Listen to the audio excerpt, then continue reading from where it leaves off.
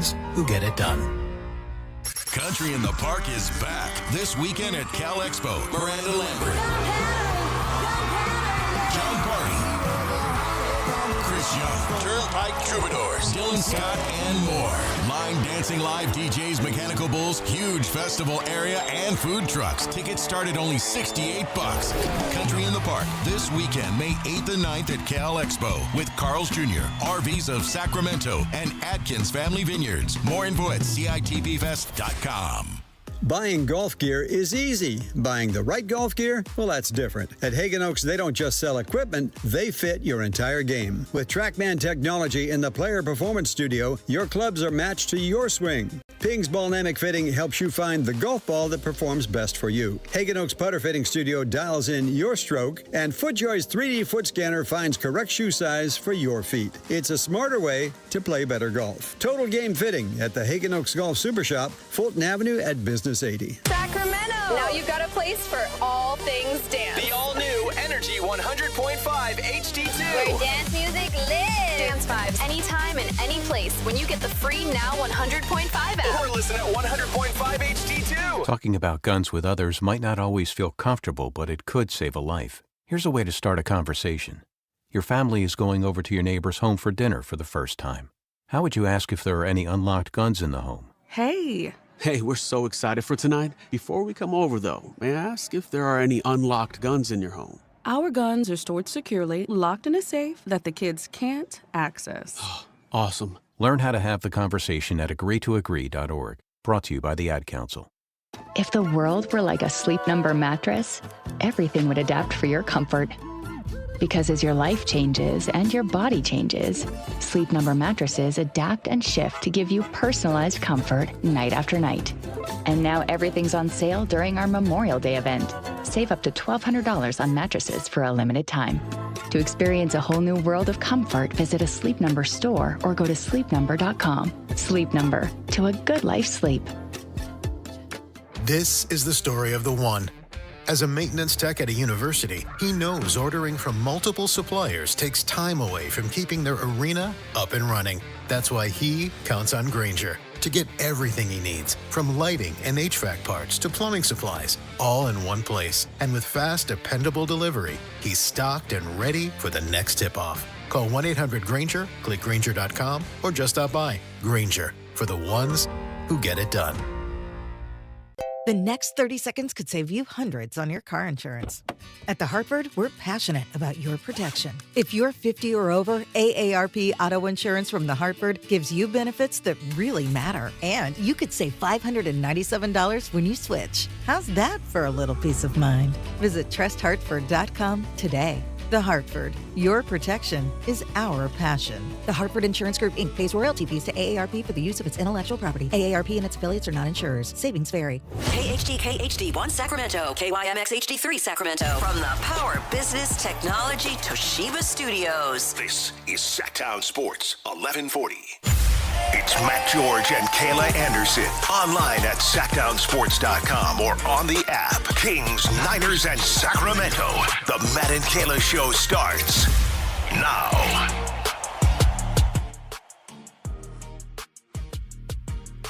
Happy Monday! May the 4th be with you. You are so excited. That's the first thing that you just wanted to get out there. Come on. Because you're wearing something in particular.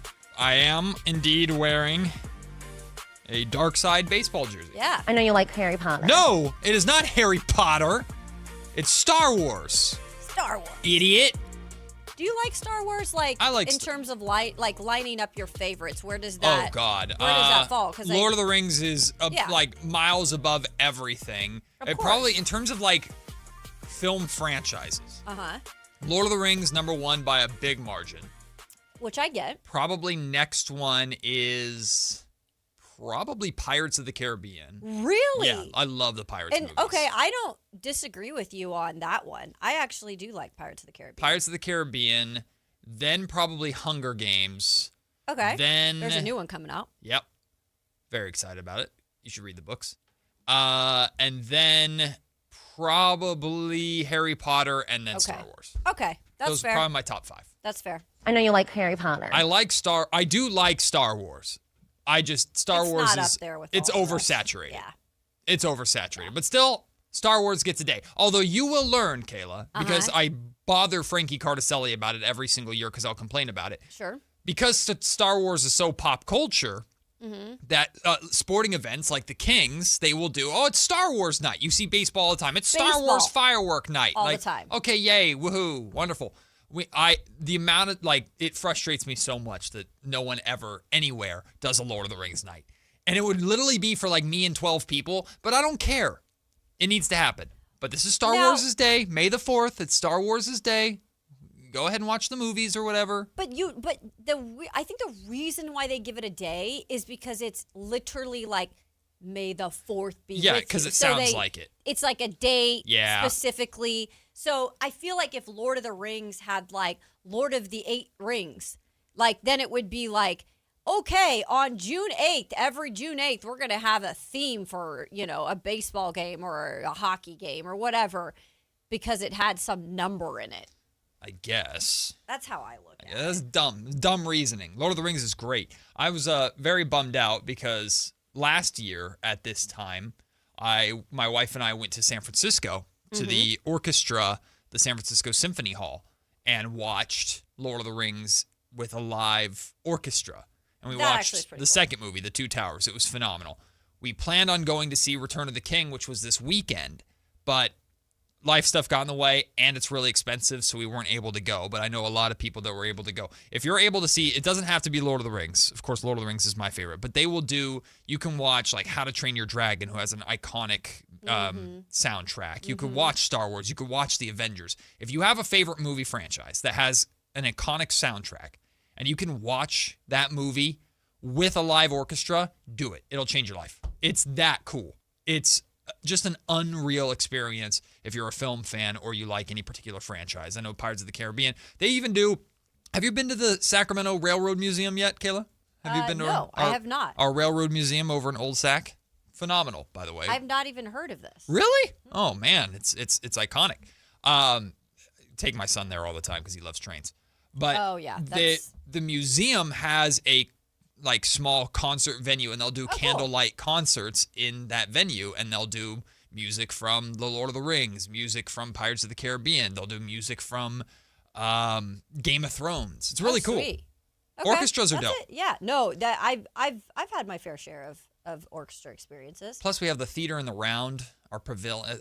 I don't remember the name of the pavilion. It used to be, I think, the Wells Fargo Pavilion, but I don't know if it still is. But we have a round theater where they'll do Broadway shows over there. Phenomenal. We have great things to go see shows here in Sacramento. But yes, it is Star Wars Day. By the way, speaking of May, because our birthdays are coming up. It's our birthday month. And how the chat got in here and brought 50 years old in terms of, they're joking, obviously. Oh. But we had a little birthday trivia, and Carissa Thompson, I said, was a year older than me. And I'm sure you can go look that up, how old she is today, for real, because we didn't give it away on 23. Yeah, exactly. But how did they get to 50 on this? That's crazy. Because that was Chris Verlaud's joke. Oh, yeah. I didn't even hear Blame him say Chris. that. It's Chris's fault. Oh, that was funny because everyone was guessing low, and then Chris was like 51. Chris don't care. Chris, from the safety of the other side of the glass, Chris will say whatever Chris wants to say. You don't know. You guys didn't see me over there just wringing his neck after the show. It was a good joke. Why? Because everyone was being polite, and then Chris was like, boom, let me drop the opposite end, which is you're clearly not that old. He could have went 10 years younger. Classic Chris Verlaud. It is. It totally is. So, last thing on Star Wars before we actually get into the show. Have you been to Disneyland since they've opened Star Wars Land? No. I have not been to Disneyland since I did an internship. What? In LA. What? When I was a junior in college, and we got lost on the train, and it was like a long running joke with my best friend and I, to this day, my best friend. And we got lost on the train. It just we wanted to go to the parking lot. We needed to be dropped off the parking lot. And we kept on getting in the wrong spot. So we made it a whole thing. That the guy driving was tipping back the bottle. And it was just to this day, it's a whole thing. The train? Yeah, to like get to the like the monorail. The monorail? I guess. Well, the monorail doesn't stop at the parking lot. No, I can't even remember what it was at this point. All I know is we were not able to find our way back to where we needed to exit Disneyland properly. All right. Now again, this was a long time ago. I don't think. Listen, long time ago. So you were 51, right? Listen, I don't think the conductor was drinking or whoever was driving the train. I think you and your friends group were drinking. If you can't figure out one of 4 stops at Disneyland.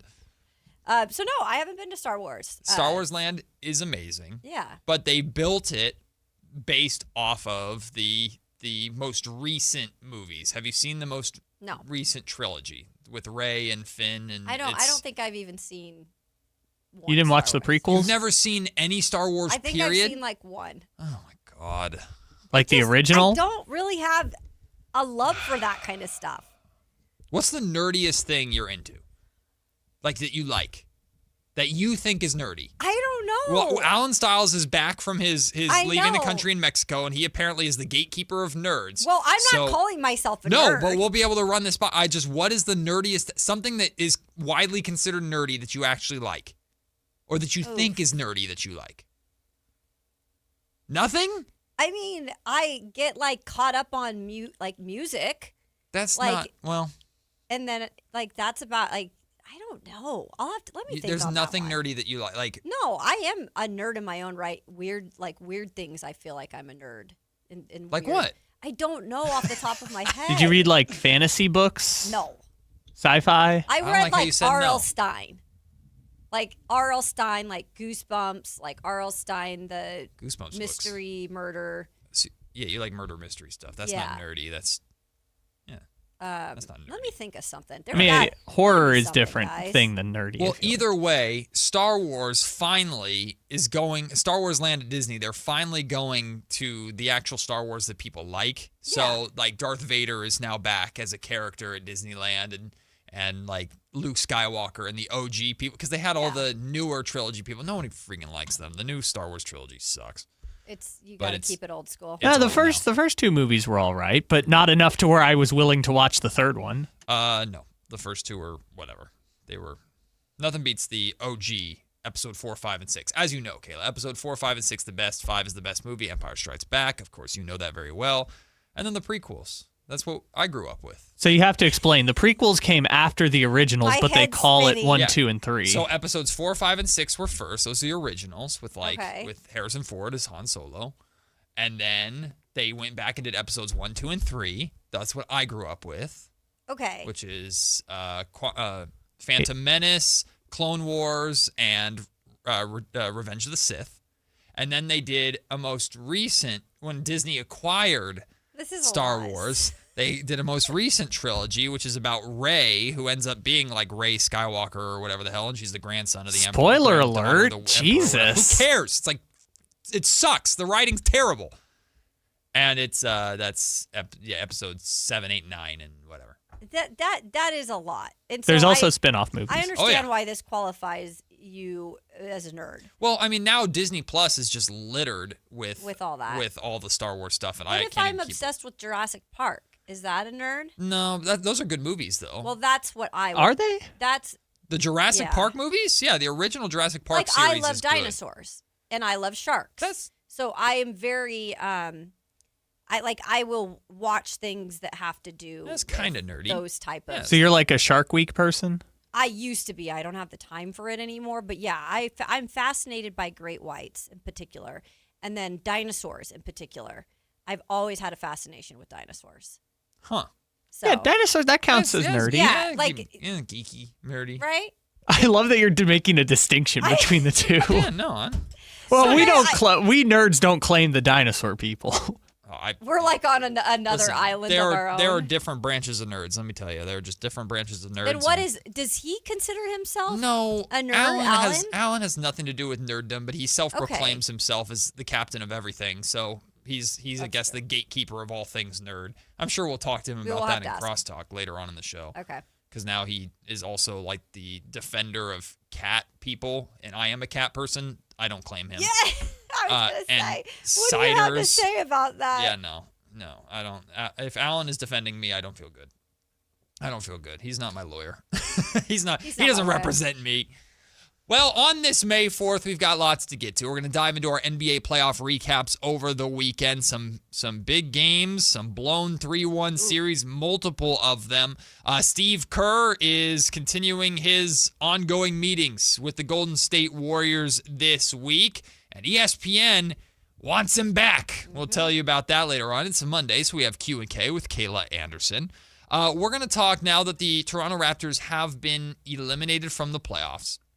But R.J. Barrett had a really good series. Yeah, we're going to talk about whether or not the ship has sailed on the Kings' possibility of getting R.J. Barrett, or if the Raptors are going to be interested in revisiting a Domantas Sabonis trade this summer.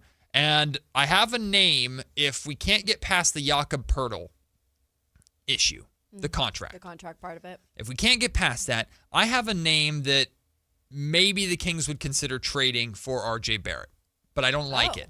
We'll talk about that coming up at 11 o'clock. At noon, we'll also take a look at the Orlando Magic situation. They fired their head coach, Jamal Mosley, and are any of their core players on the move? If so, should the Sacramento Kings be targeting any of them? I have one of them that I would love in Sacramento that realistically I think is available. Thank you. And after pick a side, it's lunch break. Scott Perry is officially, he's going all Thanos on us. Fine, I'll do it myself. Scott Perry is officially going to the NBA draft lottery. He will represent the Kings at the draft lottery. Well, sometimes GMs do it. Sometimes they send players. Keon Ellis represented the Kings at the draft lottery a couple of years ago or something like that. I think the Keegan year it was Sabonis was there. Sabonis was there. Yeah, so just whoever you want to represent. It's random. Sometimes they do franchise legends. Like it's really random who they send. It's up to the organization. The organization just gets to choose. But Scott Perry chose himself. He said, I'm going. He's like, I want to be there. I want to see what goes on. Also, it's Mother's Day, and I don't want to make anybody else go. True. And I had a conversation late last week, with a NBA front office executive. Mm-hmm. And we talked a lot about the NBA draft lottery system. Sure. And I think I'm coming around on it. I actually think it's going to work. And I think I like it. Okay. We'll talk. I'll kind of talk through that. I feel like we kind of talked a little more into it on Friday. Well, we didn't like it initially when it came out, and we talked about the pros and cons of it. But I actually think it's going to be more good than bad. I see why the league is going with it. Mm-hmm. We'll talk our way through that at noon during the lunch break. The Giants are desperate, so they're calling up two of their prospects, including Bryce Eldridge. Finally, so he is leaving Sacramento, leaving the Rivercats to go up to the main squad, but. Is it too little, too late already for the Giants? Is a fire sale coming? Kayla's 2-minute drill. We still have more from Kyle Shanahan on the Rich Eisen show to hear from last week. And some college coaches are talking about Fernando Mendoza in a off-the-record interview with ESPN, or an article on ESPN. And a couple coaches were not afraid to say how they feel about Fernando Mendoza, but it kind of comes off as sour grapes. So lots to get to in today's show. Let's begin by diving into the playoffs over the weekend, and we'll start with the Philadelphia 76ers battling back from down 3-1 to eliminate the Celtics. The Celtics lost Game 5 and Game 7 on their home floor. Now, Jason Tatum was out for Game 7 yesterday. But still, the 76ers, they look like they were ready to die. The 76ers look like they were willing to roll over. Mm-hmm. Send us to Cancun. Send us packing. But they fought back, and the Celtics, man, we'll talk about this a little bit later on. Woo. I don't know where the hell the Celtics go from here. I don't know what they do. I think they got to do something. They got to shuffle up some things, because clearly, that is not acceptable in Boston. Mm. And you know that fans are going to be heated, especially the way this all went down. But think about it, guys. This really started to turn in terms of the series when Joel Embiid came back from that appendectomy and was able to get inserted back in the lineup. And I know Jaylen Brown spoke about it, and he so much said so that he kind of changed the course of this series. And you never want to hear that. As a team or a fan, but it seems like he was a big part of why Philadelphia started to shift in the direction that they shifted in. And we've said this for like a week now. It's how teams are formed in the postseason and how they work together and how these counterparts, can give one guy, if one guy's having an off night, you have these other guys to step up. Mm-hmm. Or if one guy returns to the lineup, you kind of feel like you have your full arsenal. And we'll get to Detroit in a minute and my thoughts on maybe that moving forward. Yep. But I do believe Joel Embiid was just a spark to them to have him back. His 2 best games were the 2 games in Boston. Game 5, he led the Sixers to just keep them alive. Game 5, again, everyone thought Boston going back home up 3-1. The series over. Yeah. They'll put it away in Game 5. And Joel Embiid came out, played well, extended the series. Okay. Game 6, it was a mixture of primarily Tyrese Maxey, who we'll talk a little bit later on. Paul George had a good game. Joel Embiid was fine. Mm-hmm. Then he comes back to Boston, Game 7. Joel Embiid steps up in a major way. And Tyrese Maxey, man, this is why I like when talking about Darius Acuff Jr. in particular. Everybody wants to bring up Trae Young, and I get it. It's the negative perspective of the scoring guard. Mm-hmm. But at the same exact time, you have Tyrese Maxey, who is the blueprint of how the scoring guard still matters in the modern NBA. And a scoring guard can lead you to success. Mm-hmm. Tyrese Maxey has been phenomenal for the Sixers, continues to be phenomenal for the Sixers. He was huge in Game 7 to win that game. And now the Sixers are moving on to take on the New York Knicks, who have the other prime example of the scoring guard in Jalen Brunson. That matchup, great point. Jalen Brunson versus Tyrese Maxey, and then Joel Embiid versus Karl Anthony Towns. Yeah. I love Knicks it. 76ers, I think, is going to be entertaining. And I never thought I'd say that because I thought Sixers were cooked. Yeah, I did too. And I like it. This is the type of playoff basketball that brings eyes to it and says, hey, this is what we want to see.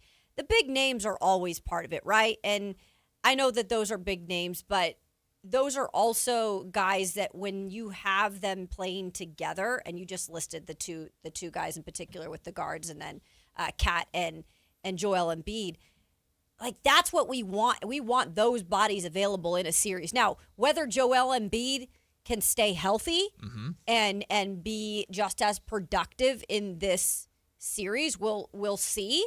That's always kind of a question mark with him, but if he can stay healthy, man, this could be a phenomenal series. Mm-hmm.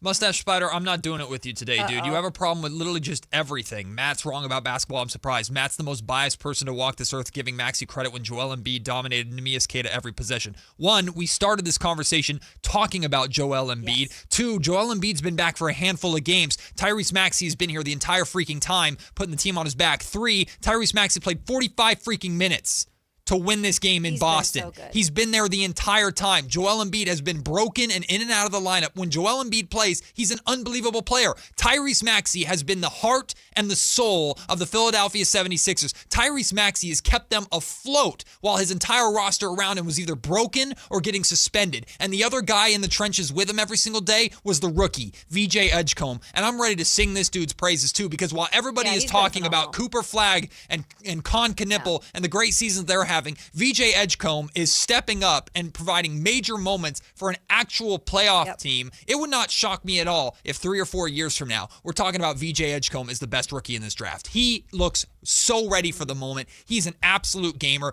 He and Tyrese Maxey carried the Philadelphia 76ers through much of this season. They're not even close to here without those two. Yeah.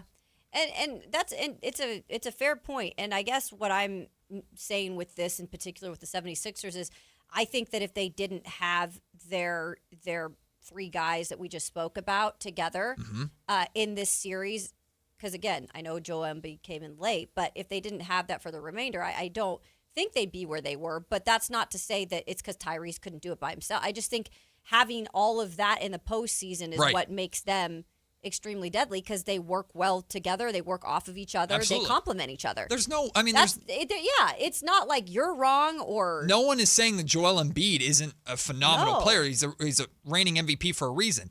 The Philadelphia 76ers can't rely on Joel Embiid. They've proven that for years. Tyrese Maxey has had to be the guy to shoulder the load. Right. Now, Joel Embiid came back and had 2 out of 3 really good games, But in Game 6, again in Philadelphia, backs against the wall, who got the job done? It wasn't Joel Embiid. It was Tyrese Maxey. So I don't get your point. I don't get what we're doing here. Tyrese Maxey has been that guy the entire time for Philly. He stepped up into a role where their own freaking fans are calling him the main guy of the team. And when Joel Embiid plays, we know he's good, but we don't know when Joel Embiid's going to play. And I guarantee you the Philadelphia 76ers wish they didn't give Joel Embiid that contract. But here they are. He's had 2 really good games out of the last 3. The 76ers stayed alive, completely revived. I wrote them off. Oh, I didn't thought think the they Sixers were winning were that series. Done. Yeah, I didn't think they were winning. And the Boston Celtics, for the life of them, man, they could not hit a 3-point shot to save their life. That did them in. That kills them. They live and die by the 3-point shot, and they very much died. We talked about this a little bit last week. I know Jason Tatum didn't play in Game 7. Jason Tatum didn't play basically this entire year.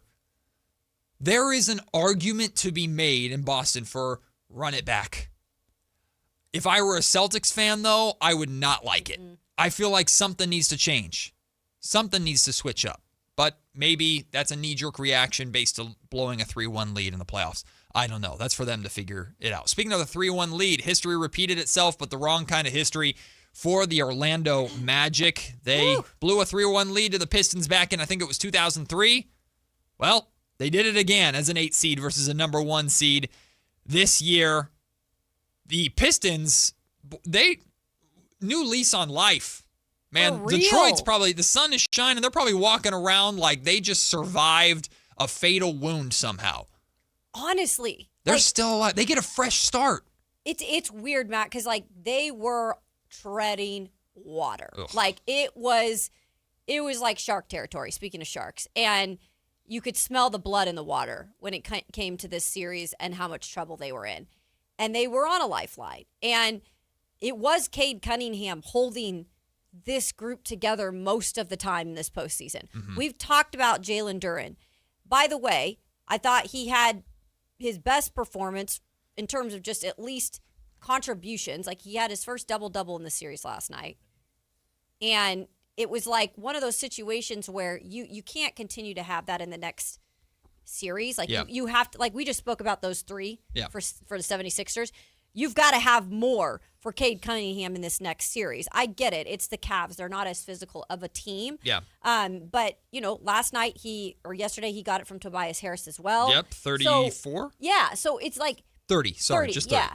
But that's what I'm talking about. That team can be like getting to the next level if they have that help for Cade Cunningham. It's like that. It's a saying, and I'm not going to say it right, but if when a number 1 seed or a good team, and we still believe the Pistons are a good team, if you have the chance to kill them and you give them another chance, that's where they're at their most dangerous. Yeah. Like the Pistons survived death, and they survived like historic embarrassment. They survived it. Now, nobody in the league is looking at them as the number 1 seed anymore. Oh, no. Like they're going into a matchup with the Cavs, and everybody should be looking at the Cavs as the favorite to win that series. Like they're the number 1 seed technically. They're going to have home court advantage, but I don't think anybody is afraid of the Pistons right now. No. But Game 7 was a tune-up game for them because they won that series in Game 6. The Magic went on their home floor 45 literal minutes without scoring.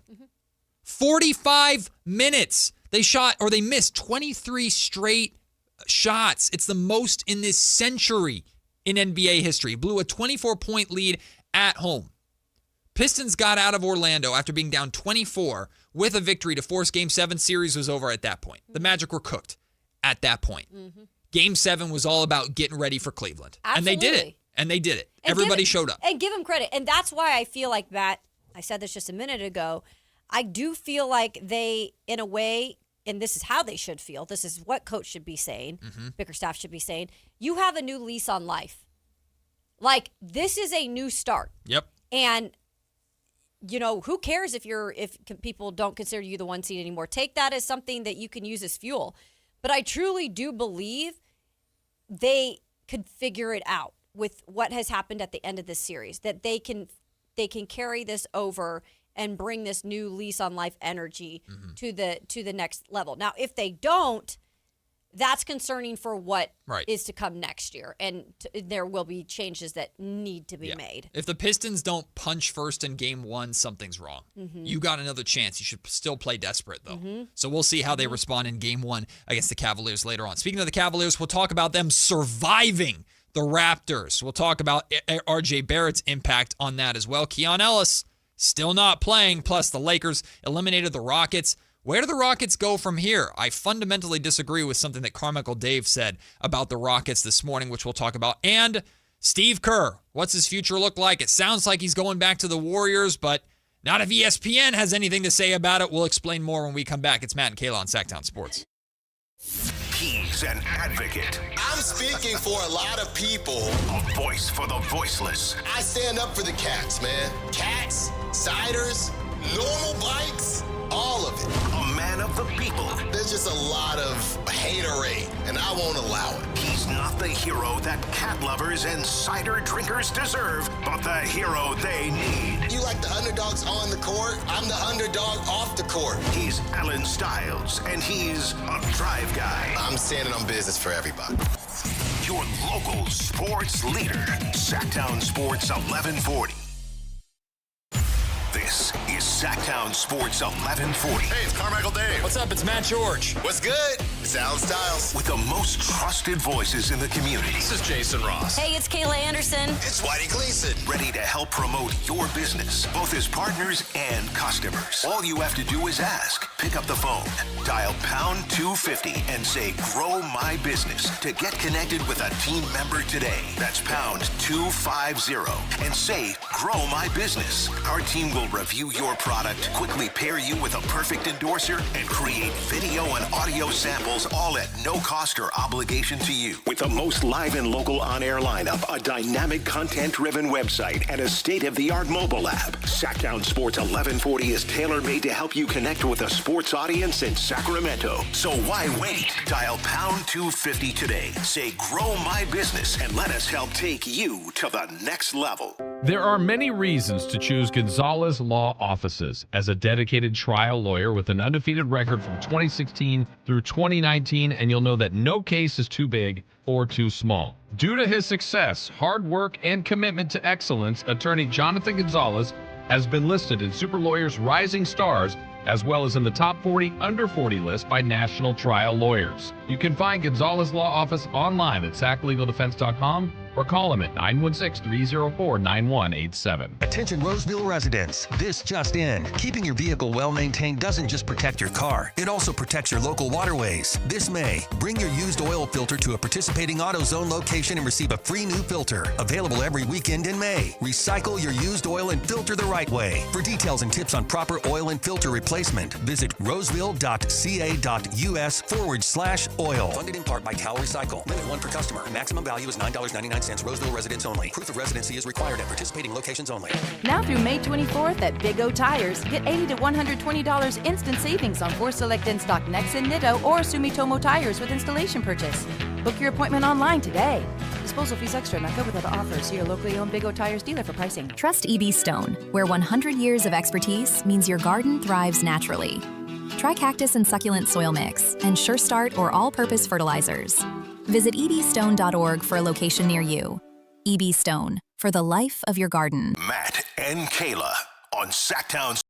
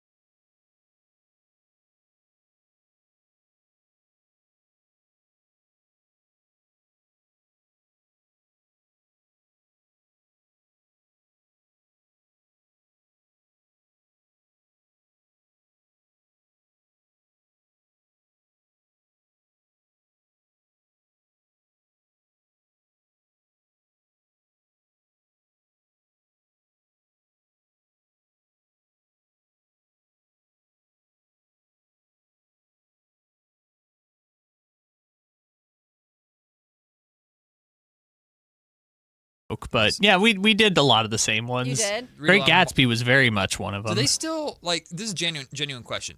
I am curious out there if any English teachers listening, and I should know this. I know multiple English teachers. I wonder if they still read Mark Twain.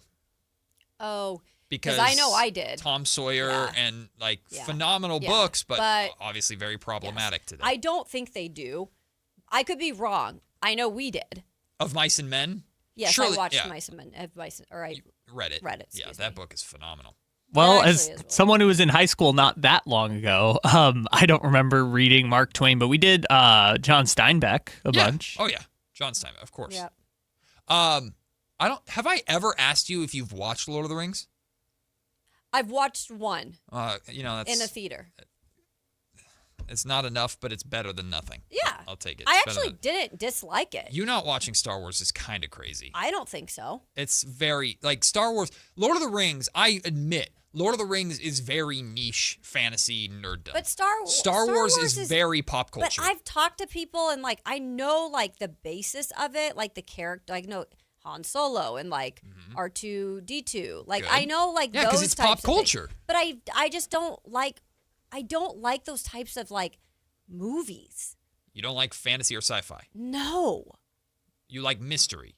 Mystery, yeah. And then... Horror? Do you like And horror? I like that. Yeah, horror's great. Sci-fi if it's dinosaurs, though. Yeah, I guess you can put that in some categories, right? What else do I like? So you like monster movies? Do you like King Kong? I can do... I've watched King Kong. That's or not like Godzilla? It's not my favorite.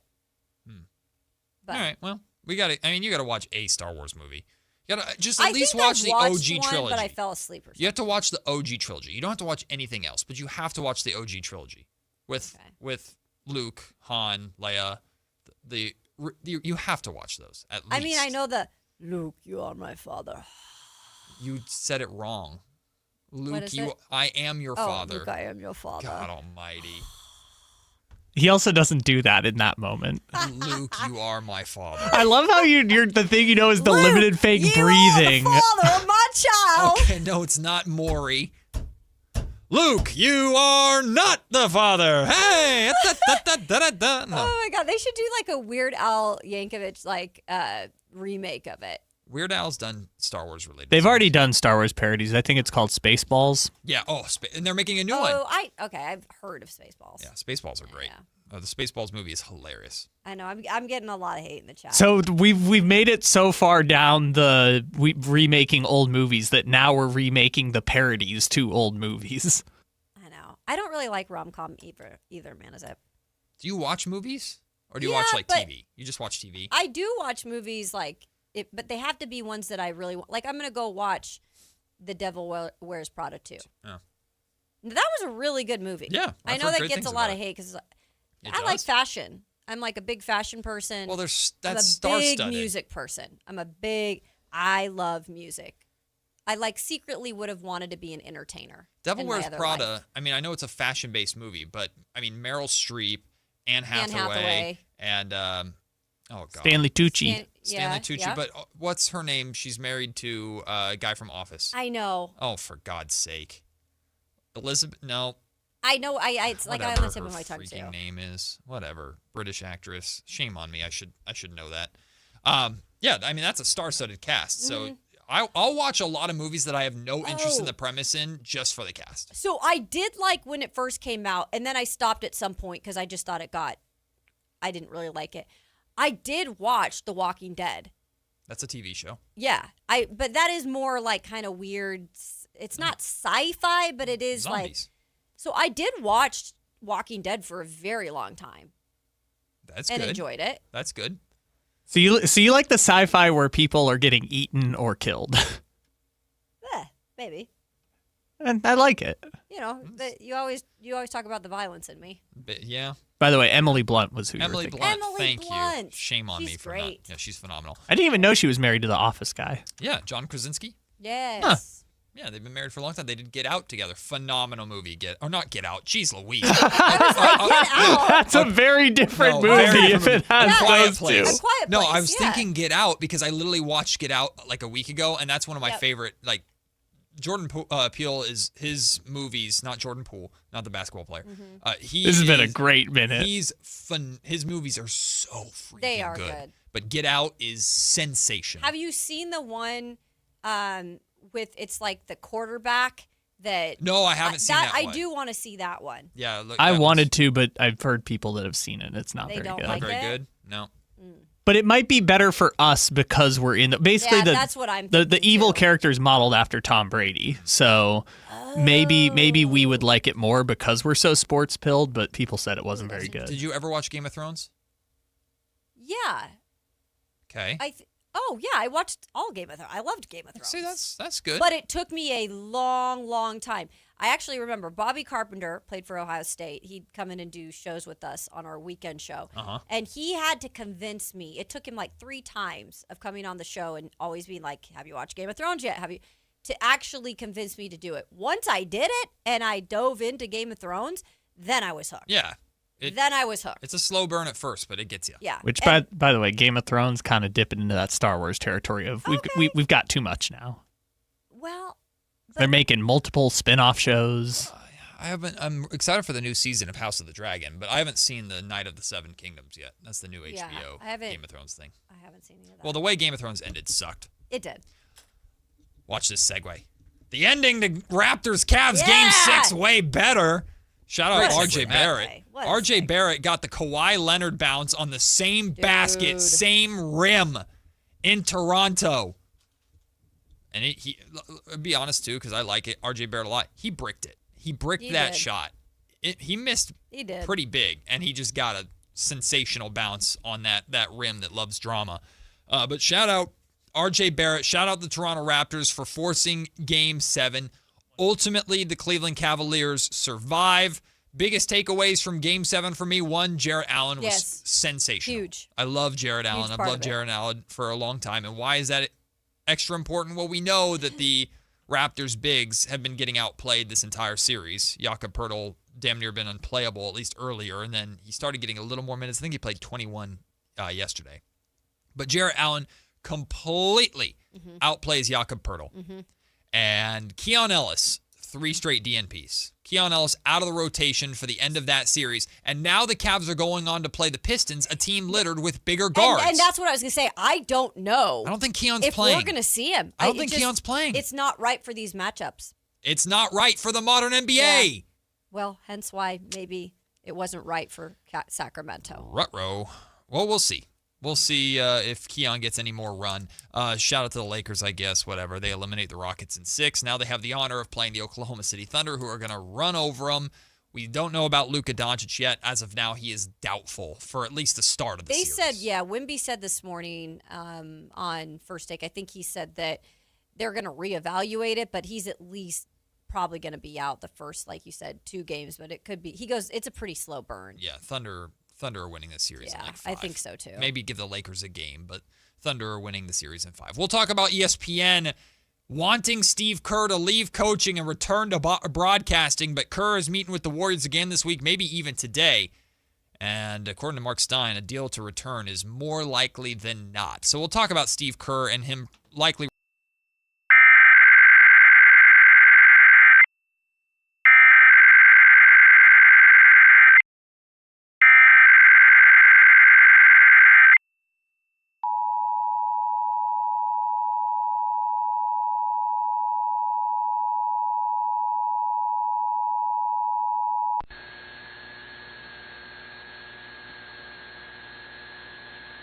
This is a coordinated monthly test of the emergency alert system.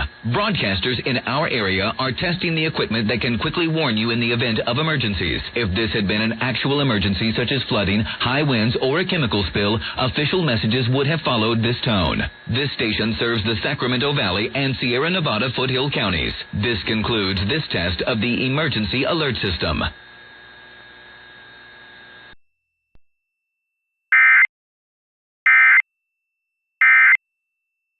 Complicated your injury case, you should never be charged 45% or 50% in attorney's fees ever. Direct, experienced, unrelenting, and honest local representation matters.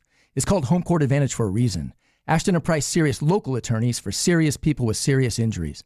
So for the best local advice, don't think twice. Call Ashton and Price. If you're serious about getting better at golf, start with the fit. At Hagen Oaks, everything begins with total game fitting. The TrackMan Player Performance Studio analyzes your swing to match you with the right clubs. Ping's Ballnamic Fitting helps you find the golf ball for your game. The Hagen Oaks Putter Fitting Studio helps you roll it true. And with FootJoy's 3D foot scanner, you'll walk the course in shoes that actually fit. From driver to putter and even what's on your feet, Hagen Oaks fits every part of your game. Total game fitting, only at the Hagen Oaks Golf Super Shop, Fulton Avenue at Business 80. If the world were like a Sleep Number mattress, everything would adapt for your comfort.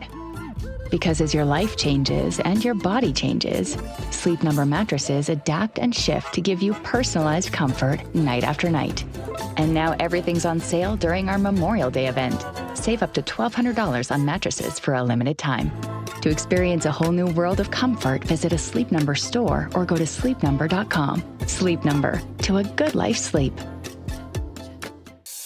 Join us at Camping World's Red, White, and New Trade event, our biggest trade event of the year, May 14th through the 17th. Trade in your RV and get the highest value guaranteed. Then upgrade for less with new RVs starting as low as $94 a month. Plus, take 25% off select maintenance services. Save up to 40% on camp-ready must-haves. And enter to win a new RV. Don't miss the Red, White, and New Trade event at your local Camping World, May 14th through the 17th. We'll see you there.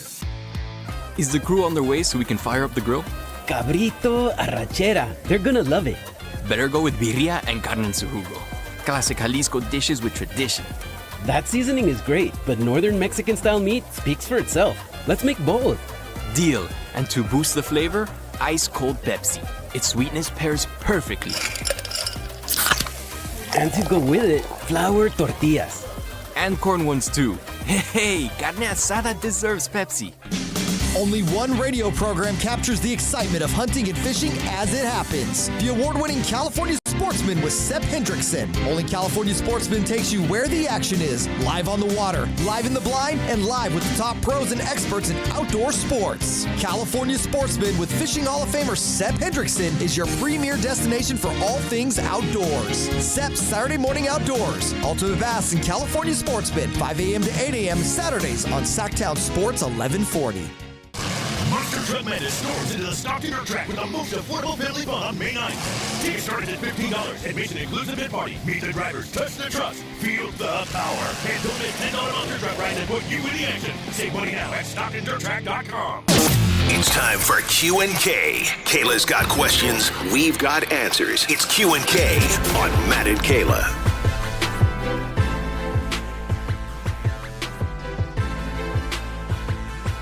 It is Monday. That means, one, Kayla Anderson's here. And two, Kayla Anderson's bringing the heat. It's Q&K on a Monday. Kayla, what you got for us today? Let's go. You might have heard a little bit of this if you were paying attention to anything last night, especially after the Boston Celtics were dropped from this series by the 76ers. Is that your Boston accent? Boston Celtics. No, you're emphasizing the wrong part. Boston Celtics. Boston. Give me some caffeine. Boston. Is Boston Celtics. So my best friend that I always talk about on this show, she lives in Seattle, but her husband's family is all from Boston. And so he's a Boston fan. And it's so funny, I poke fun at him anytime anything bad happens in Boston. This is one of them. Oh. So I was sending him all of those AI pixel remakes that they're doing right now. If you guys have seen them, they're on Instagram. Is that the Luca thing you sent us? They are so funny. It's crazy. They are like remaking movies to have to do with like whatever is happening in sports right now. Yeah, but they're doing it like the Pixar animation style. Yeah. It's hilarious. So Boston had one with Jaylen Brown pouting about this very subject. All right, question for you today. After losing the lead and falling to the 76ers in the series, Jaylen Brown instantly goes to the streaming platform of his. Yep. And he calls out Joel Embiid for flopping. And says he knows it, he'll admit it. He does it too.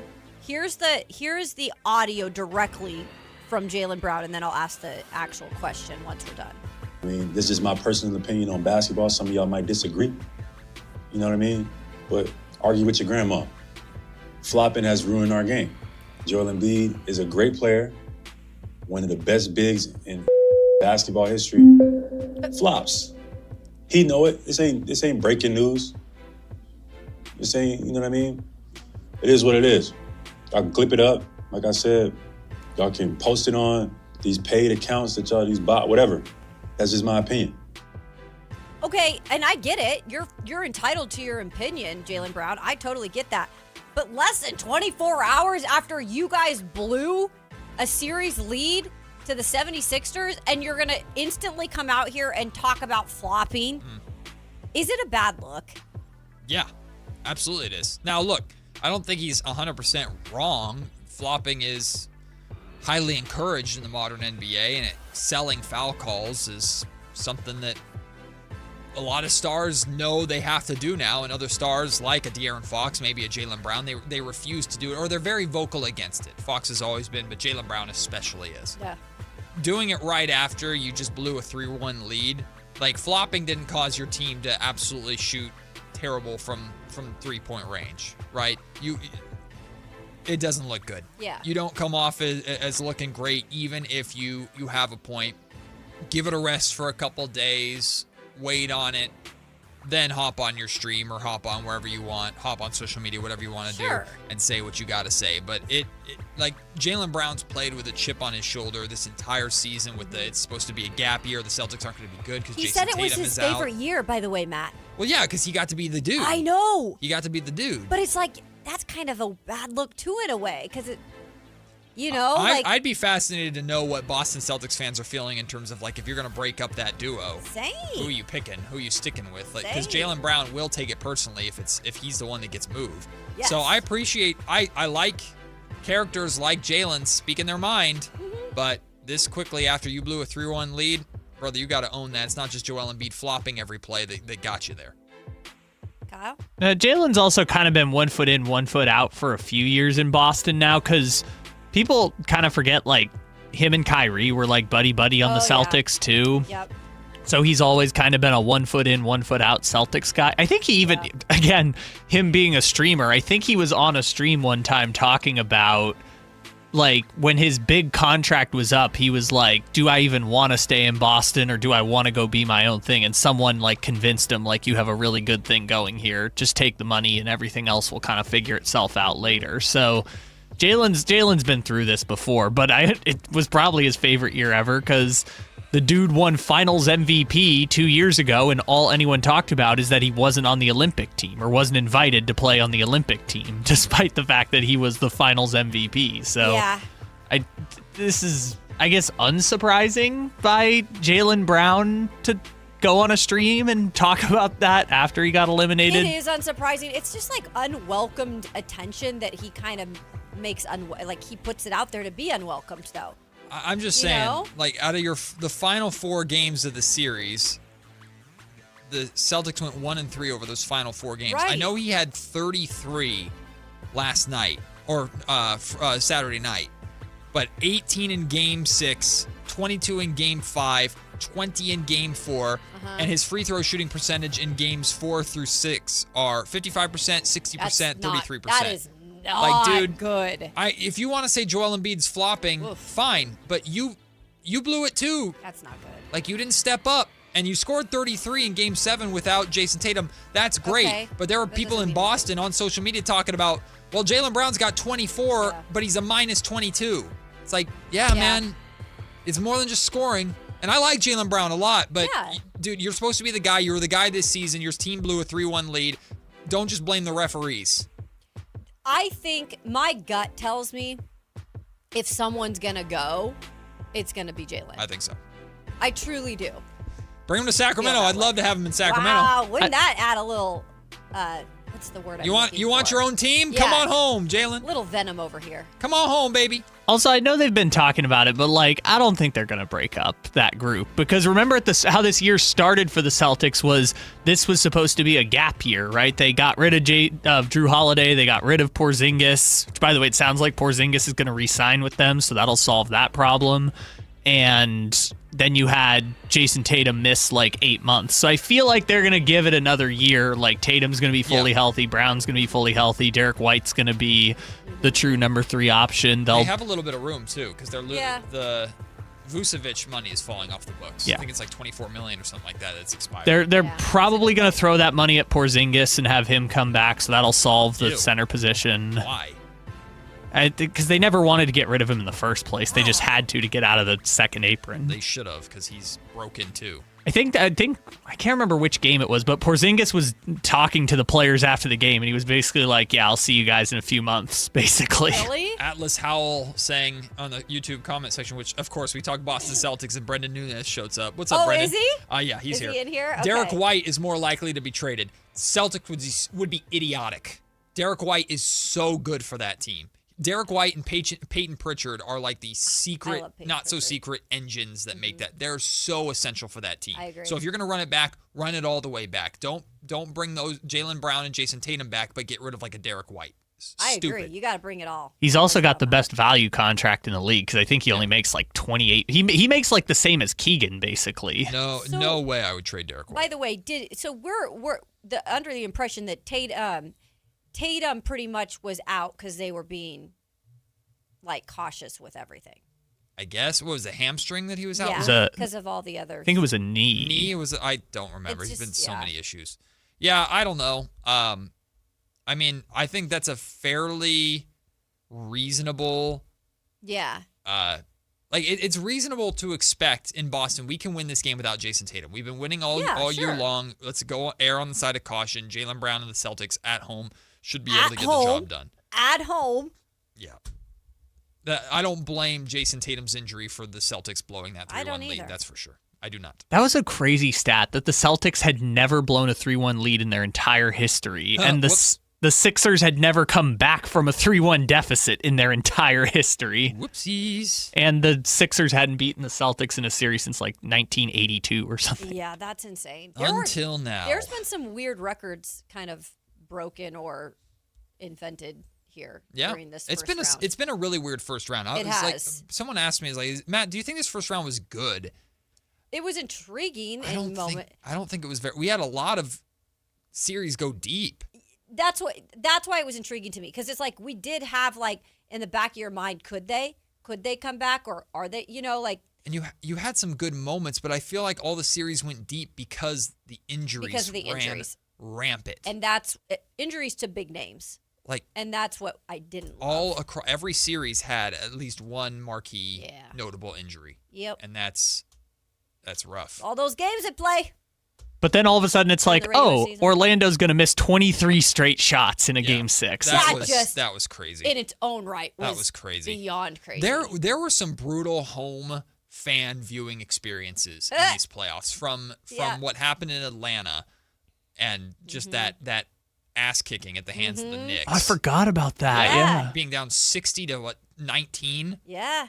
That was like, imagine paying to be with that. But also imagine paying game 6. Like that fan base in Orlando was celebrating up 24. Of course they were. The Pistons were dead. Yeah. They were dead. Yeah. And Orlando didn't score for almost an hour. Talk about the weird mental effects that sports have on teams sometimes, and that was one of them. I remember I've gone to baseball games before where I'm sitting in a half inning where the A's are just getting shelled. And I'm sitting there going, I've sat through an hour-long half inning where the A's are just giving up like 8 runs, and you're just like, this is miserable. I can't imagine sitting through 45 minutes of, not basketball time, but 45 minutes of real time, and my team doesn't score a single point. Or doesn't score. Like, that's nuts. No, thank you. That's nuts playoffs, to sit through. Yeah, in the playoffs. That's embarrassing. Especially, too, when you started celebrating because you thought you were going to upset the number 1 seed.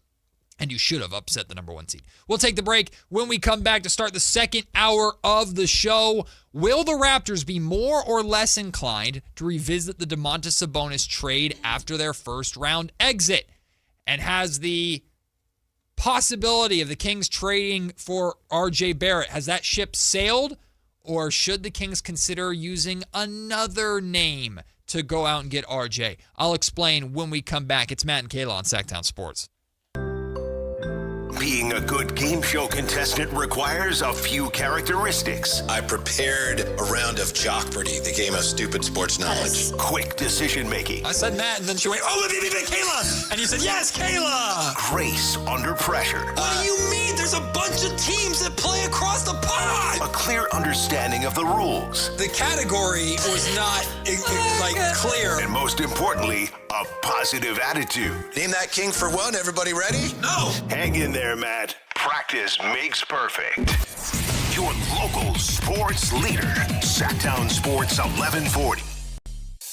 Join us at Camping World's Red, White, and New Trade event, our biggest trade event of the year, May 14th through the 17th. Trade in your RV and get the highest value guaranteed. Then upgrade for less with new RVs starting as low as $94 a month. Plus, take 25% off select maintenance services. Save up to 40% on camp-ready must-haves. And enter to win a new RV. Don't miss the Red, White, and New Trade event at your local Camping World, May 14th through the 17th. We'll see you there.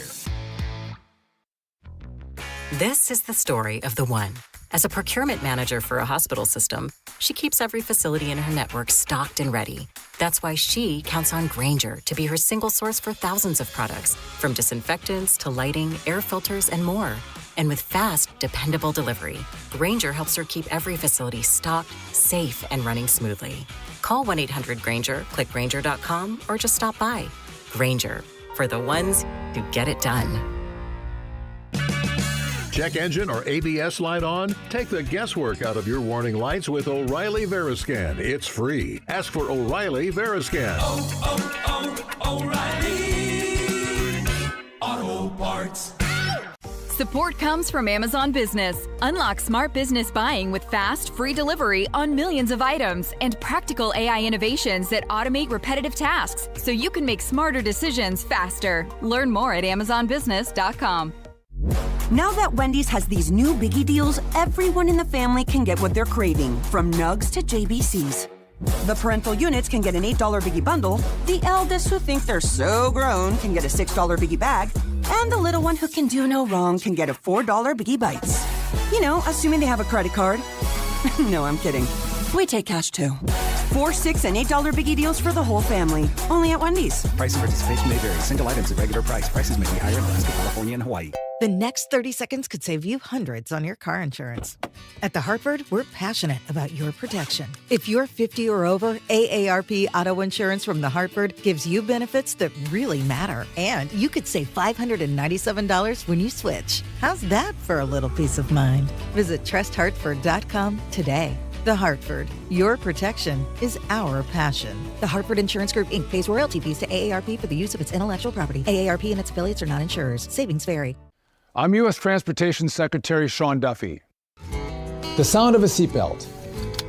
It's one of the most important sounds in our car. It means everyone is ready and everyone is safe. The more our kids see us put on our seatbelts, the more natural it is for them to put theirs on too. Make it a priority. Buckle up every time. Hear the sound? Make it a habit. Paid for by NHTSA. Capital Casino is conveniently located in downtown, 411 16th Street, and has been a part of the greater Sacramento area for over 20 years. They offer the best variety of games in the region in a safe and friendly environment, and there's plenty of parking, all well lit and monitored by security. Come have a great meal at the cafe and restaurant inside. Capital Casino has the best food, the best service, and the best action. But please always remember to gamble responsibly. 1-800-GAMBLER. KHD1 Sacramento, KYMX HD3 Sacramento. From the Power Business Technology Toshiba Studios. Sactown Sports 1140. It's Matt George and Kayla Anderson on Sactown Sports 1140.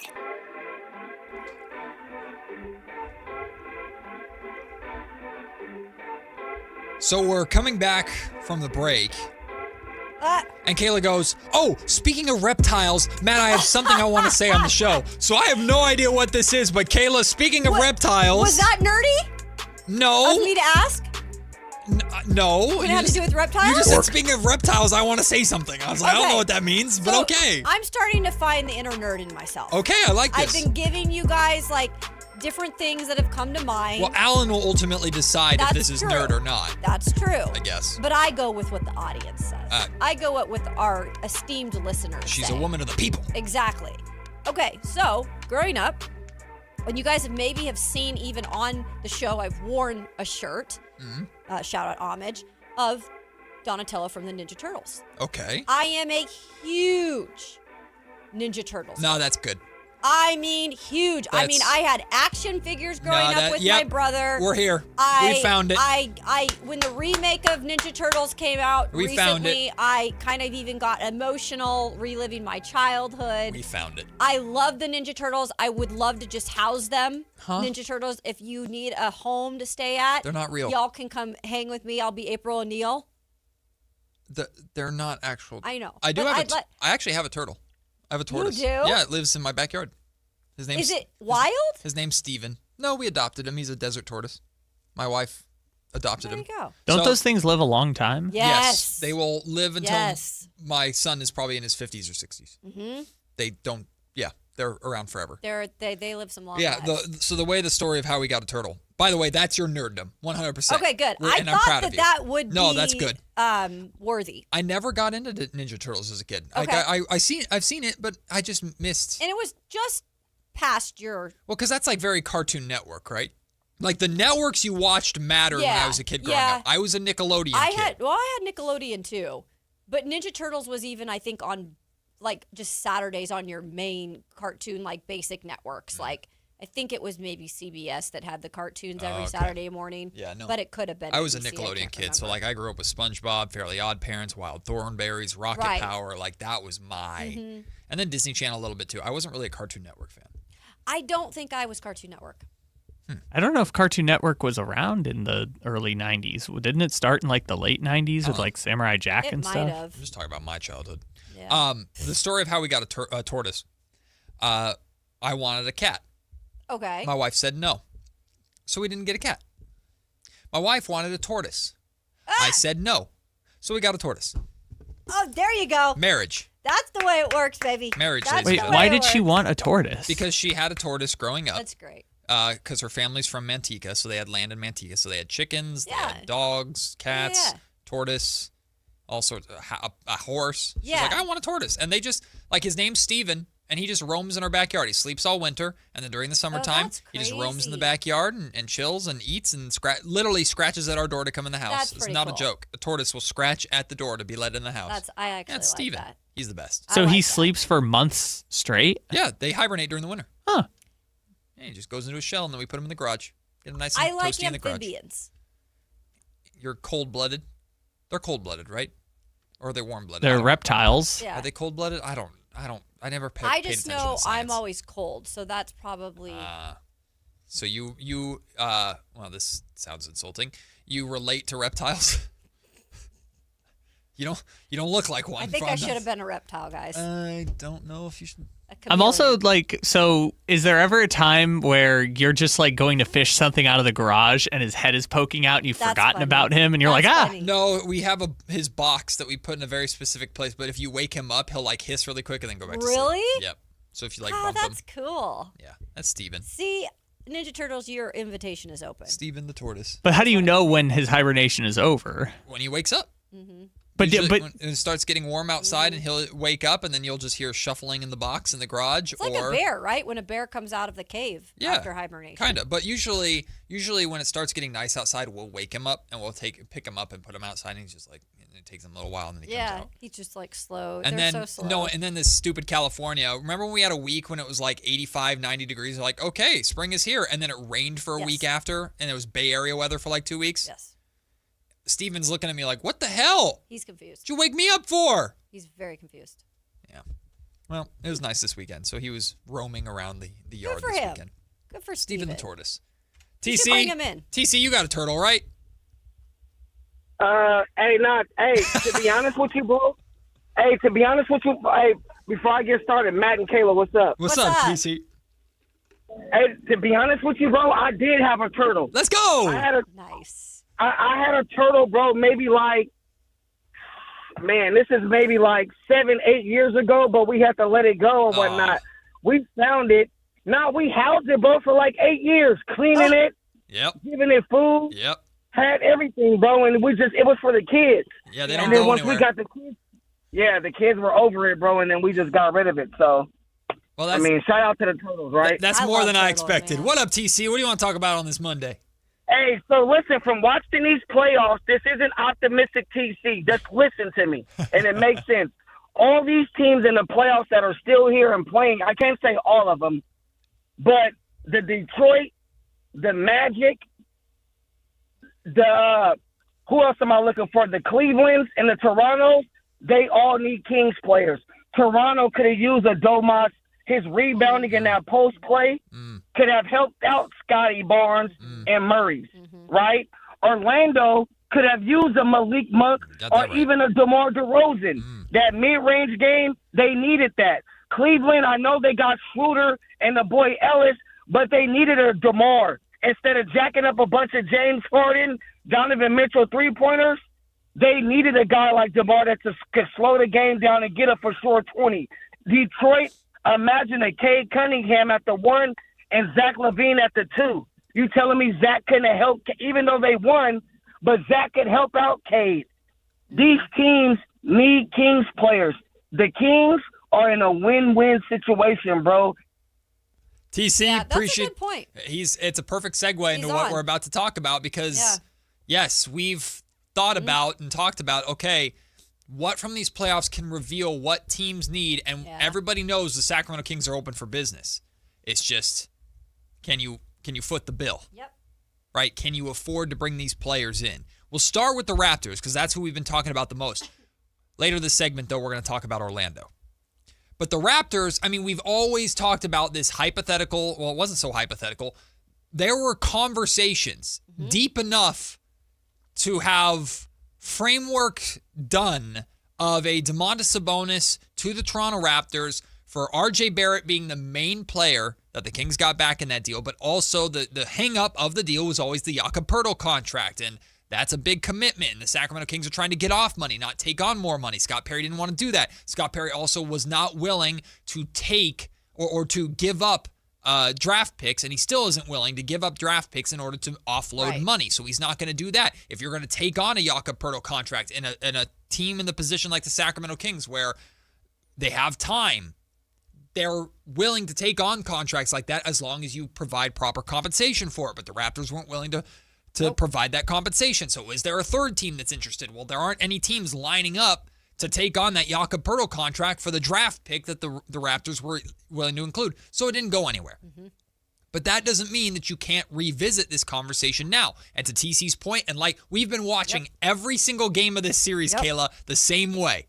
One, what's Keon Ellis doing? And two, how bad is Jakob Poeltl so that the Raptors will call the Kings? And a little bit of RJ Barrett. Is he just continuing to be RJ Barrett? Yes. And he has been, right? Yeah.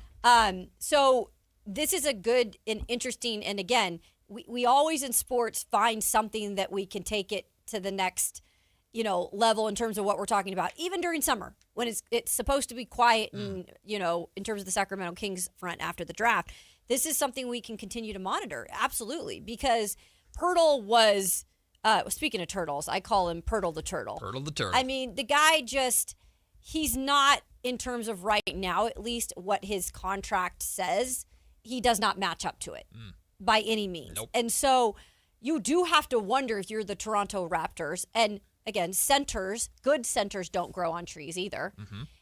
Do you really feel that Domantas Sabonis, because you think, and you probably talked with Scott Perry, that he's available or can be available for the right price, do you revisit that? And I say if you're Toronto, you absolutely revisit it. Yeah. Because you're a playoff team, yes, and you were able to go to the limit with the Cavs, but you don't have the right pieces there yet when it comes to it. Now, are they going to give up RJ Barrett now? I don't know. Yeah.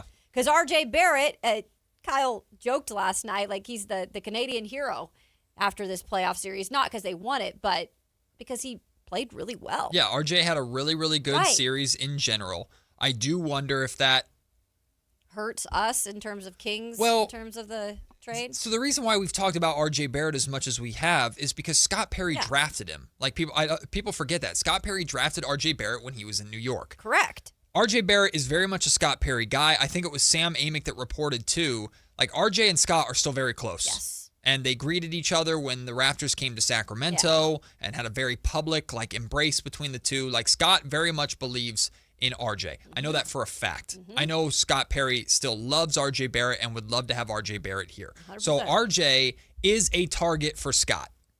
Now, are the Raptors less willing to move on from him based off what happened this series? Probably. But the Raptors are also looking at the landscape of the Eastern Conference and going, how do we move up? The biggest weakness that the Raptors have is that center position. It's without a doubt. Like Brandon Ingram, I know he got hurt. Brandon Ingram's coming back. He's owed like $40+ million over the next couple of years. No one's taking Brandon Ingram. Nobody. So Brandon Ingram's going to be there. Scotty Barnes is going to be there. There is a world. Emmanuel Quickley is going to come back. They got Murray Boyles. They've got some guys. They've got pieces to where moving on from RJ Barrett is not debilitating for them as long as they address their biggest weakness, which is the center position. Sure. And there is no better center available, period, than Domantas Sabonis. Yeah, you're right. None. And it's hard. I think it's hard because you do see RJ Barrett. And look, he's a lovable player too. Like it's hard not to like RJ Barrett, right? And you see him and you're like, okay, like he did a lot for us. He was really good in the postseason, but you're right. There are other pieces there that they could move off of him and be okay. It might not be the popular opinion right away, but if you bring in Domantas Sabonis, you're probably thinking, if you're a Toronto Raptor fan, okay, finally, we're getting a real center in here. Yeah. So here, the issue is, though, again, we reach the same hurdle. The Jakob Poeltl contract. Because there is no logical explanation for the Raptors trading for Domas without getting rid of Poeltl. Yeah. The Sacramento Kings aren't taking Poeltl unless they're getting significant draft compensation. I'm talking the 19th pick in this draft plus a future first. Correct. And I don't think the Raptors are willing to do that, and I understand why. Maybe you find a third team. But again, who is lining up? That contract, Poeltl's contract hasn't even started yet. Who is lining up to take that money based off of what they just saw in the playoffs for just the 19th pick in the draft, if Raptors are even including that pick? Nobody's lining up to do that. And if things work out in Toronto, their picks are going to become less valuable because there's, in theory, going to be a playoff team. So I don't know if we get past the Jakob Poeltl hurdle. Oh, God. I don't think we get past it. I don't know how we get past it. They would have to be very creative. So I present to you another option. I present to you another way that the Sacramento Kings can get RJ Barrett here.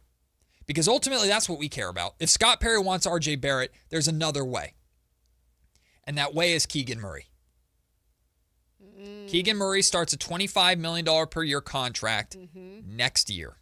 RJ Barrett's going into the final year of his deal. And forgive me, I believe it's like $30 million or something like that. Maybe $28 million. I am going to look it up as soon as... Here we go. It is $29.6 million next year. It's an expiring deal. So then RJ's off the books, but the Kings, I imagine, would trade for RJ Barrett and then re-sign him or sign him to a new deal or try and figure that out. Scott Perry's bringing in RJ Barrett to be here for the long run. Now, Matt George, to make it perfectly clear, Matt George, diehard Keegan Murray fan, is not advocating for this trade. I would not trade Keegan Murray for RJ Barrett straight up. I would not do it. Okay. But that is an alternative route, a realistic route that makes sense for the Kings if they want to get RJ here. It makes even more sense. The scenario that I have in my head, Kayla. Is this just to get RJ here, or is this to also include, this has nothing to do with... Sabonis has nothing to do with this. So this has nothing to do with Domantas Sabonis. Right. So two questions. One is are the Raptors interested in Keegan? Because now you have a lot of size there. You have Scotty Barnes, Keegan Murray, and Brandon Ingram on that team. I don't know if they want all that, but that sounds like a good part. That's what I wish the Kings had, low-key. Right. Not the players specifically, but the size. Although I would love Scotty Barnes here. Send Scotty over. That's the one question. The other question is, how does the draft become involved in this? Oh, yeah. Here's the scenario, truthfully, where I'm okay with doing this. the Kings end up with the number 1 overall pick and get A.J. DeBonsa, or they end up with like the number 4 overall pick and get Caleb Wilson. You get either of those 2 rookies in the building that's going to hold down that Keegan Murray spot. You trade Keegan Murray for R.J. Barrett straight up. I can see the vision. I'm not advocating for that happening. I'm not lining up to trade Keegan Murray. I know I'm being accused of this every time I bring up Keegan Murray, but the reason why I'm bringing up Keegan is because, and I've said this a million times and I'll continue to reiterate it, in terms of players with value, Keegan is the highest value player that the Sacramento Kings have right now. And that might even be shifting or going down because now Keegan is starting a new contract. He's expensive now, or more expensive.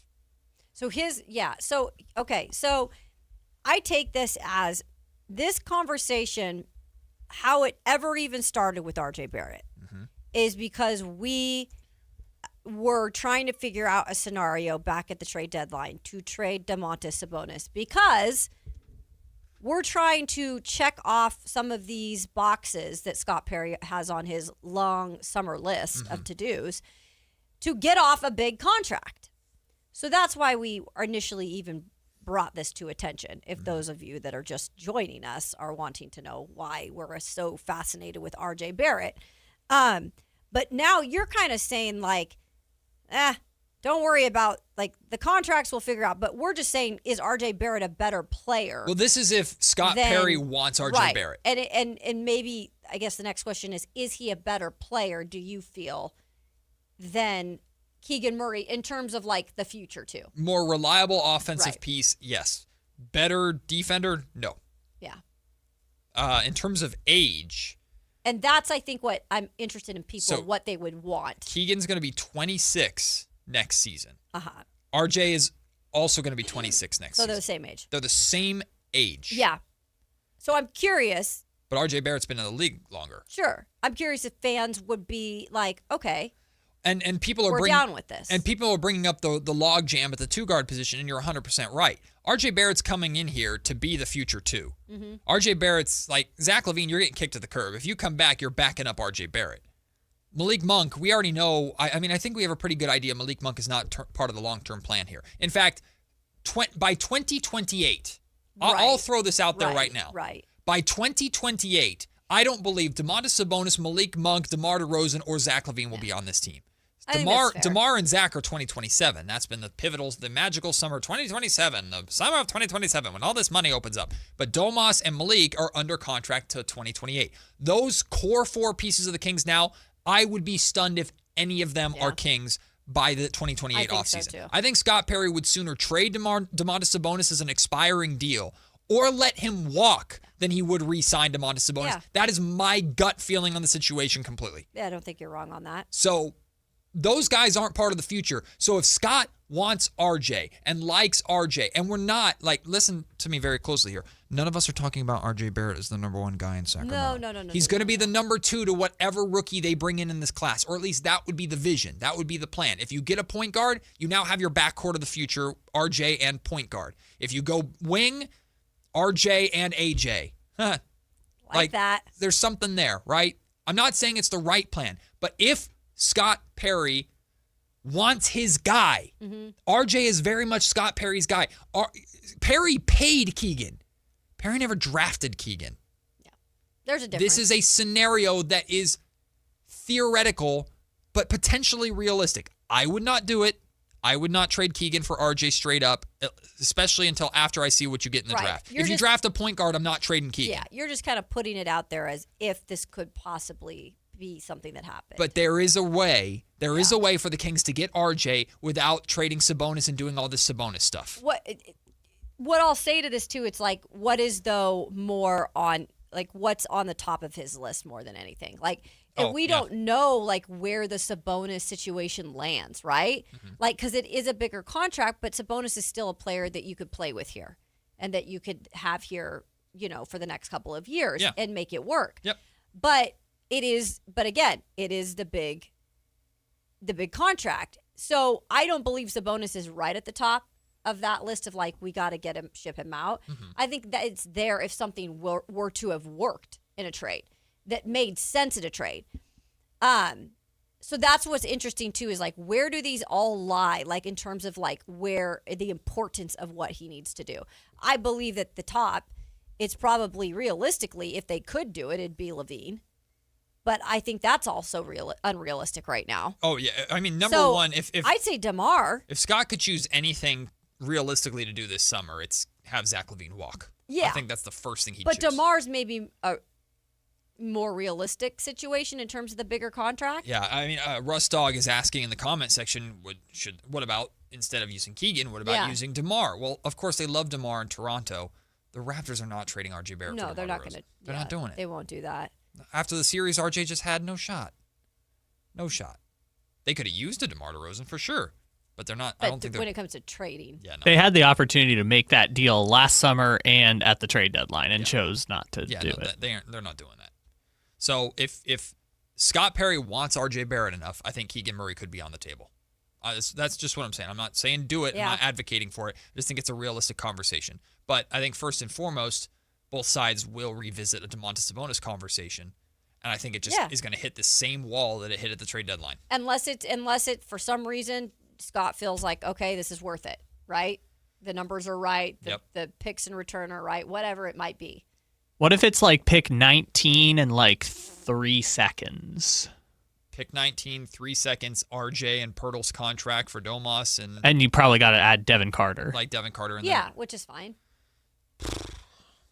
Guys, that Jakob Pirtle contract is really really hefty. It's really, and I do feel like in a way, you guys, let me just put this out there.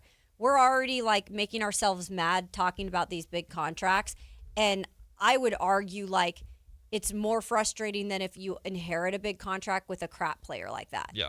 I think Perry's doing everything in his power to clean up his books, not clog them anymore.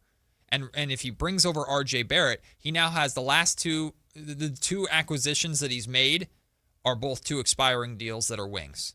Right. So I would almost say if the Kings trade for RJ Barrett, I think they're punting on DeAndre Hunter long term.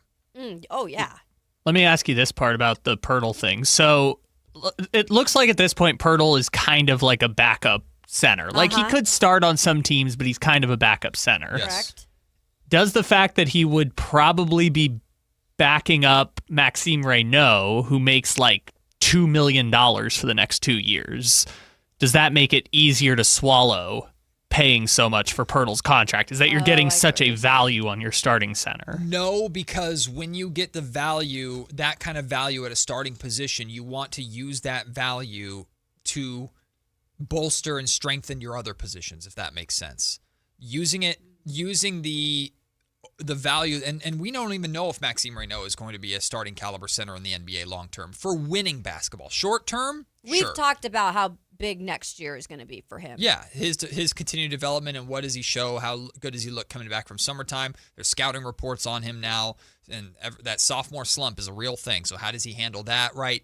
So there's still a lot of unknown about Max. But if in theory, to your point, Kyle, if in theory Max is your starting center of the future and you're only paying him a handful of million, like super cheap deal for the remainder of his rookie contract before you then have to assign him to an extension. Those are the 2-3 years that, okay, I can afford to throw a bag at this guy because we're waiting with Max. Or we've got using that on the backup center that you contractually incentivized to play him less, because the less you play him, the less his guarantees are at the end of the deal. Like, that's insane to me. You're quite literally trading for a player that you don't want to play intentionally, that you're paying to not play. That's messy. But that's why you're trying to get the draft compensation, right? Right. Exactly. That's why I think it was Memphis was the third team that they were trying to facilitate with at the deadline. Yeah. Like a team like Memphis that they can absorb. Yeah, they don't care. Like they're going to be bad for 2-3 years. But they might care if they're only getting the 19th pick in the draft out of it. Like, that's the thing, is if the Raptors, in theory, if the Raptors are desperate to improve that center position, a team has to take advantage of that desperation. So, I don't know. We'll take a break. When we come back, what about the Orlando Magic? They've made a change at their head coaching position, but are changes coming to the roster? And can the Sacramento Kings work their way into those conversations? Who on the Orlando Magic would you target? We'll talk about that. I have one name in mind that I think would be perfect in Sacramento, but I'm not sure how the Kings get him. We'll talk about that when we come back. It's Matt and Kayla on Sactown Sports. Has DeMar DeRozan played his final game with the Kings? Tune into the Matt George podcast at SactownSports.com, the Sactown Sports YouTube channel, or the Sactown Sports app to hear the latest insight on the star forward's potential future in Sacramento. Your exclusive home for Kings basketball. Sactown Sports 1140. Sacramento weather is brought to you by CervantesForCongress.com. I'm Tamara Berg in the KCRA3 Weather Center. It is Monday. Getting out the door, it's going to be a cloudy start to the day, cool.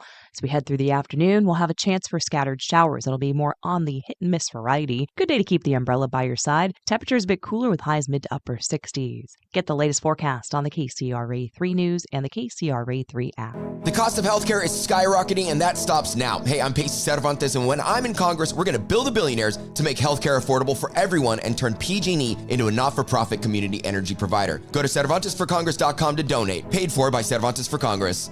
Get in the zone, AutoZone. Welcome to Markdowns for Miles at AutoZone. Thanks. Is oil marked down? Save up to $15 when you buy 5 quarts and a filter.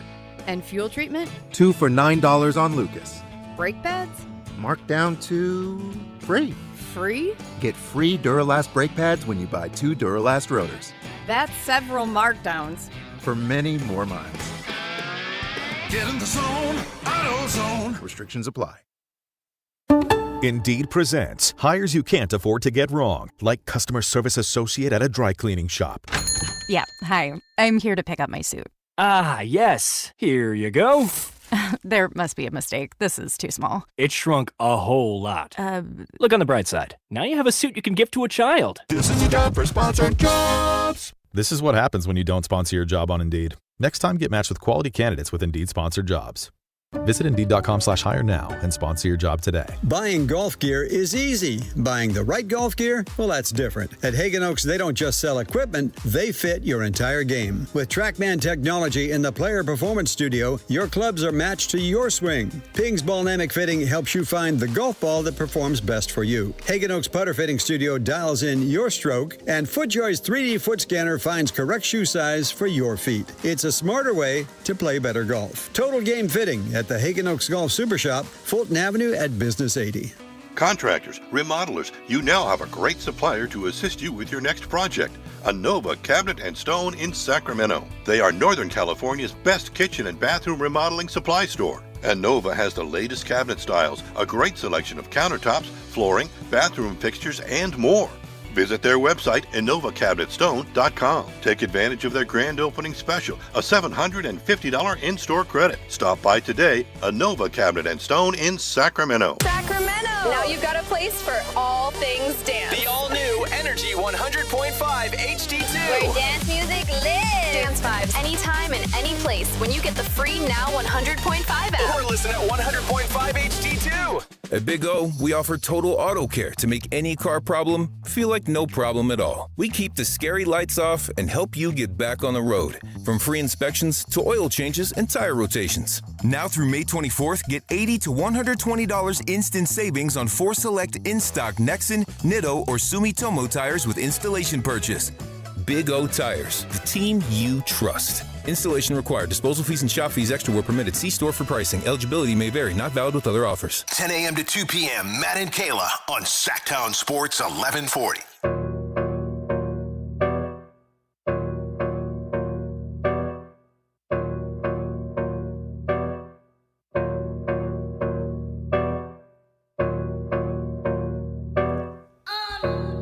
The Orlando Magic are heading back to the drawing board. And they've already started making moves by firing head coach Jamal Mosley. A lot of people are pointing to the collapse in Game 6 as the reason why he deserved to be fired. I think it was 3 straight years of first-round playoff exits for Orlando, if I'm not mistaken. They probably should have fired Mosley, on the team playing in Game 6. Well, from what I understand, though, is he's very popular amongst his players. Except for that one... Sure. I don't know, except for what? Except for that one player that was reported would demand a trade if Jamal Mosley wasn't fired. Well, remember that report? That was crazy. When was that? I don't remember that. So there was a thing where a writer said an unnamed player said they would demand a trade if Mosley wasn't fired. Interesting. And then internet sleuths figured out, I think, that it was Jalen Suggs. Oh. Well. Oh.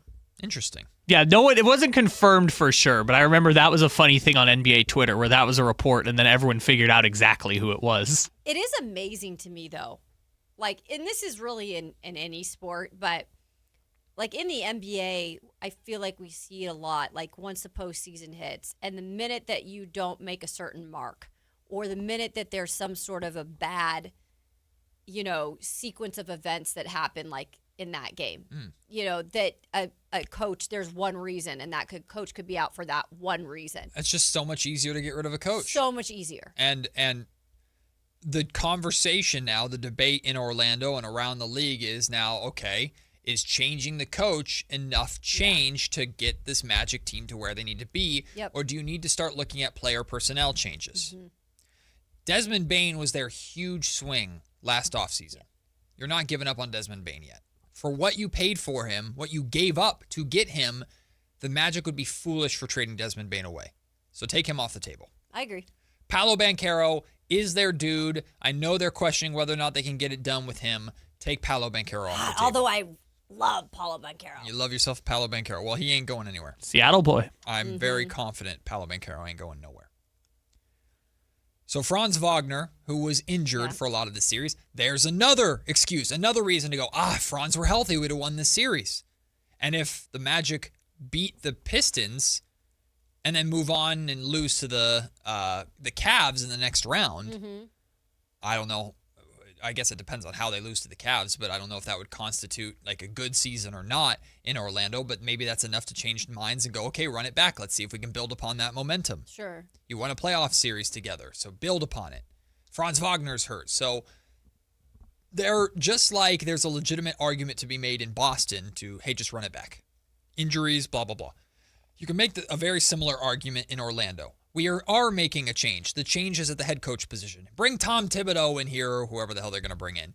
Let him get his hands on this group and see what he can do with it. So it's more than likely that the Orlando Magic are going to run it back for another year, at least with this core group. But if I'm Scott Perry, I'm picking up the phone and I'm calling about Jalen Suggs. Oh. I am calling about Jalen Suggs. Now, I think a lot of people expected me to say Franz Wagner. I know that's maybe what I thought you were going to say. I love Franz Wagner. Yeah. I think Franz Wagner is going to cost too much. Yep. And also, Jalen Suggs to me fits and checks the boxes of what the Sacramento Kings are looking for. Go Zags. Jalen Suggs is not a good three-point shooter. No. He's a good point guard. He's a defensive menace. I think Jalen Suggs on the Sacramento Kings would be very, very intriguing. Now, here's the situation with Jalen financially. He just finished his first year of a 5-year deal. The bad news is he's owed $32.4 million next year. He's 25 years old. That's the bad news. The good news is this contract goes down every year. It was front-loaded. He made $35 million last year. Oh, wow. Next year, it's going to make he's going to be owed $29.6. The following year, $26.8. Final year, $26.7. His cap he's going to take up less cap as this goes on. Now, you need to find $32.4 million worth of salary to send. TC brought up Malik Monk. I agree. I think the Orlando Magic very much could have used a Malik Monk. There's $20 million right there. Okay, so you got $20 million. You got $12 other million roughly to make up. Although, certainly you could convince the Orlando Magic to free up some financial cap space. You give them a Malik Monk, if they even want Malik. I have no idea, but they could have used more scoring from that guard position. You move on from Jalen Suggs. You put Malik Monk on the table. I mean, if you were to attach like a Devin Carter to it, it's only $25 million. You're saving about $7 million worth of cap space in Orlando. Do they do Jalen Suggs for Malik Monk and Devin Carter? I wouldn't if I was Orlando. So I don't know how they get this deal done. I don't know how they get it across the finish line. DeAndre Hunter? If you did DeAndre and Malik, now the Magic are taking on money. So then DeAndre has left. You would throw in Jonathan Isaac, who's a non-guaranteed like $15 million. I guess you could do that. And then the Kings would probably waive him to save the money. If I'm Orlando, why the hell am I doing that? Does that make the Orlando Magic better? But more so, I'm looking at the YouTube chat in terms of what they're saying on this too.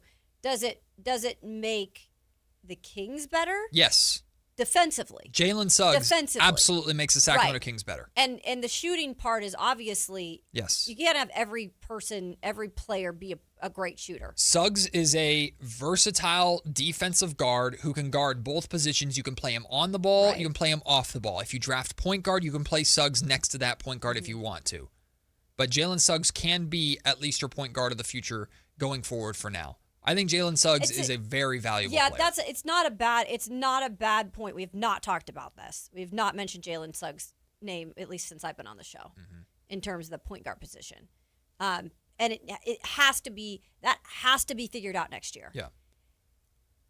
It's not a bad point. I would understand this response from the comment section if I were saying trade a starter for Jalen Suggs. Yeah, we're not talking about Demonis or anybody like this. No. We're talking Malik Monk, who is a scoring guard that, I'll be honest with you, I don't think the Sacramento Kings value enough.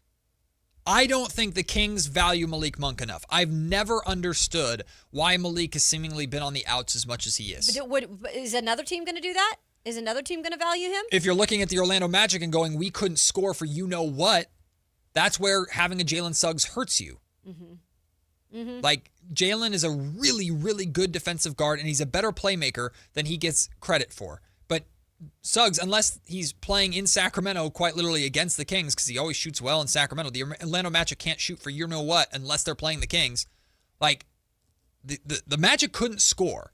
And the Kings have a scoring guard available to them. The problem is there's a $12 million gap between the scoring guard you want to give up and the starting guard that the Magic, or that you want from the Magic in this sense. So tell me again, the contract on Jalen Suggs. So is this 32.4? This is like this would be a long, like this isn't like just a 2-year, let's see how it goes. He signed through 2029, 2030. The summer of 2030, he'd come off the books. He'd make $26.7 million that year. He'd be 28 years old. You can definitely sign him to another 4-year deal after that if it works. Or you let it walk. He's still young. And he's not a risk financially because the money goes down every year. Yeah, and I think there's a question here, well, why don't you just go draft a Kingston Flemings? I think that the problem with that is I don't think they're going to draft a guard here unless they literally fall to like the 7th spot. Maybe the 6th spot. Well, regardless, these two things can be separate. You can acquire a Jalen Suggs without it having any impact on your draft plans because, again, in theory, the main piece you're giving up in this is a Malik Monk, but I don't know why the Magic would do it. And Suggs is capable of playing next to another point guard. Many have argued in Orlando, that's what Orlando has lacked, is a true point guard for Suggs to play next to. So you could play Suggs as your long-term point guard if you don't draft a point guard. If you do go Acuff or Kingston Flemings, now you have a defensive tandem in that backcourt that can lead you through. So you're pretty much saying like he could be versatile in your plans of what you want to do possibly.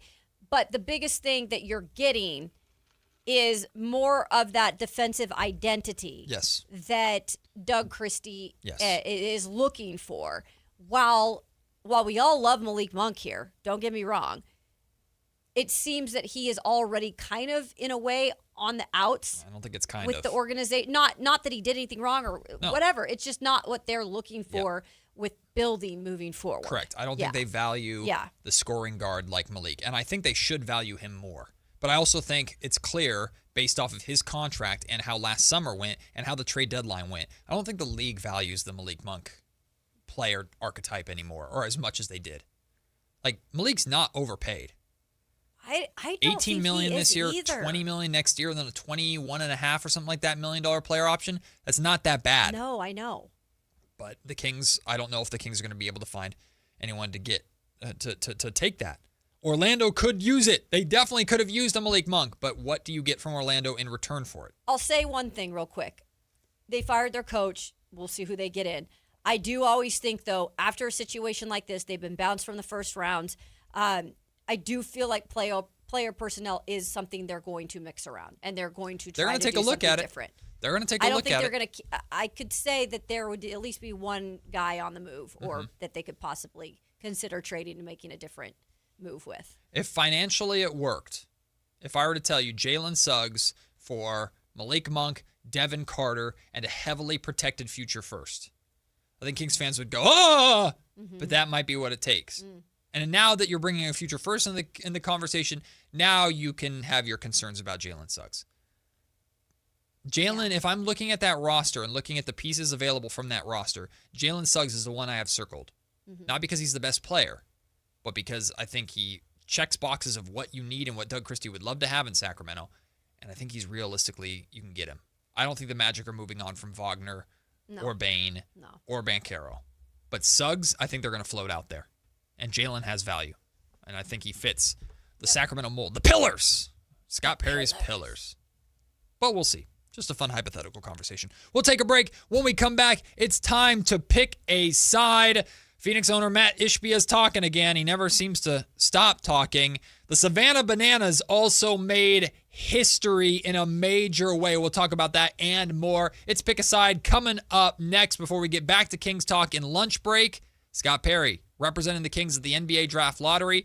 And I've done a complete 180 on this NBA Draft Lottery system. I'm very excited about it. We'll explain more when Matt and Kayla returns here on Sactown Sports. Has DeMar DeRozan played his final game with the Kings? Tune into the Matt George podcast at SactownSports.com, the Sactown Sports YouTube channel, or the Sactown Sports app to hear the latest insight on the star forward's potential future in Sacramento. Your exclusive home for Kings basketball. Sactown Sports 1140. To 15-year-old Harper, buying an $80 vintage rock t-shirt is a great investment. To Harper's mom, this logic has a few holes in it. So she helped Harper open a Wells Fargo Clear Access banking account. With no overdraft fees and tools to track spending, Harper's learning, one heavy metal tee at a time. However you make money work, Wells Fargo can work with that. Terms apply. Visit wellsfargo.com/deposit disclosures for fees and details. Capital Casino is conveniently located in downtown, 411 16th Street, and has been a part of the greater Sacramento area for over 20 years. They offer the best variety of games in the region in a safe and friendly environment, and there's plenty of parking, all well lit and monitored by security. Come have a great meal at the cafe and restaurant inside. Capital Casino has the best food, the best service, and the best action. But please always remember to gamble responsibly. 1-800-GAMBLER. It's game day. Are your moderate to severe Crohn's disease or ulcerative colitis symptoms keeping you from the action? Skyrizi, risankizumab Riza, could help you get back to the game. Skyrizi is proven to help people feel significant symptom relief, achieve remission, and visibly improve damage of the intestinal lining. Skyrizi is a prescription injection medicine for adults. Don't use if allergic to Skyrizi. Serious allergic reactions, increased infections, or lower ability to fight them may occur. Before treatment, get checked for infections and tuberculosis. Tell your doctor about any flu-like symptoms or vaccines. Liver problems leading to hospitalization may occur when treated for Crohn's or ulcerative colitis. Control is everything to me. Ask your doctor about Skyrizi, the #1 prescribed biologic in Crohn's and ulcerative colitis combined. Learn more at skyrizi.com or 1-866-SKYRIZI. Thunder, feel the thunder. It's the energy all around you. Lightning and the thunder. The thrill of the moments to come. The flash of lights. The rush of pure exhilaration. The roar of the crowd. See it, hear it, feel it. Feel the thunder. Lightning and the thunder. Thunder Valley Casino Resort. Feel the thunder. Country in the Park is back this weekend at Cal Expo. Miranda Lambert, John Party, Chris Young, Turnpike Troubadours, Dylan Scott, and more. Line dancing live DJs, Mechanical Bulls, huge festival area, and food trucks. Tickets start at only $68. Country in the Park this weekend, May 8th and 9th at Cal Expo with Carl's Jr., RVs of Sacramento, and Atkins Family Vineyards. More info at CITVFest.com. Pick a side, any side. It's time for Pick a Side on Matt and Kayla.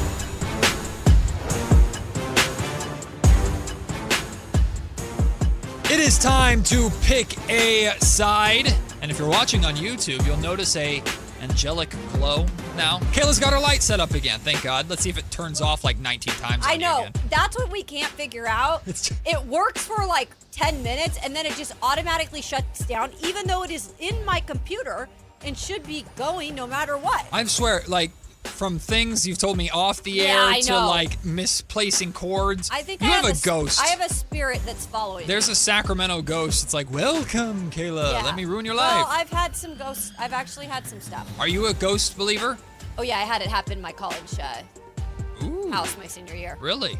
See, my grandma was huge into ghosts. My grandma, like, very much believed in ghosts. Yeah, I She do. believed in, she Spirits. owned a haunted hotel once. Ooh. Yeah, my grandma was super into that. Oh, there it goes. my See, gosh. if you are with us, turn Kayla's light back on, please. Spirits of the haunted gene factory, speak up. Exactly. Spirits of... That's what I'm blaming it on. I think there is a spirit from the gene factory that has followed me ever since I started here.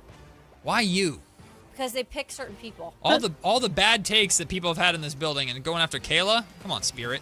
No, the building's just haunted, you know? And they don't always have to be awful. What if it's the spirit of Spirit Airlines? Ooh. Rest in peace. It could be. That was pretty funny, right? People, I mean, it's terrible for the people who got stranded, but like the fact that just one morning you can just wake up and be like, we're not running anymore. We're done. I know. We're done. It is time Throw the to salad. pick a side. Hey, Kyle, what we got? What do we got today? Oh, the spirits. Spirits just... The spirit, Kayla's light just turned I'm off going to again. take a bat to you. All right, well, Matt Ishbia, the owner of the Phoenix Suns, he did his end-of-season press conference. Wouldn't it be nice if a team's owner did that? Matt Ishbia, he said this about Devin Booker. Devin Booker's our franchise player. I love Devin Booker. Devin Booker loves being here. Our coach loves Devin Booker. Our GM loves Devin Booker. Devin Booker's going to be here. Devin Booker's going to lead us to a championship here in Phoenix. That's what he's going to do. Ooh. And we're going to build the right team around him. He's going to get better, just like I'm going to get better, just like everyone is going to get better in our organization. And at the same time, Devin Booker is who we want here. And he's great for the city, great for the community. I'll ride into a fire with Devin Booker, and I'll do it proudly. And we'll go anytime, and he's going to have my back, and I'm going to have his back, and Devin Booker's our guy. Devin Booker for president. Do we believe him? I'm sorry, that was a lot. See, I fundamentally disagree with what you said, Kyle. I would not like owners to talk after every season. No. That was... No. I'm sorry, that was almost like a campaign ad. I know, Kings fans, I know some of you claim you wish we would hear from Vivek Ranadive more. No, you don't. No, you don't. For that reason? We heard from Vivek a lot in his early ownership tenure, right? From the Nick Stauskas call video to the 4-on-5 defense. You ever hear about that, Kayla? No. Where Vivek, like, pitched, like, play 4-on-5 defense and have one guy stay on the other side of the floor and just get the ball. Yeah, like that. And listen, there was once upon a time early in Vivek's tenure where we were like, we don't need to hear from Vivek Ranadive anymore. You do not want your owner speaking after every single season because you get stuff like this where Matt Ishbia has now painted himself into a corner where he's basically proposed to Devin Booker and now made it very uncomfortable or awkward for your general manager if he needs to consider moving Devin Booker to improve the team. I don't think the Suns are there yet, but that doesn't mean they won't be there by the trade deadline or next season. Yeah. So I just don't ever think you should go out there and, like, I get if you love a player and you want them to be there, and I know Devin Booker's a big part of that Phoenix community, but, like, there is a possibility that he's not going to be there in the long-term future. Like, you never know. Sorry, I pause for a minute if you're just listening. My stupid light keeps on going off. I don't know what's going on.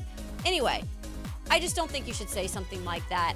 I'm sure he'll probably be there at least next year. But if Devin Booker wants to stay in Phoenix his whole life and not win, that's also a question on Devin Booker. Yeah. Is he the next Mike Trout? Just make a lot of money. Because he loves him some AZ. He's a lot more vocal than Mike Trout, though. He is. A lot more prominent. He is.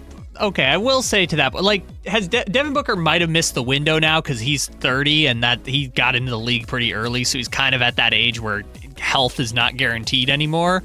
But, like, Devin Booker was 2 wins away from being the best player on a team that won an NBA championship.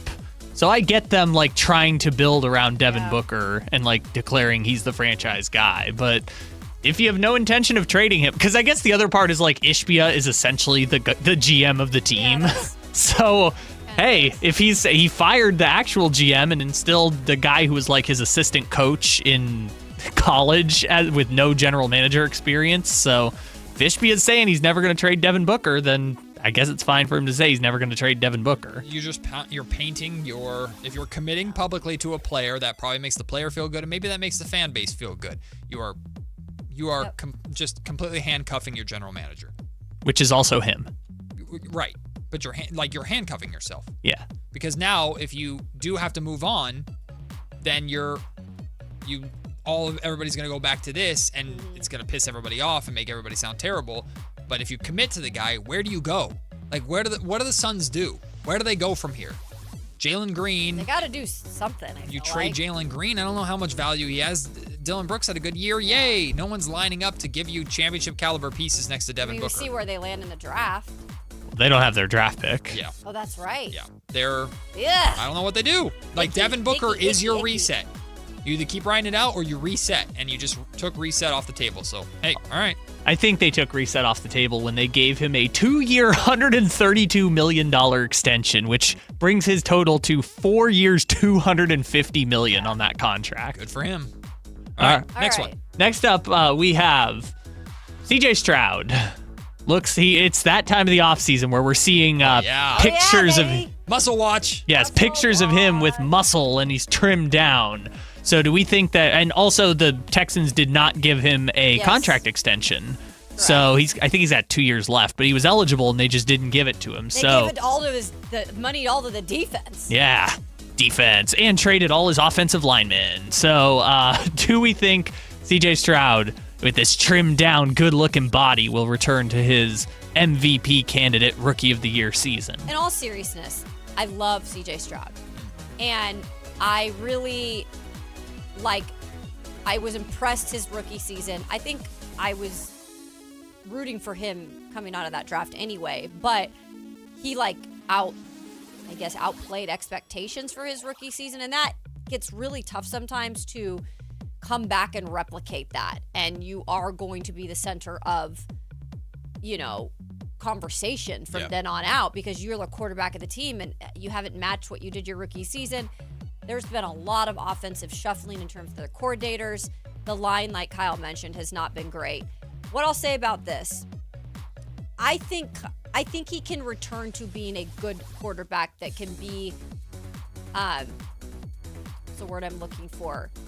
He was almost like a problem, like in the playoffs, like the turnovers became an issue. He became, what's the word I'm looking for, guys? I'm blanking here. He became a liability. There it is. In the playoffs, and wasn't good enough necessarily unless it was his defense holding the team together in the regular season. If they didn't have that defense, they would not be in the playoffs again. So I think he will return to being a quarterback that can get them over the hump because they have such a great defense. He just can't be a liability when it comes to the postseason. Yeah, I'm not even close to giving up on CJ Stroud yet. There's 2 ways to look at it if I'm CJ. One is the pressure and the noise is going to get louder and pick up. Number 2 is I've got one of the best defenses behind me to where I know I can make mistakes. It's okay. Just don't worry about it. Trust my defense and be the best version of myself and just focus on me and focus on what I can control. Don't do too much. Right. When you don't need to. I think CJ Stroud has what he needs to be successful. Yeah. It's just on him to step up, and I think still betting on him is the right thing. By the way, side note with all this off-season like NFL body watching, which we do in basketball too. My favorite Kyle Shanahan press conference moment of all time a couple of years ago was when Kyle told us during training camp that Deebo Samuel would send him shirtless pictures all the time during the offseason, and Kyle had to tell him knock it off. Oh, fuck funny. He's like- I love It's like that. Debo kept sending me shirtless pictures. That's really funny. That was when Debo needed his extension. That's really funny. And then Debo got his extension and then looked very pudgy after that. Oh, leave Debo alone. Dang. Do we have time for the Savannah Bananas one? Yeah, let's talk about the Savannah Bananas. 102,000 people showed up at Texas A&M Stadium for Savannah Banana games. How long will this remain a long-lasting brand? I feel like the answer is yes. This is the new Harlem Globetrotters. Well, I hope so. But even like the Harlem Globetrotters aren't today what they used to be. And that's no disrespect to them, but like a Harlem Globetrotter show in Sacramento used to be like fun. I remember going as a kids. kid, And I don't mean man? fun. I mean like there was a lot of people there. It was like sold out every time. Now you go and the crowds are pretty light, and it's still amazing what they can do. But the Savannah Bananas aren't just incredible because of their story. They're not just incredible because they're selling out 102,000 seat stadiums, which is unbelievable. They're family oriented, they're fun, and they're making baseball cool again, which is really important to, I think, the generations watching. The other point of that, why it's probably long lasting, is they are also all social media personalities. Yes. So They're it's handsome. Exactly. So it's like they have everything when it comes to the full package. Even the umpires are cool. I know. The umpires So- can flip. Yep. So I think it's a long-lasting product as well. It's an and amazing success I do story. need to get myself out to a show. I've not seen one yet. Good luck. Tickets to those They're are hard always to sold come out. by. I know, but I'm like, we work in radio. Do we have any benefits here? My wife- in terms of that? I don't know. Kind of like ticket stuff. My wife saw him at Sutter Health Park a couple years ago. She had a great time. It's like, Oh, really? really? Did you? You had a great time looking at handsome How did dudes? she get those? She and her friend got lucky. They got in the lottery and they won it or whatever. We gotta have tickets somewhere around here. Yep. Whatever. That's like saying, do you have Taylor Swift tickets? By the way, my son's right? my son's baseball league now, all the teams, you remember how in baseball growing up we would be the Mariners or the A's or the Angels? My son there's the Bananas, the Party Animals. Are you serious? Yep, it's all the teams from the Savannah Bananas League are the that's Little League teams funny. now, which is great. We'll take a break. When we come back, it is lunch break time. Your time to jump in on the show, 916-339-1140. Let me know what you think of Scott Perry deciding, I'm going to represent our team at the NBA Draft Lottery on Mother's Day, which is this Sunday, by the way, y'all. Get nervous, get ready.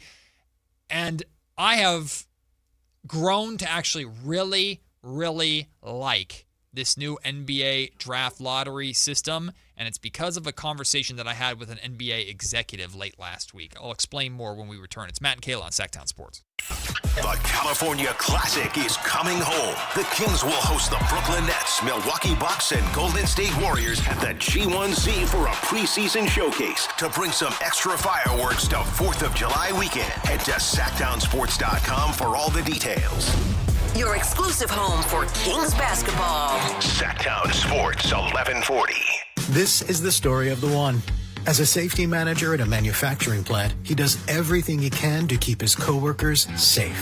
From finding ways to reduce risks to keeping safety supplies in stock. And for that, he relies on Grainger. Grainger offers a broad range of quality products and next-day delivery, so he can always play it safe. Call 1-800-GRAINGER, click Grainger.com, or just stop by. Grainger, for the ones who get it done. Lots of places can expose you to identity theft. Oh no. That's why LifeLock monitors hundreds of millions of data points a second for threats to your identity, which is way more than anyone can do on their own. If we find anything suspicious, like new loans or changes to your financial accounts, we alert you right away, all through text, phone, email, or the LifeLock app. Get the alerts that could make all the difference. Save up to 40% your first year with promo code NEWS at LifeLock.com. Terms apply.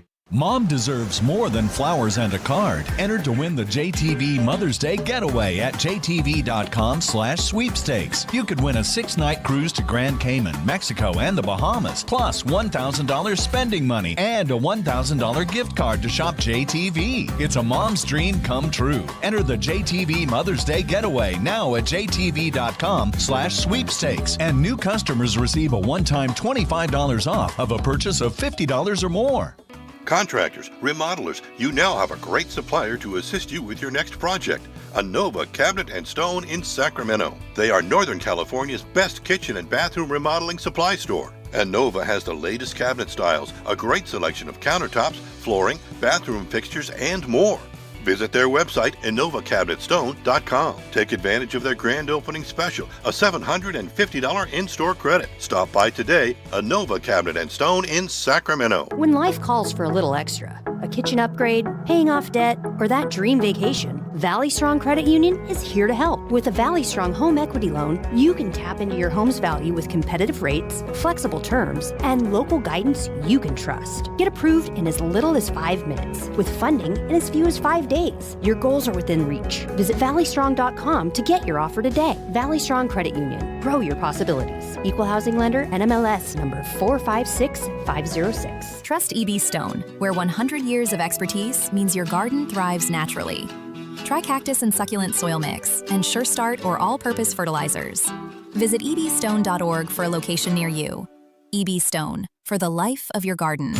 This is Sactown Sports 1140. Hey, it's Carmichael Dave. What's up? It's Matt George. What's good? It's Alan Stiles. With the most trusted voices in the community. This is Jason Ross. Hey, it's Kayla Anderson. It's Whitey Gleason. Ready to help promote your business, both as partners and customers. All you have to do is ask. Pick up the phone, dial pound 250 and say, grow my business to get connected with a team member today. That's pound 250 and say, grow my business. Our team will review your product, quickly pair you with a perfect endorser, and create video and audio samples all at no cost or obligation to you. With the most live and local on-air lineup, a dynamic content-driven website, and a state-of-the-art mobile app, Sactown Sports 1140 is tailor-made to help you connect with a sports audience in Sacramento. So why wait? Dial pound 250 today. Say, grow my business, and let us help take you to the next level. KHD1 Sacramento, KYMX HD3 Sacramento. From the Power Business Technology Toshiba Studios. This is Sactown Sports 1140.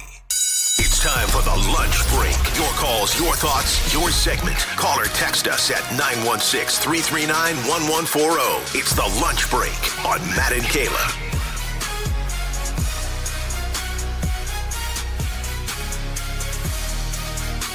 Yes, indeed. It is lunch break time here on Sactown Sports. Halfway through the show. Still plenty to get to. We're about to dive into this new NBA draft lottery system, why it's growing on me, plus Scott Perry representing the Kings at the NBA draft lottery in a little bit.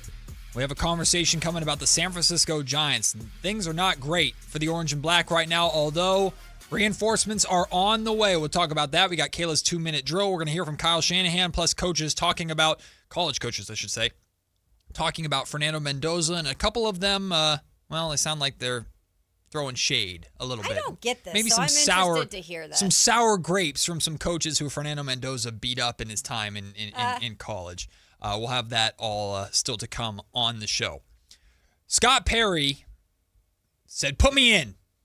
I ain't sending nobody to the draft lottery to represent the Kings because I'm gonna do it." Mm-hmm. Well, I respect that from the general manager. Scott Perry is going to be, or at least according to reports, I think it was Jason Anderson of the Sacramento Bee that first reported that Scott Perry will be at the podium, or at least at the Kings podium, during the draft lottery and will await the fate of the Sacramento Kings and what the ping pong balls decide. Do we like it? Do we wish someone else would have been sent? I know, Kayla, obviously we joked sending you because you've had all the draft lottery luck for some reason. But outside of that, is Scott the right guy to do that? Or should we have picked like, hey, Maxime Reynaud turned into a great player. Send Max. Yeah, it's interesting. I don't know, me being new to the full-time NBA landscape, I don't know exactly like my full opinion on this quite yet because I haven't been in the mix of having my thoughts on who goes and represents at a draft. But I don't think it's wrong. Mm-hmm. I think that Scott Perry, it's his team to start building. It's his name that's going to be, put on in terms of a stamp, hopefully, on this organization moving forward and how he goes about building. And this, to me, signifies the biggest part to that. Mm-hmm. The biggest jump start you can get for Scott Perry and the Kings is this draft. Mm-hmm. And so I think it's an okay representation to have Scott Perry be that guy that goes out and represents it, because this is if you really think about it, you guys, this could be the start of what could be an incredible run for the building of the Kings and Scott Perry's name, or it could be something different. As of right now, of course, more moves could be coming. As of right now, what happens with this draft pick will decide Scott Perry's job.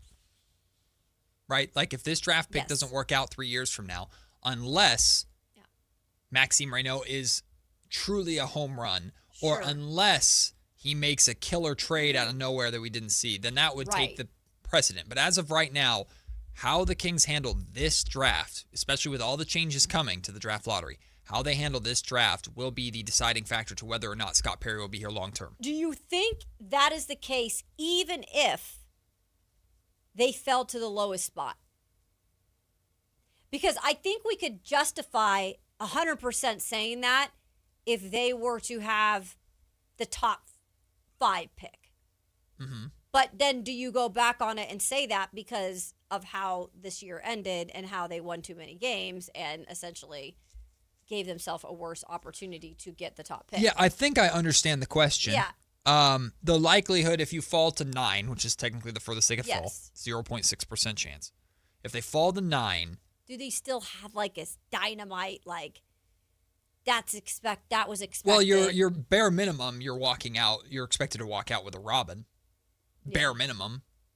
Like you can't walk out of this draft without someone that you feel is going to be a part of your core for a long time. If not, what the hell are you doing with this draft class? Mm-hmm.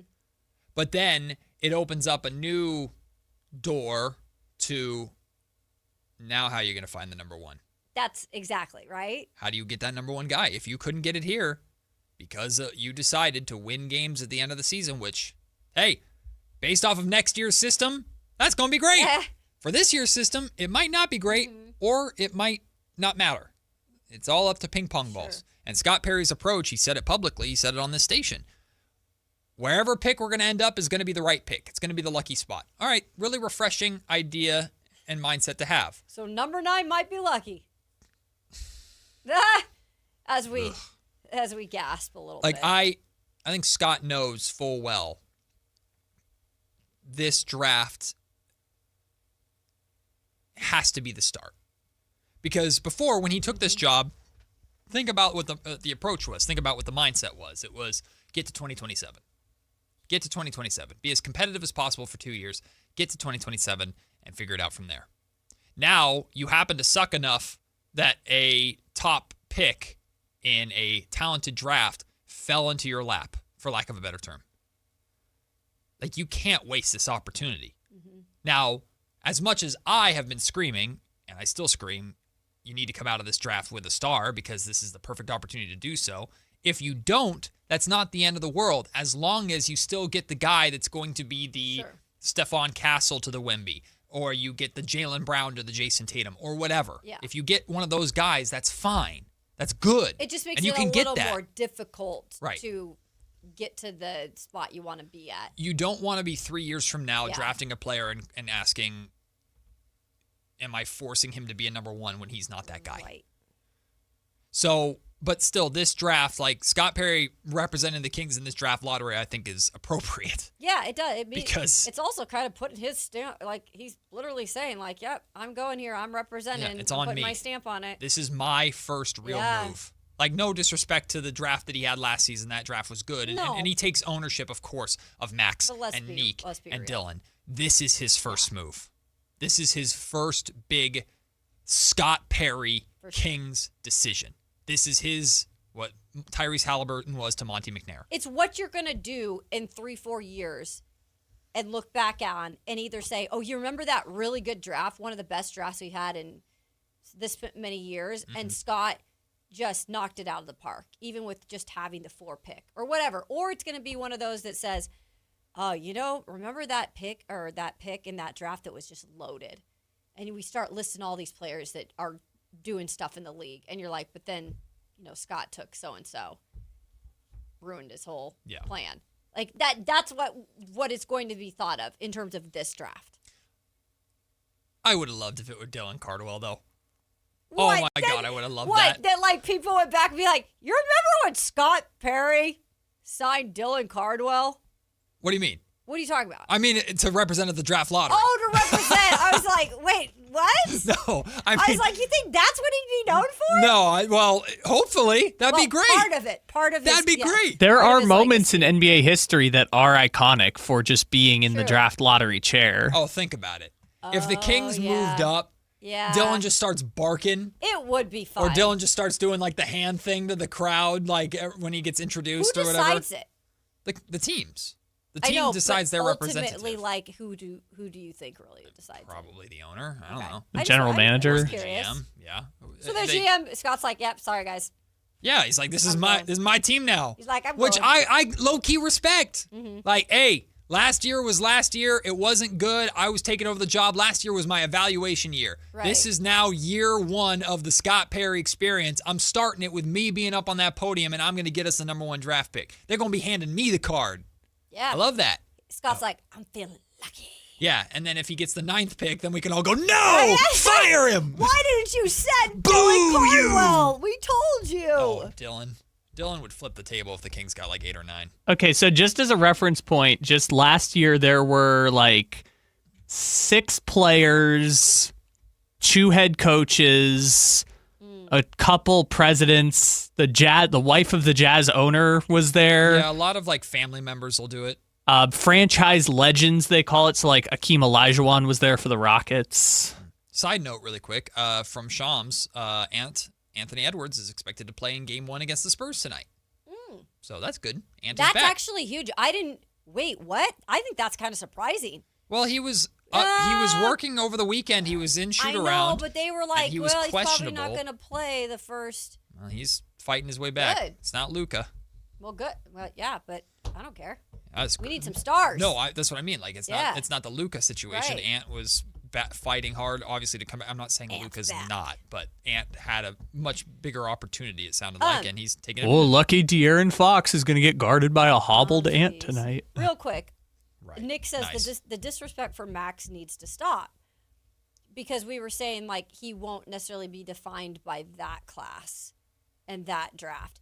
But here's the thing, Nick. Why is that disrespectful? There's no disrespect for Max.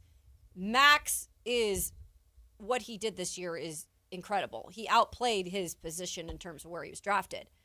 But the point being, he was drafted in the 2nd round. And, like, he overdid expectations. And you could say whether it's because he had an opening to do it. Part of it is that, but part of it is on himself for being able to rise to the occasion. But no one's disrespecting him. We're just saying, like, I don't understand. Perry won't probably be punished or praised for that draft compared to this one because of the hype and the prospects that are in this draft and just the reality of what media, ourselves included, but what media above us paints it out to be. And that is why I feel like people are going to know this draft more than something like that. I'm struggling to understand what's insulting at all about what has been said about just Max. Because it like underplays him a little in terms of like the player that he became or that he has, but he still has to. He's got a long way to go, just like everybody does. Continue to do it. Yeah, you're hoping. You're very much. This is not insulting at all to say you're hoping to walk out of the draft with a better player than Maxime Reno this year. If you don't, you're in trouble. And that's not because Max is a bad player, but you need a superstar. Mm-hmm. And unless Max continues on this trail, this amazing trajectory, which is possible, but if the Kings are betting on that, they're stupid. You want Max to be a good developmental story that turns into something great, not put all your eggs in the Maxime Reno basket.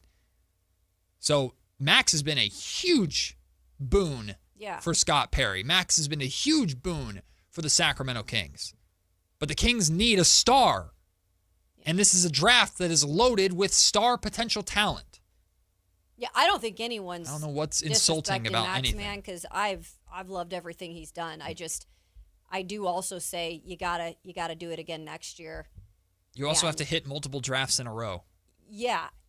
Our point was just that this might be the most known draft that the GM is tied to because of what is at stake in terms of the people that are in it, the players that are in it, and Scott Perry's building of the team. Another lame attempt to create drama. Well, Scott Perry will be at the draft lottery, and hopefully luck will be on his side because next year it's going to be a lot different. And when the draft lottery changes happened, or well, they haven't happened officially yet. They're not official, right? There's going to be a vote at the end of May or late in May, ultimately, to decide this. But it sounds like the foundation of what was put out there is going to happen. There might be some tweaks and some cleaned up things. Sure. And as we talked our way through it, and here's the quick spark notes of what this is, right? Draft lottery expanded to 16 teams. The bottom 3 teams are the relegation zone. They only get 2 ping pong balls for the number 1 overall pick. Teams 4 through 10 get 3 ping pong balls. The 9 and 10 seeds in the play-in get 2 ping pong balls each, and then the loser of the 7-8 play-in game gets a ping pong ball, right? So it's extended in that way. A team cannot have a top 5 pick in 3 consecutive years. They cannot win the lottery back-to-back years, and in 3 years, 2019 or something like that? Yeah, in 2019, they would then revisit and re-vote on this, whether to get rid of it, to change it, or keep it as is. Right. But the idea is, and this is why I had a conversation with an NBA executive, and this is the big thing. One, it does fix tanking because teams are going to be battling to the bitter end of the season to avoid being in those bottom 3 spots. True. Like, that's significant. You do not want to be in the bottom 3. You do not want to be in the bottom 3. That is significant. Yep. There's no benefit whatsoever to being in the bottom 3. There's also no benefit for a team that's in the 7th or 8th worst record to drop down to 4th or 5th because they have the same odds. Okay. So the key to this is simple. The middle of the league is no longer hell. The bad place. The middle of the league has value now. And that, to me, is going to be game-changing for the league. That's going to be a big deal, in my opinion, because teams are going to be battling and competing and playing to keep hold of those spots. Is there an element of randomness that will reward the 13th worst team with the number 1 overall pick when 5 or 6 teams below them could desperately use it? Yes, of course that will happen. But look at draft lotteries recently. The Dallas Mavericks moved up. Yeah. And won it, right? The Atlanta Hawks moved up and won it. This is already happening. So I'm not saying that I wouldn't be frustrated as hell if the Kings were genuinely one of the worst teams in the league, are stuck in that relegation zone, and they get the 10th pick while the Golden State Warriors get number 1. Would I be pissed? Of course I would be. In that scenario. And are there going to be circumstances where it takes longer for a team to build through the draft because of the new system? Yes, that would exist. However, this forces general managers to draft better and draft more appropriately to what they are looking for specifically. It puts an emphasis on diamonds in the rough players, trying to scout and find those sneaky picks. And trades are now infinitely more important because trades are going to be one of the most viable, if not the most viable, to rebuild. Now, with saying that, that is a lot, again, for a guy who's coming in here, Scott Perry, and trying to literally flip the organization upside down in a good way. And because when you say that in terms of drafting is going to be more important than ever, finding those sometimes diamonds in the rough. Also the trade aspect of it, with this being not the most desirable destination, at least right now. Free agency, excuse me. Those are all things that don't necessarily make Scott Perry's job easier. Sure. And so it is going to be interesting to see, again, the navigations that he's going to have to make. And again, why I think we have to not pinpoint every single decision. And if it doesn't go exactly right in the next year or two, hopefully longer, we can have our perspective on this. But it's like not every decision is going to be perfect. Yeah. like you got to get more right than wrong, obviously. Sure. But man. But it's already been that way. Yeah, but the added, like, it's like y'all better be drafting and hit it. Yeah. Most of the time. You have to hit. You got to be able to try to get free agents here. Mm-hmm. Like, it's to be a general manager more than any time now in a smaller market is going to be more difficult. Well, and how about you just have to simply develop a team, not develop a player? A player. Like that's You're right. That's where the league is gone. Yeah. The league has gone away from big threes and now gone to teams that fit an identity and play well together. So you have to build a team. Mm-hmm. You need a star. You need sure you need a star, and you need a damn good number 2. But you need a team that develops together. Mm-hmm. And what I've always, even when I was on these airwaves, screaming that the Sacramento Kings needed to lose games, when we were having those tanking debates for the last month and a half of the exhausting season, I understood Doug Christie's approach completely. Mm-hmm. I didn't agree with it strategically because there was really no incentive to agree with it outside of, well, I'm not going to tell these young guys to tank because their development is important and I think it's going to hurt them. In this new system, I'm not worrying or expecting Maxime Reynaud or Nick Clifford or Russell Westbrook or anybody to do anything except for continue to play hard, develop, and grow as a team. The lottery system will be what it is. It will end up, and again, that could come back to biting the Kings. It could come back, this could also, we always focus on the negative, and it's easy to do so, especially here in Sacramento. Sure. But this could also mean the Sacramento Kings next season, with some of their veterans back, the new rookie that they add, year 2 of Max and Neek and Dylan, and Domantas Sabonis and Keegan Murray finally being healthy if they're still on the team, DeAndre Hunter and Keegan finally playing together. That means the Sacramento Kings could finish 34 and whatever the hell. They're a 34-35 win team. They miss the play-in by maybe a spot, or maybe they sneak into the play-in and lose in the first round if it's a down year in the West. I have no idea. They end up with the 8th or 9th best draft lottery odds, or 8th or 9th spot in terms of worst record, and they win the draft that way. Or they move up to the 3rd or 4th or 5th spot that way. Get another piece to now add to year 3 or year 2 of that group. Boom. There's the elevation. It's going to happen where teams that were like, damn it, you don't deserve it, are going to get it, it feels like. Oh, yeah. But there are also going to be the circumstances where you just keep your head down, you develop, you grow with the group that is there, you let them improve, and you have the opportunity to add on to that with a star that maybe you weren't expecting, and you certainly weren't relying upon the entire season. You have teams that are going into the league on day one where the fan bases are essentially saying, just get through these 82 games, lose as many as possible so we can look at the future, whatever that guy is going to be. Mm-hmm. There's also going to be some people in Sacramento that are like that this coming season. But that doesn't do anything now. That doesn't matter now. There is no, in this new system, there is zero benefit at all to the Sacramento Kings losing basketball games. That's better for fan standpoint. That's better for the Sacramento Kings developmental standpoint. It's better for our freaking mental health, man. Mm-hmm. Just go out there, win games, avoid the bottom 3, win as many as you can, but you're likely going to fall right into that pocket, or hopefully going to fall right into that pocket where you're going to have the best draft lottery odds you can get anyway. Well, because it does seem like, in a way, it was a crutch for organizations blatantly tanking and decided at some point they just had to, because it was like, oh, well, at least we have a good chance of going and getting a better player because we're going to have better odds at the top, like Utah did. Like, it was just like, well, we might as well. So now it's like, even if they want to do that, it was like a crutch in a way. It's like, oh, well, we can do that because there's no punishment right now. Yeah.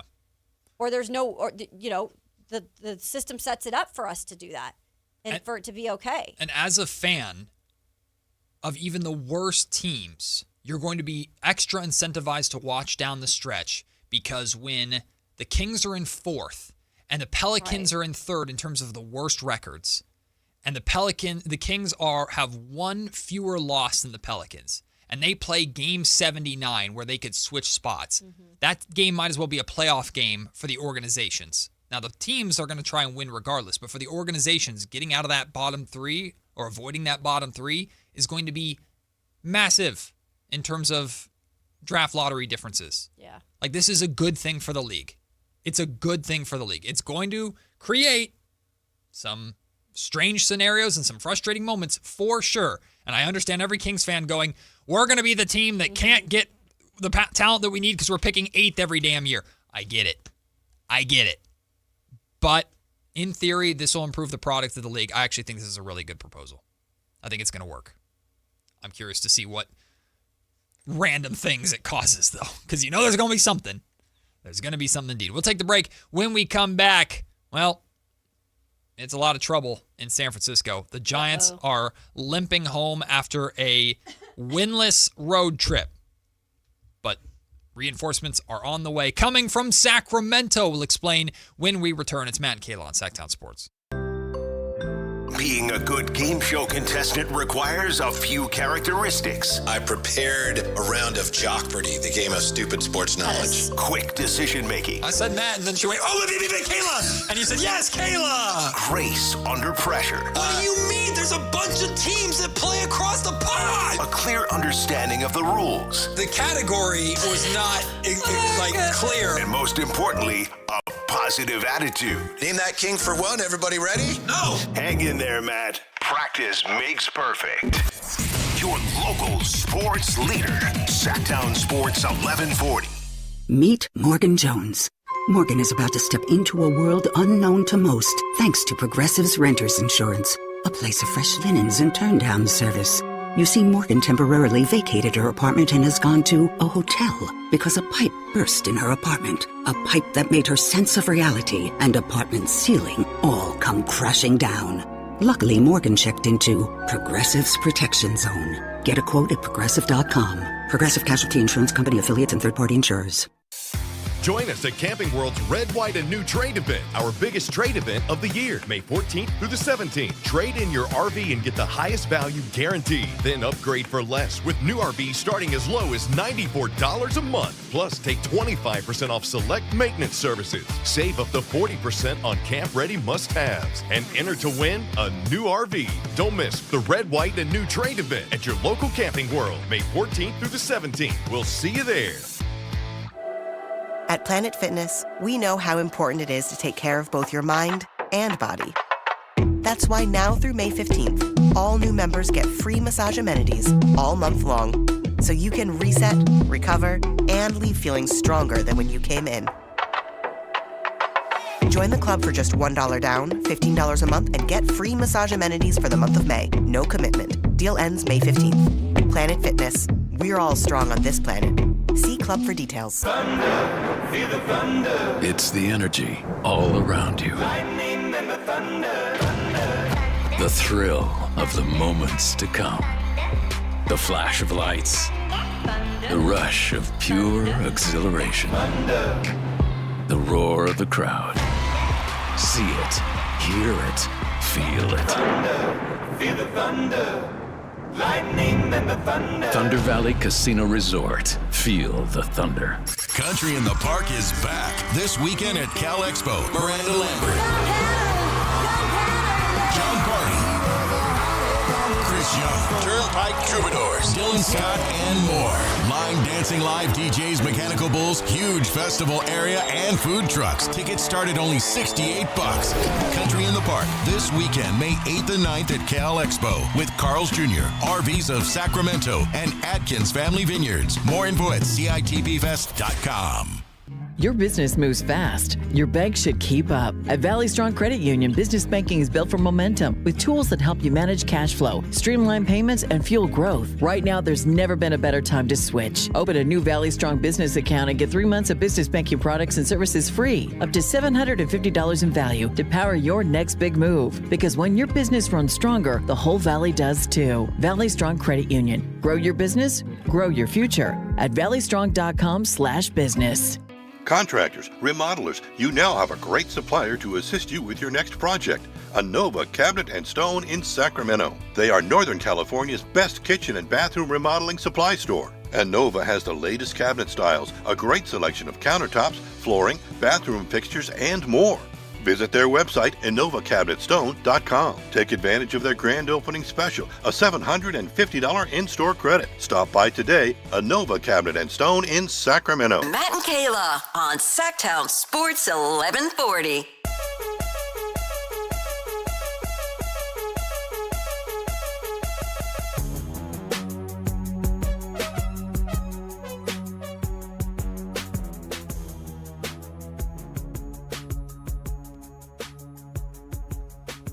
Things are not all right in San Francisco, to say the absolute least. The Giants went 0-6 on their road trip. They return home 13-21 overall. And they are in desperate need of a boost from somebody. So they've gone to their farm system. Their number 2 prospect, Big Bryce Eldridge, 6'7", is on his way to the orange and black. I know Giants fans are very excited about this. Many were calling for him just to be called up to start the season. Mm-hmm. Bryce Eldridge played 30 games with the River Cats this season. Got to go down to Sutter Health Park to watch him play a couple of times. He's batting .333, or batted .333 in the minors, with a .445 on-base percentage and a .518 slugging percentage. Really good numbers there. Yep. 38 hits, 5 home runs, 22 RBIs, 20 walks, and I swear I watched 19 of them. The dude just did not. Really? Oh, my God. I was almost yelling at Bryce to swing the damn bat. Swing the bat. It's like, just swing it. Come on, Bryce. I want to see you hit. But no, he walks a lot. Does have 41 strikeouts as well because he's big, so he's got a big strikeout or strike zone. 6'7". But he's got a good eye. 6'7". Nice. Just waiting for you to do it. He's heading to the Giants. It's a nice boost. But the one thing the Giants cannot do, and I know Buster Posey's not doing this, and Danny or Coach Vitello is not doing this, but do not look at Bryce Eldridge as a savior to flip your season. Don't do that. Don't put that on him. Baseball's weird. It's like we talk about this all the time, and I love being able to talk baseball again, obviously, on a radio show, too, because there's teams here close by, and a team right here, right now. But the slumps and then the highs you can go on in terms of, what's the word I'm looking for? I'm losing words today. It's Monday. You got the slumps, but you also have the streaks. The streaks where you can build momentum. Yeah, the hot streaks. The hot streaks. That's what makes baseball beautiful and crazy. Yep. Is these types of things. And sometimes, as a manager, this is where the managerial part really becomes a thing. Because you're like, oh, these are pros. How much can Tony Vitello really be teaching or really be doing as a manager?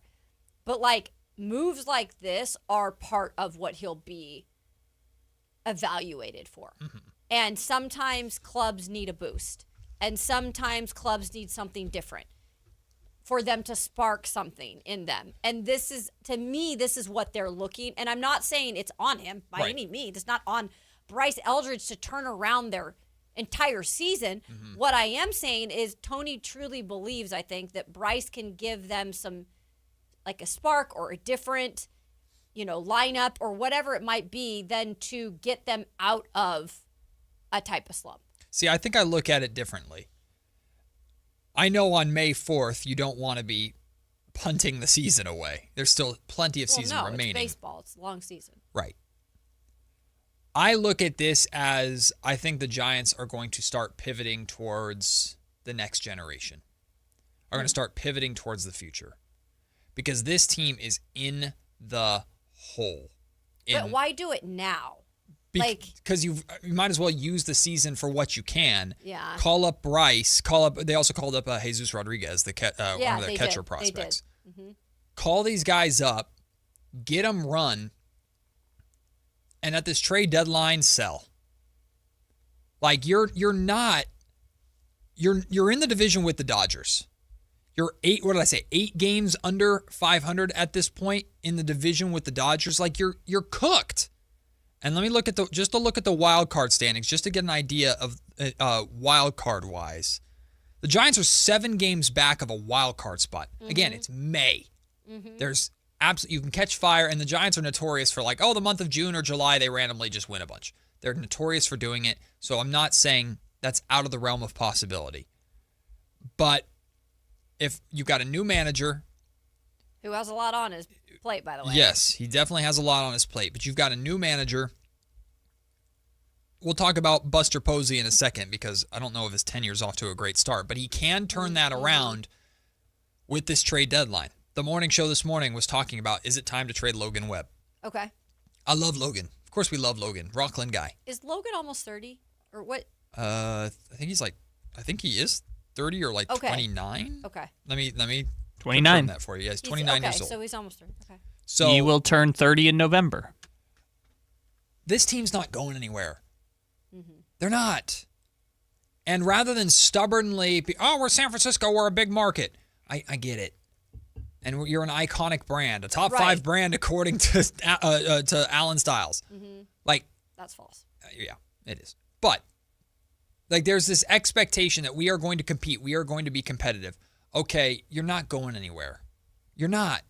So call up Bryce Eldridge, call up Jesus Rodriguez, have those young guys play, let Vitello establish a connection with these guys and get comfortable with these guys, get them run, and between now and the trade deadline, work on finding deals for Logan Webb, work on shopping Rafael Devers. I know you just got him last season, but it hasn't worked. He's been terrible this year so far. He's not been the game changer you were hoping for. Willie Adames, look for opportunities. I just think it's time for the Giants to pivot towards the future, and that's what this move signifies to me more than rescue us from ourselves. I'm not saying it's a rescue type of situation necessarily. Sure. But I'm thinking in terms of the manager mind. And do you think Tony Vitello is okay with it being the beginning of May and him being like, yep, we got to pivot for the future now. And we don't want to try to resuscitate things or see if we can resuscitate things.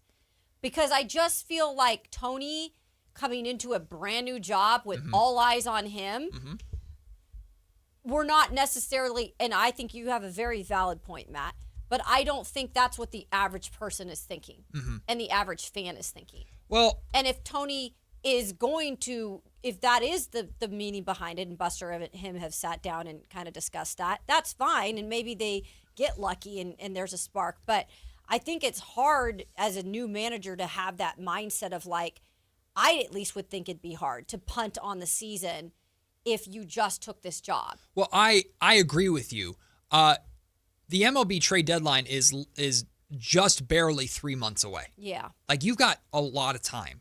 So I'm not saying, while Adames and Devers and Webb and all them are still here, yeah, you play them. Right. And if you can you have time still to figure it out and turn it around. Right. I'm not talking about Coach Vitello. It's good to call up some of these young guys and try and incorporate them and build momentum for yourself that way. Maybe just a refresh is what this just a little pivot, a little change can spark this team getting hot at the right time. So maybe that's what you're looking for. So that's what I would expect of Coach Vitello or what he'd be open to. If I'm Buster Posey, though, that doesn't mean I'm making a deal tomorrow, but for the next 3 months, I'm making phone calls and I'm taking phone calls and I'm gauging what the interest is in these players around the league and hoping that some of these guys get hot or play well to either increase their value so that I can trade them away. I'm sure as hell not looking to be a buyer at the deadline the same way the Giants were buyers last year. And we're getting to a point where everybody in San Francisco hated Farhan and wanted to blame Farhan for everything that he did, and rightfully so. That ship has sailed now. This is Buster Posey's team. And Buster is not off to the best of starts. He hasn't been able to find the impactful players that he's looking for. If you ride it out this year with this group, you're not going to make the playoffs. Maybe something can change. Maybe Bryce Eldridge really is that dude. I hope he is. But I'm not expecting a power hitter to walk into Oracle Park and suddenly start launching homers. No, and that's not what it's about. It's not necessarily I guess what I'm trying to say is I don't think they're looking at him and being you need to immediately come out here and hit this many home runs and whatever. I think it's just changed sometimes. It's like literally change within a lineup or change within the clubhouse. I swear, like baseball's so weird like that. Yeah, just a switch up. That there's just like a switch up mentality that maybe that's more so what they're thinking is might as well bring the young prospect up, the number 2 prospect in our organization up. Yeah, no, and see what can happen. I agree with you. Put Bryce Eldridge out there, put these young guys out there, give them opportunities, give them daily reps, see what they can do. You know what you need? You need Rafael Devers to start hitting the freaking baseball. Yeah. You need Willie Adames to start hitting the freaking baseball. You need your offense to give Logan Webb a little bit of freaking run support. You need your bullpen to not be disastrous. Mm-hmm. Like this entire team, top to bottom, is not performing. And there's no 1 or 2 or 3 people that can do anything about it. Yeah. Matt Chapman's barely doing his job at third base. I love Chappie. He's not. Like, it doesn't matter. This team isn't working. We thought they'd be mid. They're not even mid. They can't be mid. And I'm not saying, again, punt the season on May 5th or 4th. Excuse me. May the 4th May be the 4th with be you, with Matt. me. With me? Be what? May the 4th be with me. He's like so worked up. He's like, just whatever. Like, it doesn't. There are no expectations for Bryce Eldridge and Jesus Rodriguez to change this series. It's on the veterans to change this series or change this season. But if I'm Buster, I'm preparing to sell. I also think it signifies to those veterans who have not been doing their jobs, who have not been living up to what the expectations are for them. Mm-hmm. I think it also puts a little bit of a shot in their arse, saying like, look. We're gonna start doing some stuff here. So get your ish together and step it up. I also think it signifies that. I think you're right. I don't believe it. I don't see it. I'm not saying it's gonna happen. I am not a Giants believer. Very clearly, I am not a Giants believer by any means. Kayla, you want to talk football when we come back? Oh yeah, I thought we were gonna talk lip filler because I've got a latest in the YouTube chat is I need more lip filler. Well, I don't have any, but thanks. You need lip filler. I'm opting out of that one. And I can't play, or I don't know basketball, apparently. That's our YouTube comment section for you. We'll take the break. When we come back, it's time for Kayla's 2-minute drill. All the stories around the NFL, including some interesting stuff about Patrick Mahomes and Tyrod Taylor to the Packers. We'll talk about that and more. Plus, you're going to hear more from Kyle Shanahan in his interview with Rich Eisen and what some college coaches are saying about new Raiders quarterback Fernando Mendoza. That's all still to come here on Matt and Kayla, Sactown Sports. As the offseason rolls on, the 49ers and Brandon Ayuk remain in a stalemate. Will San Francisco find a trade partner willing to take on his hefty contract? Or will John Lynch and Kyle Shanahan be forced to cut their losses and move on? Read the latest buzz from Santa Clara and around the league at SactownSports.com. Your local sports leader, Sactown Sports 1140. If you want unlimited talk, text, and data on a super fast network, Big Wireless will sell it to you right now for as little as $70 a month. Or you can buy it from Pure Talk for half of that. I'm talking about unlimited talk, text, and data for just $34.99 a month. But wait, there's more. When you switch to Pure Talk, you'll be switching to an American wireless company that's committed to keeping 100% of its customer service in this country. I appreciate that. In fact, that's why I switched. I also appreciate the way they support our vets and our skilled workforce. Dial pound 250, say micro, and get unlimited talk, text, and unlimited data for just $34.99 a month. That's pound 250 micro. Stop paying twice what you need to pay for the service you want and switch to an American wireless company that actually stands for something. Pure Talk. Progressive's accident response can detect and send help when you need it most after a major car accident. But other accidents, you're on your own. Like when you accidentally call your wife Mom. When you accidentally say Happy Holidays on someone's birthday. When you accidentally wave at someone you thought was waving at you. We can't help with those accidents, but Progressive's accident response provides peace of mind after major car accidents. Progressive Casualty Insurance Company and Affiliates. Limited availability in California. Driver is responsible for emergency and towing charges not covered by the policy. Join us at Camping World's Red, White, and New Trade Event, our biggest trade event of the year, May 14th through the 17th. Trade in your RV and get the highest value guaranteed. Then upgrade for less with new RVs starting as low as $94 a month. Plus, take 25% off select maintenance services. Save up to 40% on camp-ready must-haves. And enter to win a new RV. Don't miss the Red, White, and New Trade Event at your local Camping World, May 14th through the 17th. We'll see you there. When it's playoff basketball, you got to do a little bit of everything. The intensity levels are at an all-time high. These are the NBA playoffs. Every team looking to make a run. This is incredible. Every player looking to make history. Give me all you got. Let's go. So tune in, because this is going to be unbelievable. This is exactly what we want. The NBA playoffs presented by Google continue on ABC, ESPN, NBC, Peacock, and Prime. Now through May 24th at Big O Tires, get $80 to $120 instant savings on 4 select in-stock Nexen, Nitto, or Sumitomo tires with installation purchase. Book your appointment online today. Disposal fees extra, not covered with other offers. See your locally owned Big O Tires dealer for pricing. No way. Gas prices shot up again. I know, but I got us covered. So generous. What's your deal? What's my deal? I went to Metro and saved. Got 4 lines for just $25 each and 4 free new Samsung Galaxy A17 5G phones, and all on the T-Mobile network. Ah, how about we go to Metro today? Get that more for your money feeling. Visit your Metro by T-Mobile store. Just bring your numbers. Not available if you've been with Metro or T-Mobile in the past 180 days. Capital Casino is conveniently located in downtown, 411 16th Street, and has been a part of the greater Sacramento area for over 20 years. They offer the best variety of games in the region in a safe and friendly environment, and there's plenty of parking, all well lit and monitored by security. Come have a great meal at the cafe and restaurant inside. Capital Casino has the best food, the best service, and the best action. But please always remember to gamble responsibly. 1-800-GAMBLER. It's time for the 2-minute drill. Kayla Anderson has the ball, and she's taking us around the world of football. It's Kayla's 2-minute drill on Matt and Kayla. Before we get to Kayla's 2-minute drill, one thing about this show, we're good snackers. We love a good snack on this show. We do. When you're doing 4 hours of radio, especially in the middle of the day, you need your snacks. And, well, we have a listener who gets us, who understands us. Kayla? Yes. Your mic's not on. What do you have? Oh, sorry about that. What did we get? Okay. Stephen Cardwell, shout out. Dropped by. He went to pick his tickets up. He won tickets. And he dropped by, not just a box. I was thinking a box of Cheez-Its, like, just a regular box.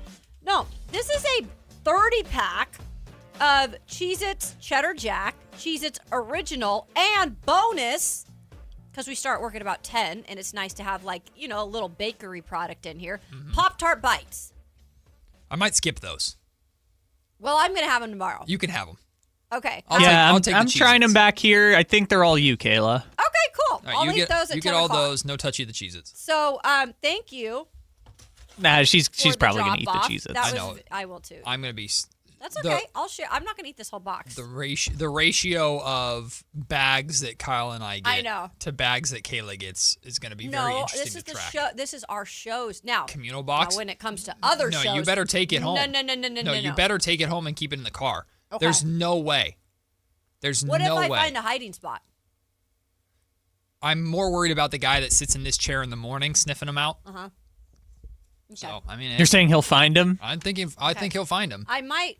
Snacks. I might see if our boss Richie would allow me to put him in the in his. office. Richie might snack too. But then I'll know it's We don't Richie. know. I And know, Richie but will have to buy us a new box. Oh, I don't know. So It's a shout lot of out power. to Stephen for. Damn, she missed. Thank you for the snacks, Stephen. Sorry about that. Not guys. even close. All right, well, I've been usually throwing these snap peas, and I hit them every time. When it comes to snap peas, Kayla's got a jump shot. Yeah, I do. Yeah, it's all that practice on the little basketball hoop over there. Kayla, what's going on in the 2-minute drill today? Well, I just popped a Cheez-It in. Dang it. It's your segment. What are you eating? eating? I just thought you were going to talk a little more. All right. Let's start with one of my favorite people.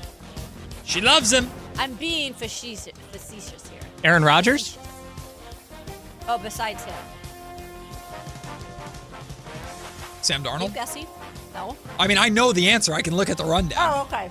Yeah, we were doing a bit there, Kayla. I'm talking about Russell Wilson. Oh, yes. Yeah. Is he going to be the next big TV personality? The next Tony Romo? No.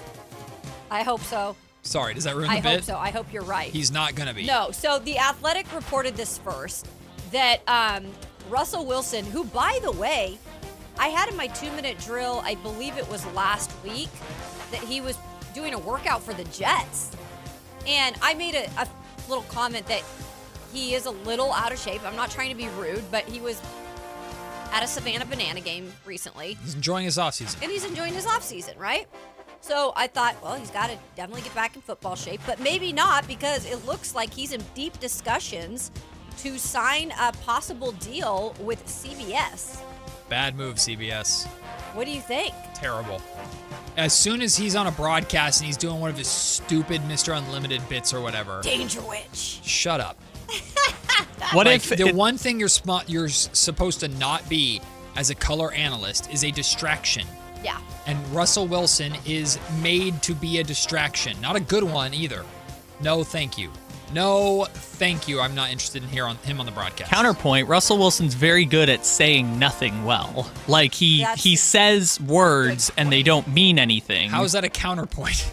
That's more fuel to the fire if he should not be doing the job. Yeah, well, but that's not to say he'll be a terrible broadcaster. He's just going to be a boring broadcaster.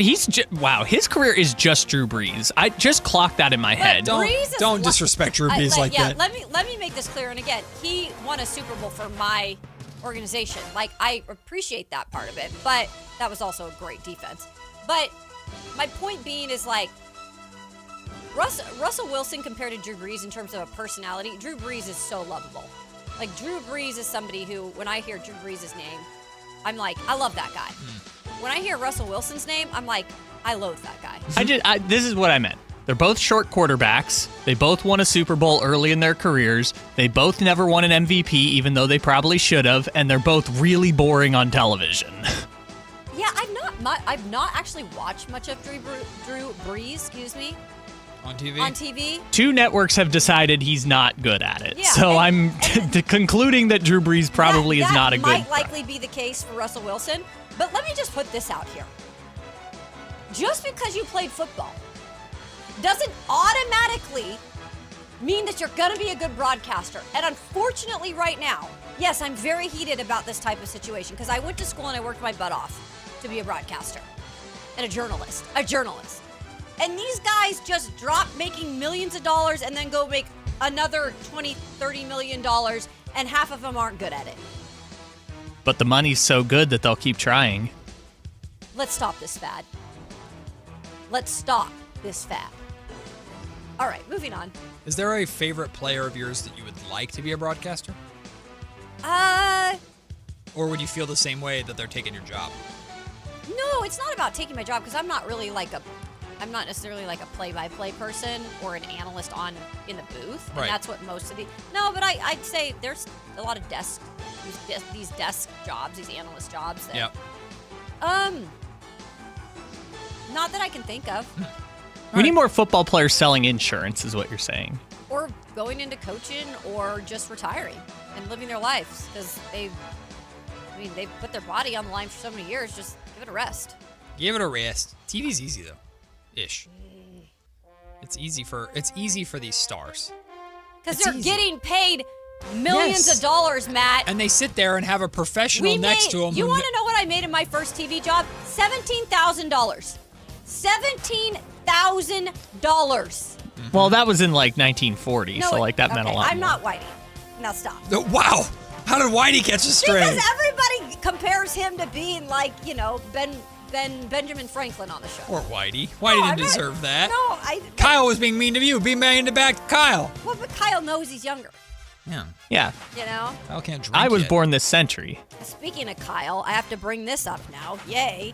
I have to give Kyle credit because Pat will be back. We're talking about Chiefs quarterback Patrick Mahomes. Who? Yeah, Patrick Mahomes. Andy Reid said this weekend that Patty Mahomes is on track to participate in the first OTAs. That's going to happen May 26th to the 28th for Kansas City. obviously he's rehabbing that ACL and LCL in the left knee. But what I love about his rehab process is when he's had injuries, he's worked with Julie Freiermeyer. She's been like the one person he's consistently done rehab with. And clearly, like, it works for him. And it looks like he's ahead of schedule. So you're always worried about any player coming back from injury, but especially the face of your franchise. So it looks like he's doing well and he'll be back. I'm glad he's back in time to be the second best quarterback in the AFC West. Woo! Yeah, shots Wow. fired. Welcome back, Patrick. Welcome to Fernando Mendoza's division. I was going to say, big fan of Justin Herbert over there. No. That ship has sailed. Okay, let's go with this one really quick because it just happened. Yes, we know him as Tyrod Taylor, but remember, guys, he did change it to Tyrod Taylor a while back. I don't remember So that. Tyrod the Cheesehead, it was just announced that quarterback Tyrod Taylor is signing with the Green Bay Packers to be their backup Yay. to Jordan Love. Actually makes a lot of sense. Stay in the league, baby. I like the backup signing right here. I like Tyrod. Jordan Love, it's a fit. If Jordan Love were happen to go down for a couple games, which he has in the past, it's a fit for me in Green Bay. So how many teams is this now? For what? I believe this is 8. This is his... Oh, for Tyrod? Yeah. Probably not as much as... 4, 5, 6, 7. This is his 8th team. Okay. And there's guys that have been in plenty more situations. 4 years in Baltimore, 3 in Buffalo, 2 with the Giants, 2 with the Chargers, 2 with the Jets, Houston, Cleveland, and now Green Bay. I think Josh Johnson has like the most under his belt in terms of teams. I mean, that's an insane list. His is like 16. Josh Johnson's? If you count like double ups, I think he's played for like 16 teams. But didn't Fitzpatrick Ryan? have a ton too? I think he got to 9. Okay. Hell yeah. Tyrod. But what's funny with Tyrod is that he was the guy who was the starter who got replaced by Josh Allen, Baker Mayfield, and Justin Herbert. Hell yeah. Right. Keep that seat warm, baby. Right. Hold it down. Get that paycheck. Good for Tyrod. We'll take the break. When we come back, Kyle Shanahan spoke with Rich Eisen last week. We listened to and reacted to half of what he said, but we still have to get his comments on how he breaks down prospects tape, which I know Niners fans weren't too big of fans of. And Kyle Shanahan talks about George Kittle and if he's going to be ready for the regular season or not. Plus, what some bitter college coaches, I added that part, are saying about Fernando Mendoza. We have all that to start the final hour of the show. It's Matt and Kayla on Sactown Sports. This is the story of the one. As a safety manager at a manufacturing plant, he does everything he can to keep his coworkers safe. From finding ways to reduce risks to keeping safety supplies in stock. And for that, he relies on Grainger. Grainger offers a broad range of quality products and next-day delivery, so he can always play it safe. Call 1-800-GRAINGER, click Grainger.com, or just stop by. Grainger, for the ones who get it done.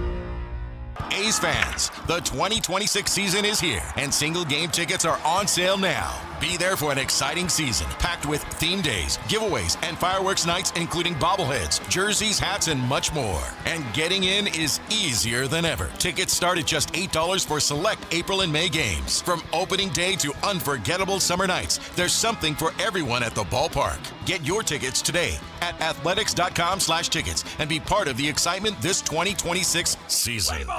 Is the volatility of the stock market driving you crazy? Is your retirement account sinking, yet you're getting older and you're starting to worry about, will I have enough for retirement? What about the money in the bank? These banks pay nothing these days. How do we get growth to get to retirement account? It's simple. Move into gold and silver. Want to know how to do it? Listen to my show, Striking Gold, with me, Kenny Michaels. Golf to Go is brought to you by the Hagen Oaks Golf Super Shop. Here's Frank LaRosa. With so many newsletters, blogs, podcasts, and such about the game of golf, I appreciate the listen here at Golf to Go. But here's one I look forward to in my inbox. It's called Power Fades and written by a fellow New Englander named Jim McCabe. He covered the game for the Boston Globe for 23 years, going on to cover the PGA Tour for Golfweek magazine, followed by a position with the PGA Tour as Senior Manager of Communications. Since 2021, he has self-published his digital golf newsletter called Power Fades. McCabe says he has a passion for playing golf that is surpassed only by his passion for writing about people who have a passion for playing golf. I open his newsletter with a smile on my face, knowing I'll encounter another's highs and sometimes lows as McCabe writes with great sentiment about regular people's regular lives and their place in the game. And his front 9 musings add humorous reflections to this tidy package. Visit powerfades.com now and thank me later. That's your Golf to Go. I'm Frank LaRosa. KHD1 Sacramento, KYMX HD3 Sacramento. From the Power Business Technology Toshiba Studios. This is Sactown Sports 1140. It's Matt George and Kayla Anderson on Sactown Sports 1140.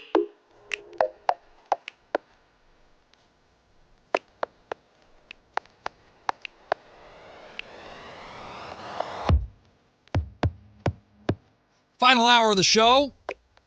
Getting back into some football. Last week, Kyle Shanahan was on the Rich Eisen Show. And we broke down a couple things last week that he had to say. He talked about the decisions of drafting Kaelon Black and talking about when to draft or like the targets that they had in mind and Stribling and when they went for him and why they went for him and playing the game. I thought his commentary and explanations of like playing the game of how reaching on a guy versus how far can we kick the can down the road before another team comes in and swoops. I thought his breakdown of that was really, really interesting and really, really fun.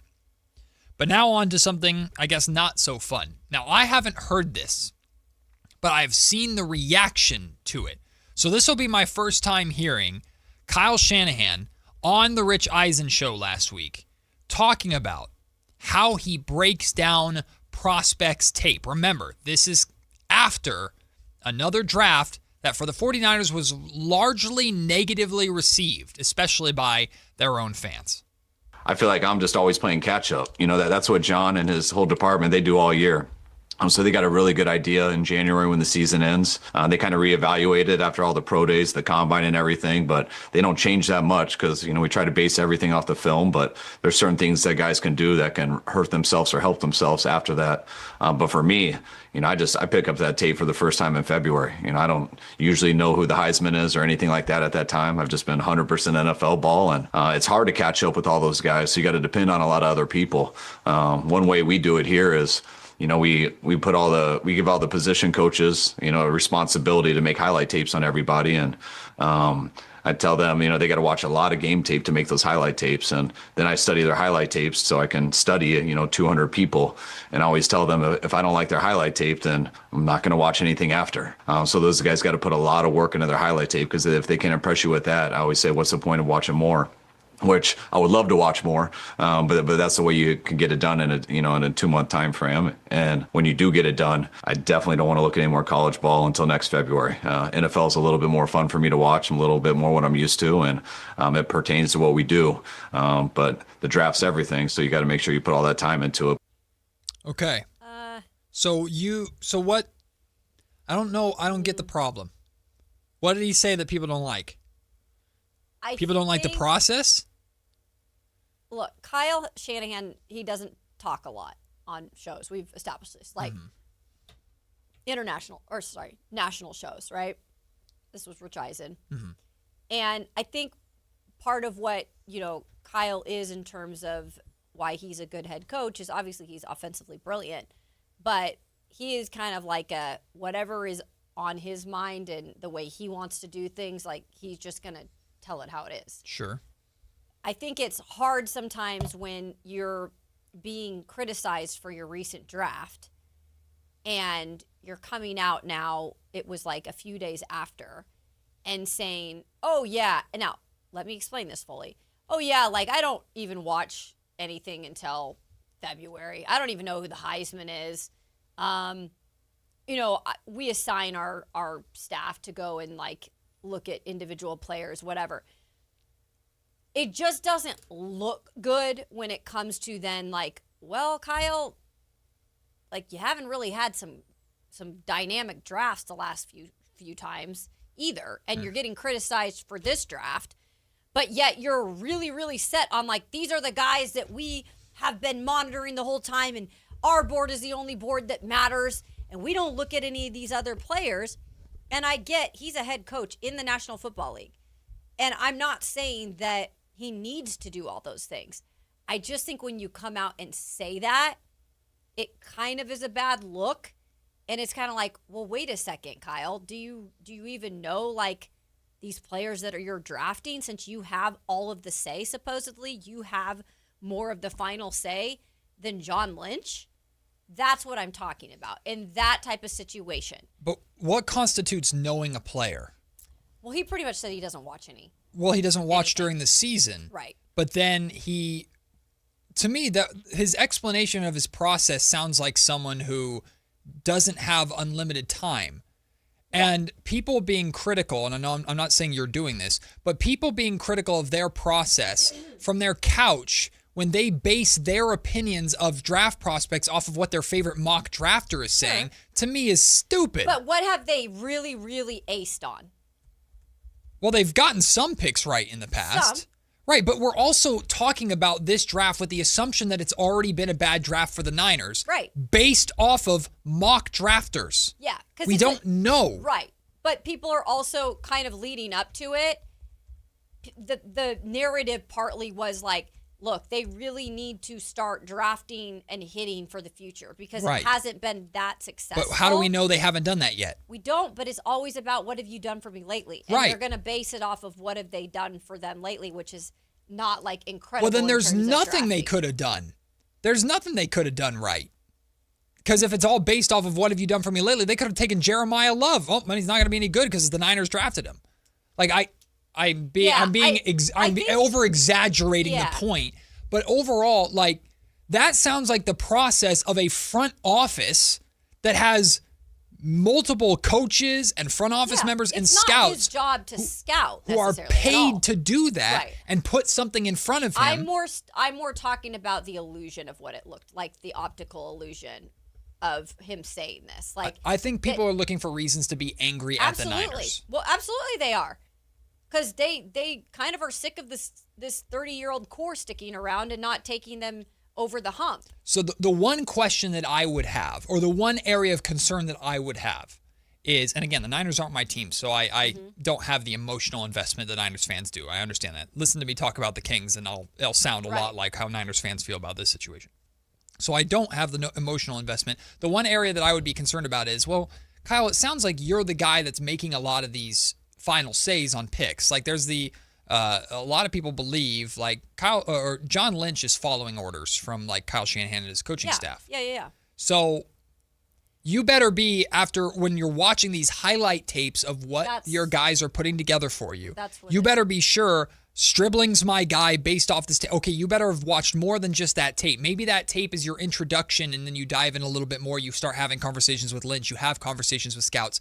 He doesn't need to lay all that out on the Rich Eisen show for me to believe that's what's happening. Mm-hmm. I don't think he watches a 10-minute YouTube video of a prospect and goes, yes, draft him just based off that 10-minute video. What he's saying is, if I look at that highlight video and I don't see what I like, then I'm not going to look at that anymore because I have another 200 players to look at. Yeah. That, to me, makes sense. I think more people, though, when they just see a clip like that, and we know how social media works, right? Yeah.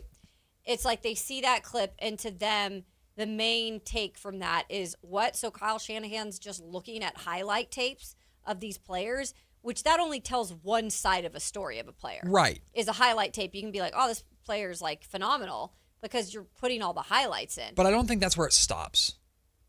What do you mean? What I mean, so like if you put together a 10-minute highlight tape for me. No, I get what you're saying. Okay. Completely. But that's what it looks like on the outside, because he's not explaining like, but after that, then I go in and I actually request more video from my scouts on some of the stuff that maybe Okay. I think it's just a basis, like when you take a clip from this is what social media is nowadays, right? Of course. Right? And there's already kind of some scrutiny on the organization right now. Mm-hmm. And again, Kyle is at the front of it because he's being, I guess, put as the guy that's actually having more of the final say. It looks like. I don't know that for a fact. It seems to be that way. But it seems we to don't be know that for way. sure. So it's like then when he's going and saying this, it just doesn't project exactly well if you're just skimming over it like a lot of people do. Yeah, because of the recent results. We don't do that. It's because of the recent results. Right. And so that's kind of the point I think I was taking from social media and what the responses were. Mm-hmm. Not saying they're right. I just think, and look, social media, we do this all the time. We all armchair GM. We all armchair quarterback. It's part of what makes sports fun. Mm-hmm. Certainly, we do it damn near for a living here as a radio show. It's part of what makes sports fun. What would I do in that situation? Mm-hmm. Here's what I think that they should do. I am the last person to start commenting on what the appropriate draft process of an NFL head coach who also has a family. I'm the last person to comment what they should be doing. So, in this situation, the results are ultimately what matters. And a lot of people are basing their criticisms on those past results. Yeah. Makes perfect sense to me. Mm-hmm. But people on social media going at Kyle Shanahan for his process because they believe he should lock himself in a room and only eat or only come out when he has to go to the bathroom or eat and just look at film all day, and that would make him a better drafter. I don't know, but that's not a healthy or realistic process because it's not all on one guy. Just because Kyle Shanahan might have the final say doesn't mean he's not heavily influenced by it. What I imagine happens is, I watched a 10-minute highlight video that my wide receivers coach put together of Stribling. Mm-hmm. Okay, now I'm going to go, I like him. Now I'm going to have a conversation with John Lynch about him. Sure. Now I'm going to have a conversation with the 3 scouts or whatever that went to his games and watched him. On the Rich Eisen show. Does he need to? Does he need to lay out? If he's going to say anything, if he doesn't want to get it misconstrued or have his fans coming at him for whatever, then I guess just present it in a way where it's. I think we're all adult enough to fill in the blank. So people are taking this tape. This is what I'm saying. People are taking this tape and thinking Kyle Shanahan watches a 10-minute video of somebody's highlights and then says submit the pick. That is what a lot of Come on, people. What are we doing here? A lot of people are like, well, he's just watching highlights. That's all you do. So that's I'm just saying what the people are saying. Then the people are come on. Because fans are frustrated, so they want a reason to be frustrated. Fans are frustrated about players that they know nothing about. They're frustrated because Mel Kiper didn't say draft him at that spot. They're frustrated because their CBS analyst didn't say. Who cares? Yep. But you watch highlight. Let me tell you something. All highlight tapes make everybody look great. That's the great part about highlight tapes. Right. Kyle Shanahan is asking for highlight tapes as an introduction to hundreds of prospects. If the highlight tape catches his attention, I guarantee you that is not enough for him to go submit the pick. No. Then, like he laid out in other quotes and other answers from this conversation, then you weigh out what does the rest of the league think of him? Where can we get him? What is his projected value? Yeah. Again, people. This isn't me saying I know, that's you're not. Okay, but I'm saying this is what realistically people are trying to find a reason to say this is why you're not good at drafting. Or this is why maybe you shouldn't have the final say. This is what the remarks are to that specific interview and some of that. I get it. Yeah. I think people are trying too hard to be upset at the Niners draft. Of course. They're trying guess what? too hard. It's got a lot of these guys have got a hit, especially when they traded down. For sure. And felt good enough to take them. So we'll revisit this at some point. But yeah, this is not how a coach evaluates prospects as they watch one highlight reel. No, they don't do that. But I'm wondering, are people thinking he's relying on all his other guys more than him actually looking into every prospect? John Lynch talked about using AI for the draft, and Kyle Shanahan just watches YouTube videos. We figured it out, ladies and gentlemen. That's how the Niners make draft picks. Well, one thing that all Niners fans can universally enjoy is George Kittle. And Kyle Shanahan provided an update on George Kittle and if he'll be ready for the season. I know there's a chance to. I know he's working his butt off to do it. I don't want to say he's on track, but I think that's what he's shooting for. And I don't put anything past Kittle. He works as hard as anyone. This is my 10th year. It's his 10th year. It's really cool, having a few guys that have been here the whole 10 years, guys like him, Juice. There's not many of them. But they've been some of our best players here, some of our best people, guys I'll be close with the rest of my life. And I just keep telling Kittle, I mean, Jason Tatum got hurt in the playoffs, and he's looking pretty damn good right now with his Achilles. So, like, let's try to do something like that. And I know Kittle will. Kittle's too impressive of a talent and too impressive of a person. So, can't wait to get him back. I hope George Kittle's back, man. He'll be back. The lifeblood of that team.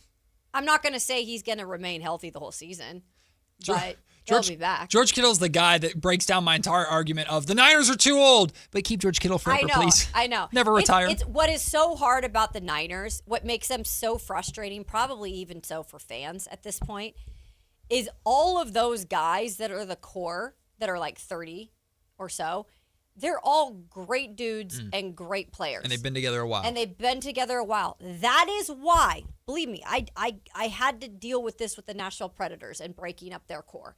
And they didn't do it for 3 years, and then they completely got obliterated, and they've been trying to work back ever since. The hardest goodbyes. The hardest part is to split up that core. Yeah. And especially when you're attached as a fan. This is it, man. This is the last dance. Right? Right. Even if they win 30 for 30. Even if they win a Super Bowl, like, this is it. Yeah. Not all of them. It's not like they're going to all be gone. Not every single one. But this team as it is. It's going to start to break. Like, Mike Evans is hopefully like the last minute addition, and they finally get it done and they get to ride off into the sunset. What would the 30 for 30 title be this year if they were able to either get it done or not? Would it be like, if they don't get it done, rotten to the core? Oh, God. Jeez. That was your Seahawks fan that came out. And if they get it done, like... What about the old prospectors? Okay. Because they mine? Oh, yeah. I like that. Not minors? I like that. Not so minor? Yeah. Not so minor? Now we're thinking. Nuclear meltdown? Oh, gosh. Because of the substation. I like that. Was disproven. It's a whole, what did Lynch say? Nothing burger. Yeah, a nothing burger. I need a T-shirt.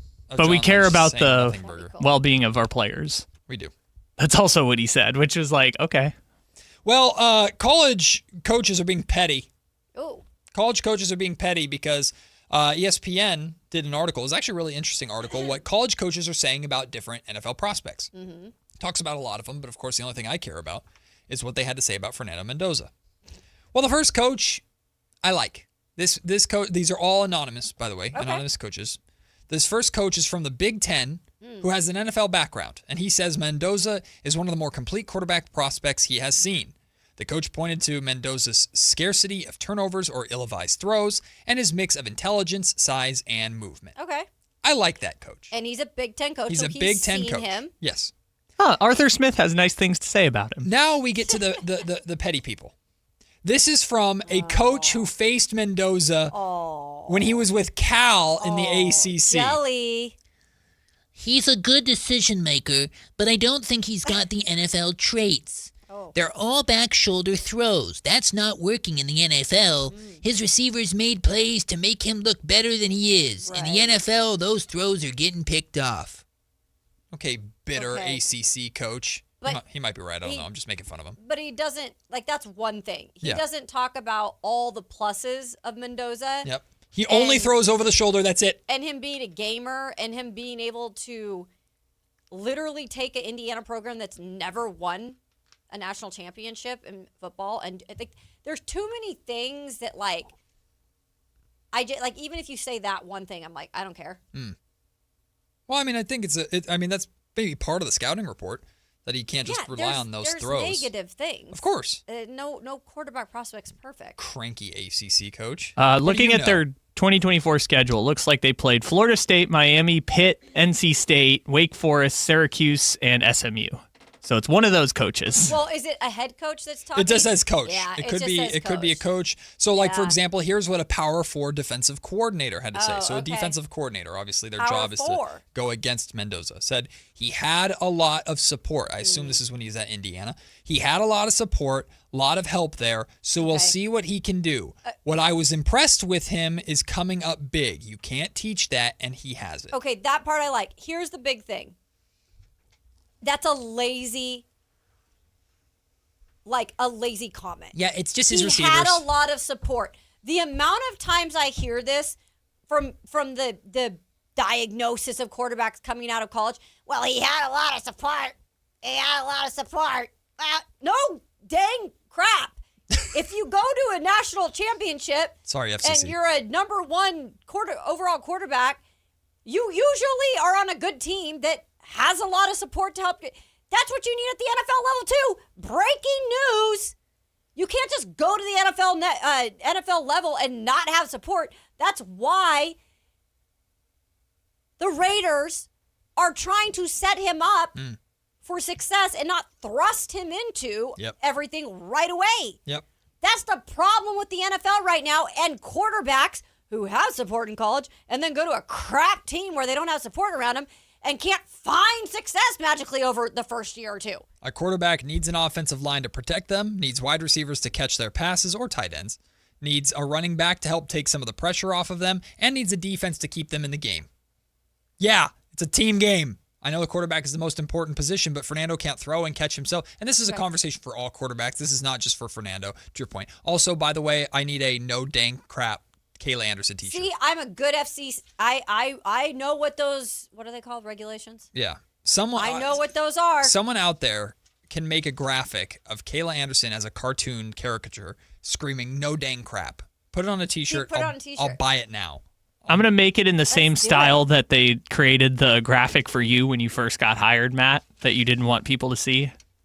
Wait, what was that? The one that Chris Watkins made with one particular that was word. Funny. Yeah, it's so funny. That was funny. So funny. Can I say I didn't get to one of my 2-minute drills Please. that have to do with Fernando? Please, go for it. So I do want to give you an update since we're on the note of Fernando Mendoza. Now, I do think this is an interesting point to bring in here in terms of the transition from college football and what he was doing at the quarterback position to the Raiders and what's expected. So Fernando Mendoza, they've had minicamp this past weekend, and he obviously is soaking in a ton of information. For any rookie, it's a lot, but for a quarterback, it's like next level, right? So the biggest thing that is being taken out of minicamp this week is taking snaps under center. And it's been said that he took about 25 to 50 snaps under center with every offensive lineman. And the reason being is obviously in Kubiak's system, he will be under center. Yeah. And he was not under center in his college career. At Cal in Indiana, he was out of shotgun formation. So that in its own right is a little bit of a challenge. He said the biggest thing with that is the footwork part of it. What I love about Fernando Mendoza that makes me just like not worry as much about that is because he's going to work until he is able to do that. He's just like, he is such a smart quarterback. Right. And physically, I know that like footwork is different from the physical part, but it's also a mental part too. Yeah. So I do feel like just with continuing those reps and getting used to it, it's going to take time. That's why we said they have Kirk Cousins there. Right. But that is one challenge for him that he is going to have to adapt to. Well, this is why impatient idiots like me don't actually run football teams, because like me screaming start in week 1 just because I'm impatient and want to see him. This is why he's going to take, like in theory, let's say he starts week 7. That means he's starting in, what would that be, like October? Late October? Right. Yeah. Okay, it's May. Yeah. You have 5, 6, 7 months to work on this. And he could be there ahead of time. Right. And he's going to work with Kirk Cousins, who spent a lot of his career under center. Right. Right. He's going to work with Tom freaking Brady. Right. Like, they're getting the work done. You're right. It is a challenge, and it's something to pay attention to, something that's going to be different for him. But this is why you take the time. It's not just getting comfortable with the NFL game. It's getting comfortable with the scheme, the playbook, the coach, offensive coordinator. Did you hear all that? this stuff? I just burped. Did you? I tried to hide it. No, well, I you usually could try have to gotten it mute past. myself, but one time you did it, and I was laughing so hard. I burped? Yeah. It happens. Hey, we're real life people, guys. We're snacking in here. We'll take the break. When we come back, our MLB mini-series update, I don't even want to hear this. Ladies and gentlemen, I don't even want to deal with this. It's coming home. I'm That's all I can forfeiting. say. Plus, previewing tonight's 2 NBA games. 2 good guys in action tonight. You know who I'm talking about. It's Matt and Kayla on Sactown Sports. As the offseason rolls on, the 49ers and Brandon Ayuk remain in a stalemate. Will San Francisco find a trade partner willing to take on his hefty contract? Or will John Lynch and Kyle Shanahan be forced to cut their losses and move on? Read the latest buzz from Santa Clara and around the league at SactownSports.com. Your local sports leader, Sactown Sports 1140. Contractors, remodelers, you now have a great supplier to assist you with your next project. Anova Cabinet and Stone in Sacramento. They are Northern California's best kitchen and bathroom remodeling supply store. Anova has the latest cabinet styles, a great selection of countertops, flooring, bathroom fixtures, and more.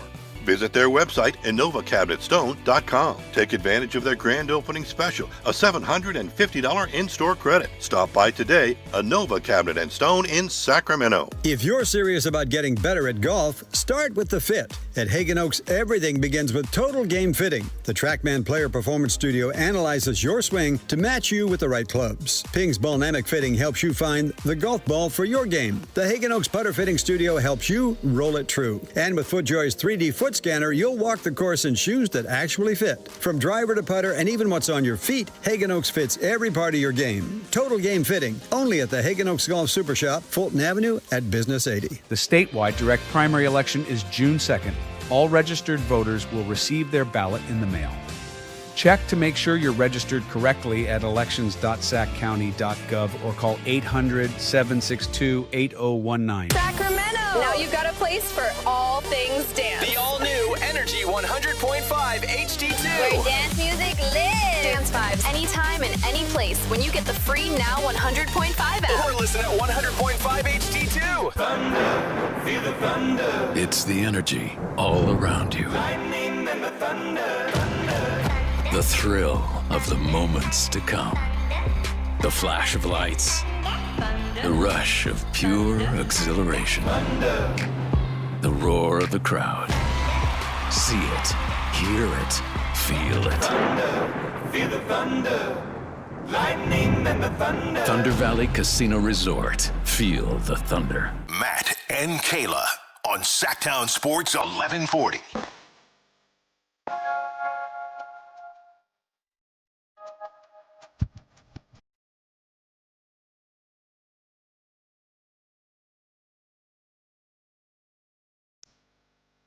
They say good things come in threes.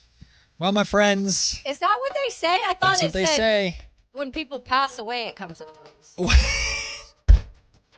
That one also is true. Sorry. Doesn't work for the. I ruined your vocal. Doesn't work for the whole. Well, somebody killed it this week in the miniseries. Yeah, right. You're just so excited and braggadocious about your freaking win again. What's bragging about the truth? That you cheated because you picked on a Saturday? No, I did not cheat. You Asterisk. No, fine. Put an asterisk all you want. You can hate all you want. asterisks. You're looking at the first ever 3-time champ. Kyle, but you've won it multiple times, right? I don't believe so, but yeah. He didn't win it multiple times. Somebody else. Yeah, I think Anthony and Ramsey get that win, but I've won it twice. Okay. So let's not. So the only then multi-time winner. Okay. Who wins all of the Jeopardy games? We played it one time. No, we played it one time. Your ass in Family Feud. Are you serious? Yeah, Miss, you shower once a week?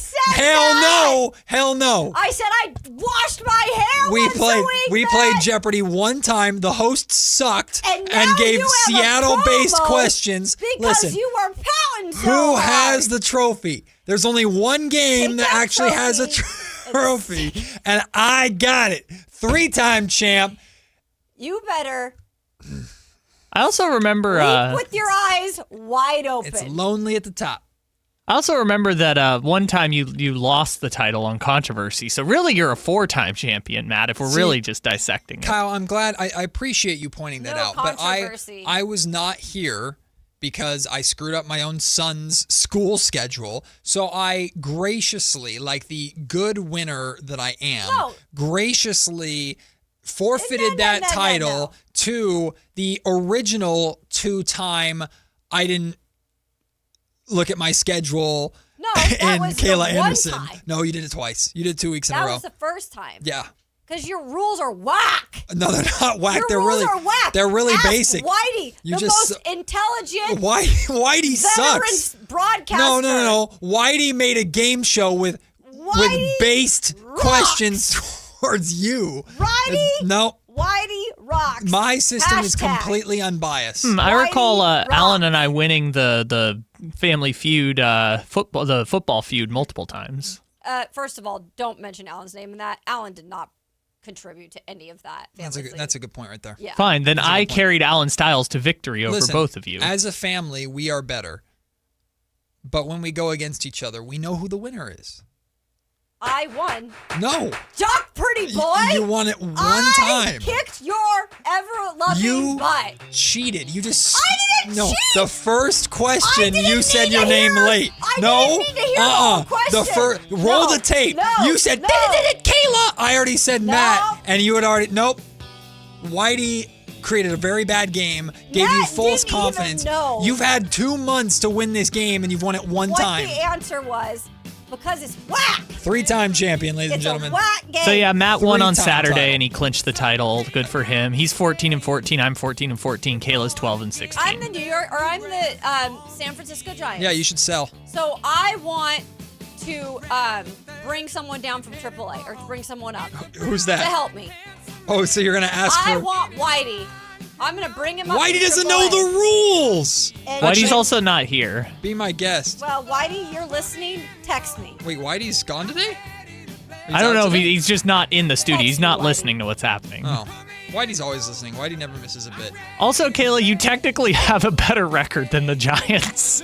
You do. Good. At least I can say that. Well, the only 3-time champ gets to pick last. Fitting, third. Oh well, I'm not ready. So. Well, Kayla, you get to Sorry. pick first because you were. want the Los Angeles Dodgers. About time. God. I thought you were going to pick the Red Sox I again. was waiting for her to go like Red Sox or something I stupid. won that. Yeah, that was a That one. wasn't stupid. That was the one Well, it game was you your won. only win. Good. You went I 1 did and it right. 4. No, you didn't. I did. You did 'cause quite, I picked him. quite literally the opposite. I will say it was a great pick. Great value pick, Kayla. Thank you very much. You no, not value pick. You went Hey, number Matt, 1 overall. Zip it. 3-time champ. Zip it, Matt. All right, Kyle, who is your first pick this week? My first pick, I will take the Chicago Cubs. Cubs. Okay. And with my first pick, Maybe I should take the Red Sox. I hope you literally get smashed this week. I hope literally you come in here with egg all over your face, and then you have to lick it off. oh, Raw egg. ew. I'll go with the Braves. Ooh, against the Mariners, too. Yeah, because I know they're gonna win. Kayla, What a pathetic piece of... your next pick? You better be having that button ready. No, you already Which said button? dang crap. That's not a bad I word. know you've already avoided it. You're doing good. I said the words are about to flow. All right, Kayla, your second pick. Um, Make sure you're looking at every day. I am. You did it last week. I know. Don't be giving me advice. I'm being when helpful. You did it last week. I'm being I haven't helpful. done it in 2 weeks. I'm being helpful. I'm going with the Yankees. Shocker. Wow, Kayla's actually picking like she wants to win. Yankees and Dodgers. Oh God. Kyle? Well, since I make sure that I always pick on Thursdays, I'm going to lock in my Thursday pick this week and take the Marlins. Pittsburgh Pirates. I already started writing Marlins. Usually when Did you you do really? when he does a dissertation, he usually starts talking about the Marlins. Let's see. I will take This song has been ruined for me also. the Padres. Why? It's associated with losing? No, because it associates with this whack game. That you lose a lot. Anyway, your third More than pick. anyone else. Yeah. Just wait, you guys. I'm like Tony Vitello. I'm mounting a comeback here. You might be fired after 1 year. Ah. Too beautiful. Might be trading people by the All-Star break. That's posy. All right, who's your third pick, Kayla? Might I recommend the? I ain't listening to Ish. I think you should strongly I consider think you should shut your mouth. the New York Mets. You should shut your mouth. Wow, what a crazy sentence. You should the way- strongly consider the New York Mets. By the way, Scooball It's hurt. is So hurt. take the Tigers. No. I'm going to take the Rays. That's right. I'm taking the Rays. All right, Kyle. Okay, now I'm going to take the Marlins.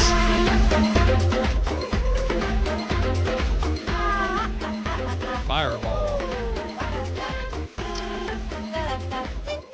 I will go. Let's see here. I'll take my A's. They're taking on the lowly Phillies. I'll take the A's. All right. 4th pick for Kayla. You have the Dodgers, Yankees, and Rays. Yep. Okay, I'm gonna go with ooh, this is a bad one at the bottom. Give me the Guardians. I'm gonna go with the early game on Thursday. I gotta remind myself of that. Guardians early game on Thursday. Okie dokie. Myself of that. Kyle? I can't remember. I don't think I took this team last week. The Blue Jays? Nope, you didn't. Kyle's got the Blue Jays. I will go for my 4th team, my second to last team. I'll go with the Cardinals. Okay. We're on a roll right now. And then your last pick, Kayla. Yeah, so no one took the Phillies, right? Correct. Surprising enough, I'm gonna take them on that. I'm mapping this out here. They're playing the Rockies on that Friday. Smart. I'm gonna take the Look at her. Kyle, look at her. She's looking ahead. This is what I always do. I mean, she hasn't picked a team on a Saturday in 2 weeks, Matt. That's a good point. Right. That's a good point. I've never done that. No. You know what, Kayla? In honor of you and your soon-to-be winning week. No, not them, Matt. God, no. I already typed Mariners. Not picking the Mariners. Absolutely not. I'm going to go with the Boston Red Sox. Oh, see? There we go. It's a value pick. That's the spirit. All right, well, while you guys are stinking it up, I will take, lastly, I will take the Reds because they've been playing well. All right, so my 5 teams, the Braves, Padres, A's, Cardinals, and Reds. Kayla's teams, the Dodgers, Yankees, Rays, Guardians, and Phillies. And Kyle's got the Cubs, Pirates, Marlins, Blue Jays, and Red Sox. So, who are our teams that we are nominating to play on this beautiful May the 4th Monday? I've got the Cubs. Okay, Kyle's going to take the Cubs over the Reds. May the force be with the Dodgers over the Astros today. Oh, I hope they start banging those trash cans again. Dodgers versus Astros. And you know what? I'm going to go... Take the Reds against the Cubs, you coward. Nope. Just do it. Nope. The Giants are absolutely stinky. I'm taking the Padres over the Giants. Padres lost 4 in a row. Yeah, they're going to get right against the Giants. Easy peasy.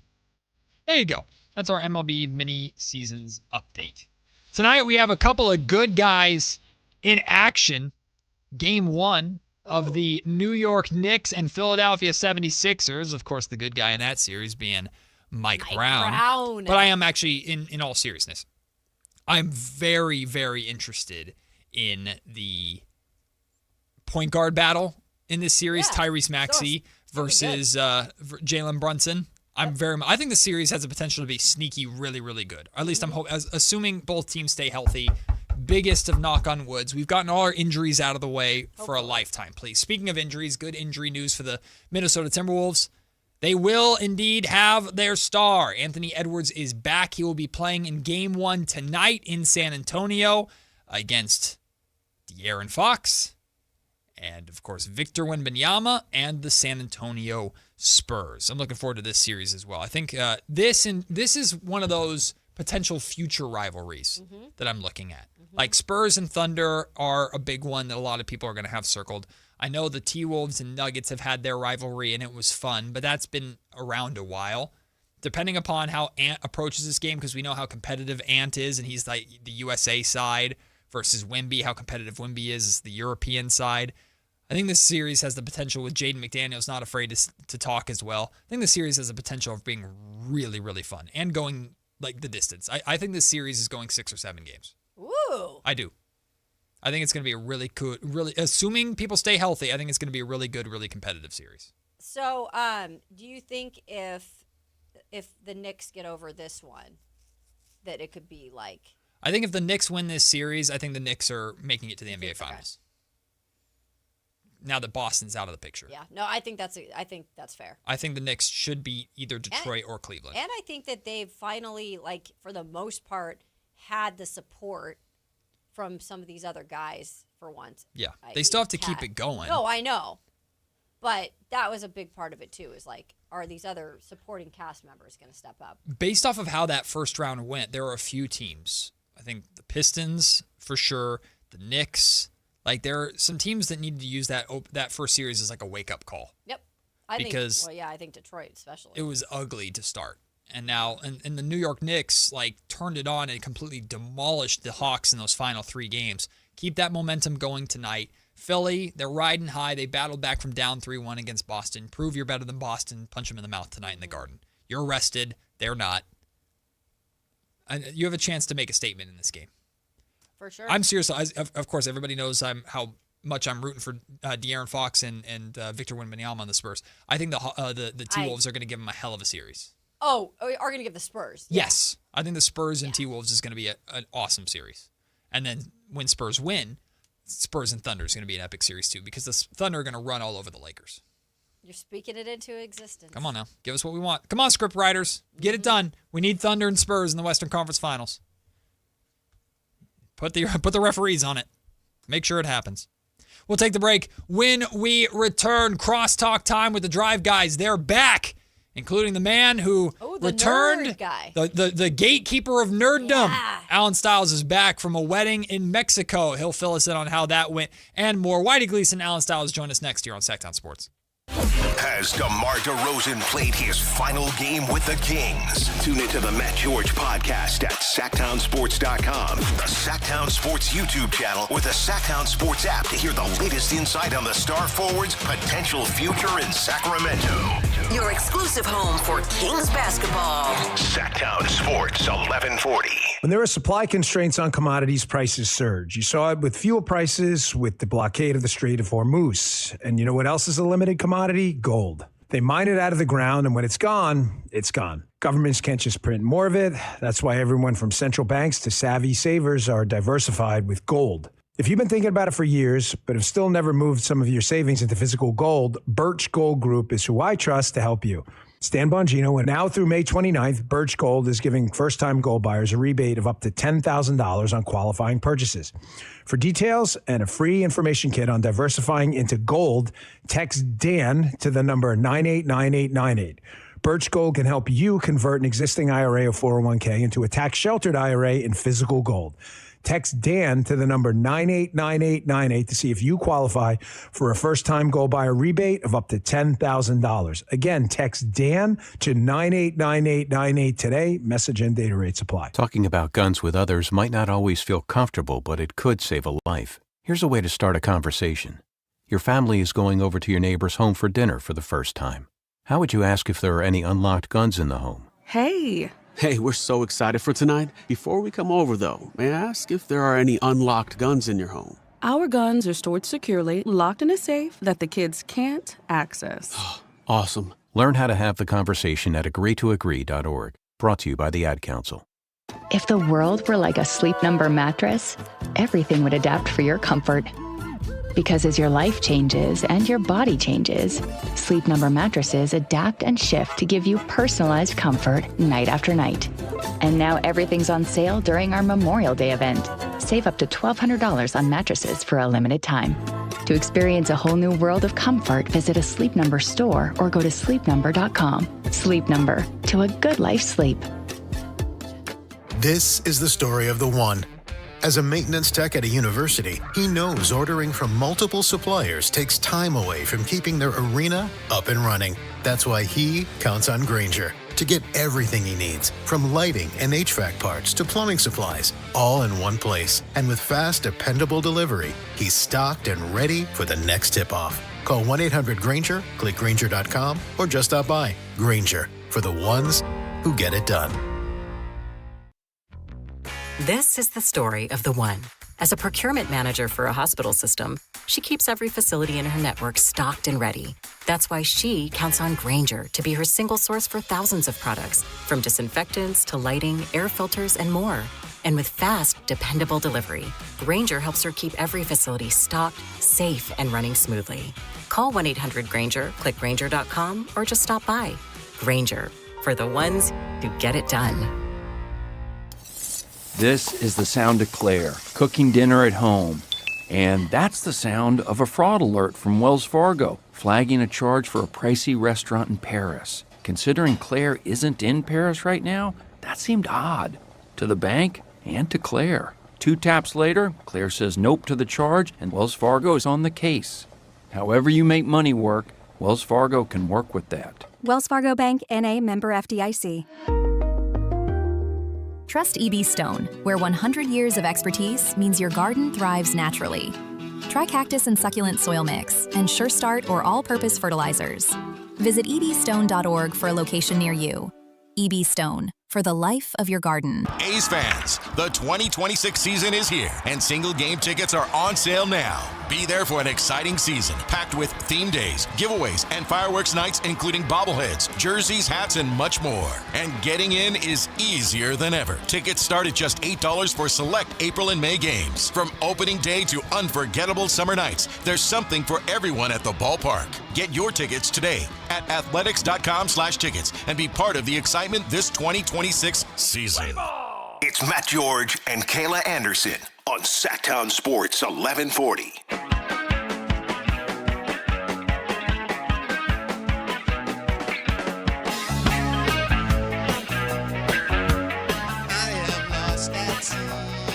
Whitey goes, so what's up with your lip filler? Some person on the YouTube chat, you know our YouTube chat can get interesting. And randomly today, we've been battling all day with YouTube. Oh, no. And it's okay. They're in a great game. mood on the Monday. But like one person randomly then was like, Kayla, you need more lip filler. First of all, I don't have it, but thanks. I don't need it either. So thanks. Man, what the heck is going on? Yeah, I said, that's just being, Someone's got a case of the Mondays. I'm offended they didn't ask me or tell me. I know. What's Matt, wrong with mine? You need some Is this filler. because of your Thanks, Keegan Murray stuff? What sparked this? I don't even know. We so. have no idea. Okay. No. Well, everyone needs to relax, chill I out. was putting on my lip. I'm lip glad gloss. you're here because today's an important day for you. For me? Yes. It's does that qualify him as a nerd? Yeah, the nerd. As the gatekeeper of nerddom is May the 4th. It's to pop culture, right? That's if you like Star Wars, you're not actually a nerd, right? That's too pop. It's like Harry Potter. I agree. Well, you can be, but don't tell me you like the first 3 or 6. Real nerds start at the episodes. Right. You start talking about, I love Return of the Jedi. That's not enough for me. That's not enough. What if you wear a dark side? You qualify. You definitely qualify. Shirts. Yes, because I've never seen anything quite like that. Wait, are you a nerd? No, because I would respect real nerds by not saying I have some nerd qualities. So who anointed you as nerder. the gatekeeper of the nerds? Nobody. Self-anointed. Yeah, because and it's me sticking up for real nerds. Because people do this thing where, it's cool now. There's a new anime show, and now everyone's like, well, I'm a nerd. No, you're not. I know real nerds, and I think real nerds want to be respected. Where am I at? I think you're a real nerd. Thanks. I think you are. Thanks for representing me. Is he the one that then has told you kind of to do this whole bit here? No, not at all. I just find that there's just certain things. He did this on our show last week. I know. No. When I watch, for example, and this one annoys me because I'll watch The Bachelor, right? And they're all, or The Bachelorette, and they're all looking for something to, we have something in common, right? And they'll find the dumbest stuff. Sure. And they'll like use it to say, oh, we have so much in common. So they'll say, oh my gosh, I love Harry Potter. And then Kayla's on Bachelorette and says, I love Harry Potter too. Oh my gosh, like Harry Potter. We're both nerds. No, this is one of the most watched, read books in history. You're not both nerds. Okay. You just like something that's terribly popular. So that's where it all started for me. And then it's, we're just nerds together. No, you're not. You're not. Are you watching the prequel? Are you reading all the other, like Shangoon? Do you have an outfit that you wear or Shangoon's a whole house? A nerd, yeah. Well, he's got a whole room dedicated. Harry Potter room. Yeah, like that's real. Now a lot of people can't afford that, but that's real. It's not. It started watching dating shows where they would find the silliest little thing. I watch a lot of those shows too, but I don't ever remember really that being. Oh, it really grinds my gears. But I'm still in. Also, you're a champion of the downtrodden. That's right. People who like ciders, cat people, nerds. That's right. That's who I've been. That's who I'll continue to be. So 2 out of the 3 things, Alan represents me because I am a cat person and a nerd, but I don't know how I feel about that. See? Because he's defending me, and I don't know if I want that. I mean, it's, everybody's got a cross to bear, and mine is just making sure that the underdogs feel appreciated. Are you the official nerd agent now? Because we do know that you I can are be. an agent. Yes, I can be. I can be. And, I went straight to Matt when I saw the new Lord of the Rings trailer because I knew Matt would appreciate that. I mean, he's got the tattoo. Like, this is real. We're not playing games, people. We're not playing games. New tattoo coming, by the way. Don't come to me. Don't come to me with your Dragon Ball Zs and your Pokemons. That's level 1 stuff. Right. That's just scratching the surface. Oh, I like Bulbasaur and Charmander. We all do. But it is true he's not a real nerd because a few weeks ago he said, this is where in commercial break. Whitey, the new Avengers trailer's here. Doomsday. And he said, come here. So I go over there, and it had like Better Call Saul in it, and it didn't have any of the superheroes. It was some bogus trailer. What? It didn't have anything to do with I got caught. You got I got caught slipping. And I had it saved for like the last 2 segments, waiting for a long one to watch. I did on the plane yesterday, fired up 2 movies, watched the last Wicked for good. How long is the flight? I watched that too. It was a little over 5. Or a little under 5, actually. Yeah, that's so I watched Wicked, so that fried over 2 hours. Oh, yeah. So I finished that. I didn't know. I'm not going to, Did you watch the second one you said? That's what I already seen the first one. Yeah. I didn't know a lot of the backstory on Wicked, so that was pretty crazy. Or Wizard of Oz, I should say. Mm-hmm. Then I watched Begonia with Emma Stone. It won all the awards where was that weird one? Yeah, they think she's an alien. Yeah, with the guy that looks like Logan Webb. Oh. Are you talking about Landry from Friday Night Lights? Jesse Landry. Plemons. Yeah. I love Landry from Friday Night So Lights. I have about 20-ish minutes left, but I understand why it won some awards. So fried some new movies. And I don't know if Wicked, I don't think that's a nerd thing. I don't think Wicked. I think it can like be. Theater nerd? No, I think it can be. Different If nerds. Well, because there's theater nerds. Yes. Then there's like sci-fi. There's like D&D theater nerds. Yes. That is a nerd thing. It can be. Like I've seen it, but I don't consider myself a Wicked nerd because I like musicals and.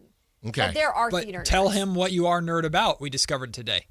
Well, your there's childhood. a couple different things. No, from but in the- particular, yes. I was a crazy Ninja Turtle fan. Okay. Like, to the point where I had action figures. Mm-hmm. I have seen all the movies. Right. I've watched the cartoons. Who's your favorite? Well, Donatello. Okay. Duh. Yeah. Who's the reporter? April O'Neil. Yeah, that's right. Yeah. Yeah. I thought Raphael's the one who's always angry and smashing stuff. That is him. That is Yeah. Raphael. And that's not your The favorite? nerd is technically, I think, Leonardo. Yeah, well, he's a leader. Right. Right. I would consider him the leader. Right. No, Donatello's the nerd. Donatello's the nerd. He Yeah, does yeah. all the Leonardo, he's the main guy, and then Michelangelo's the goofball. He's the partier. Yeah, let me get some pizza. Yeah, pizza. Yeah, But, but like- I don't know if that's nerdy though, or Really? if it's just I don't know know. if Power Rangers is nerdy. These are just It shows. is if you're a kid watching it, that's not nerdy. If you're a kid, 37 yeah. and you're like, Power Rangers, then Right. Well, I don't That's sound. right. I don't Then we sound gotta like sit that. down. That's Like- a little weird though. That I don't know if we can put that in nerd. Like if you like Power Rangers growing up, that's a little crazy. In what way? Power Rangers is like a child's Like you show. dress up in the unis. I'm getting confused now. If I like Barney as an adult, that doesn't make me a nerd. Now That who makes is me a weirdo. Now who claims to be the keeper of nerddom? No, I have a pedestal to stand on. I feel like we're getting closer to Disney adults now. How so?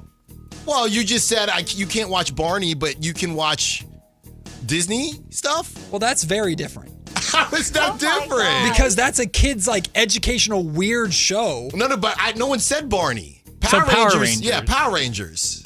You think Power Rangers and Disney is in the same book? They're not. I'm saying if one is not. Disney makes adult-ish movies too. But I don't know. Adult films? No, well, you can find those, I'm sure. Okay. Well, good to be back. Indiana Jones, Pirates of the Caribbean. Those are not kids' movies. I don't know why you're going. I don't know what you're going to see, right? And both those, and Pirates of the Caribbean is kind of a kid's movie. It's pretty scary for kiddos, but I love them. I don't know, man. Hey. Power Rangers isn't scary. Power Rangers. It can be. Some kids weren't even allowed to watch Power Rangers growing up.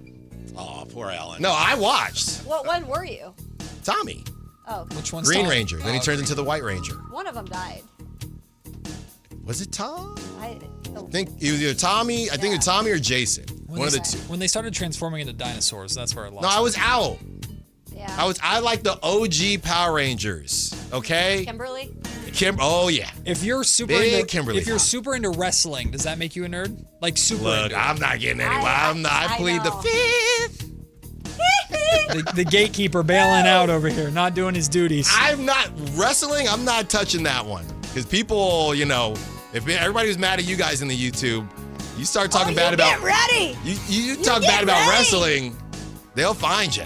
Whitey Gleason and Alan Stiles are back and ready to go on this Monday. They'll take over for the next 4 hours. Kayla and I am back tomorrow at 10. Kayla is going to be. I'm going to be speaking. Out. I'm an MC tomorrow, baby. She's MC Kayla. MCKA. Wow. Out in the community. Well. The Drive Guys coming up next here on Sactown Sports. Peace.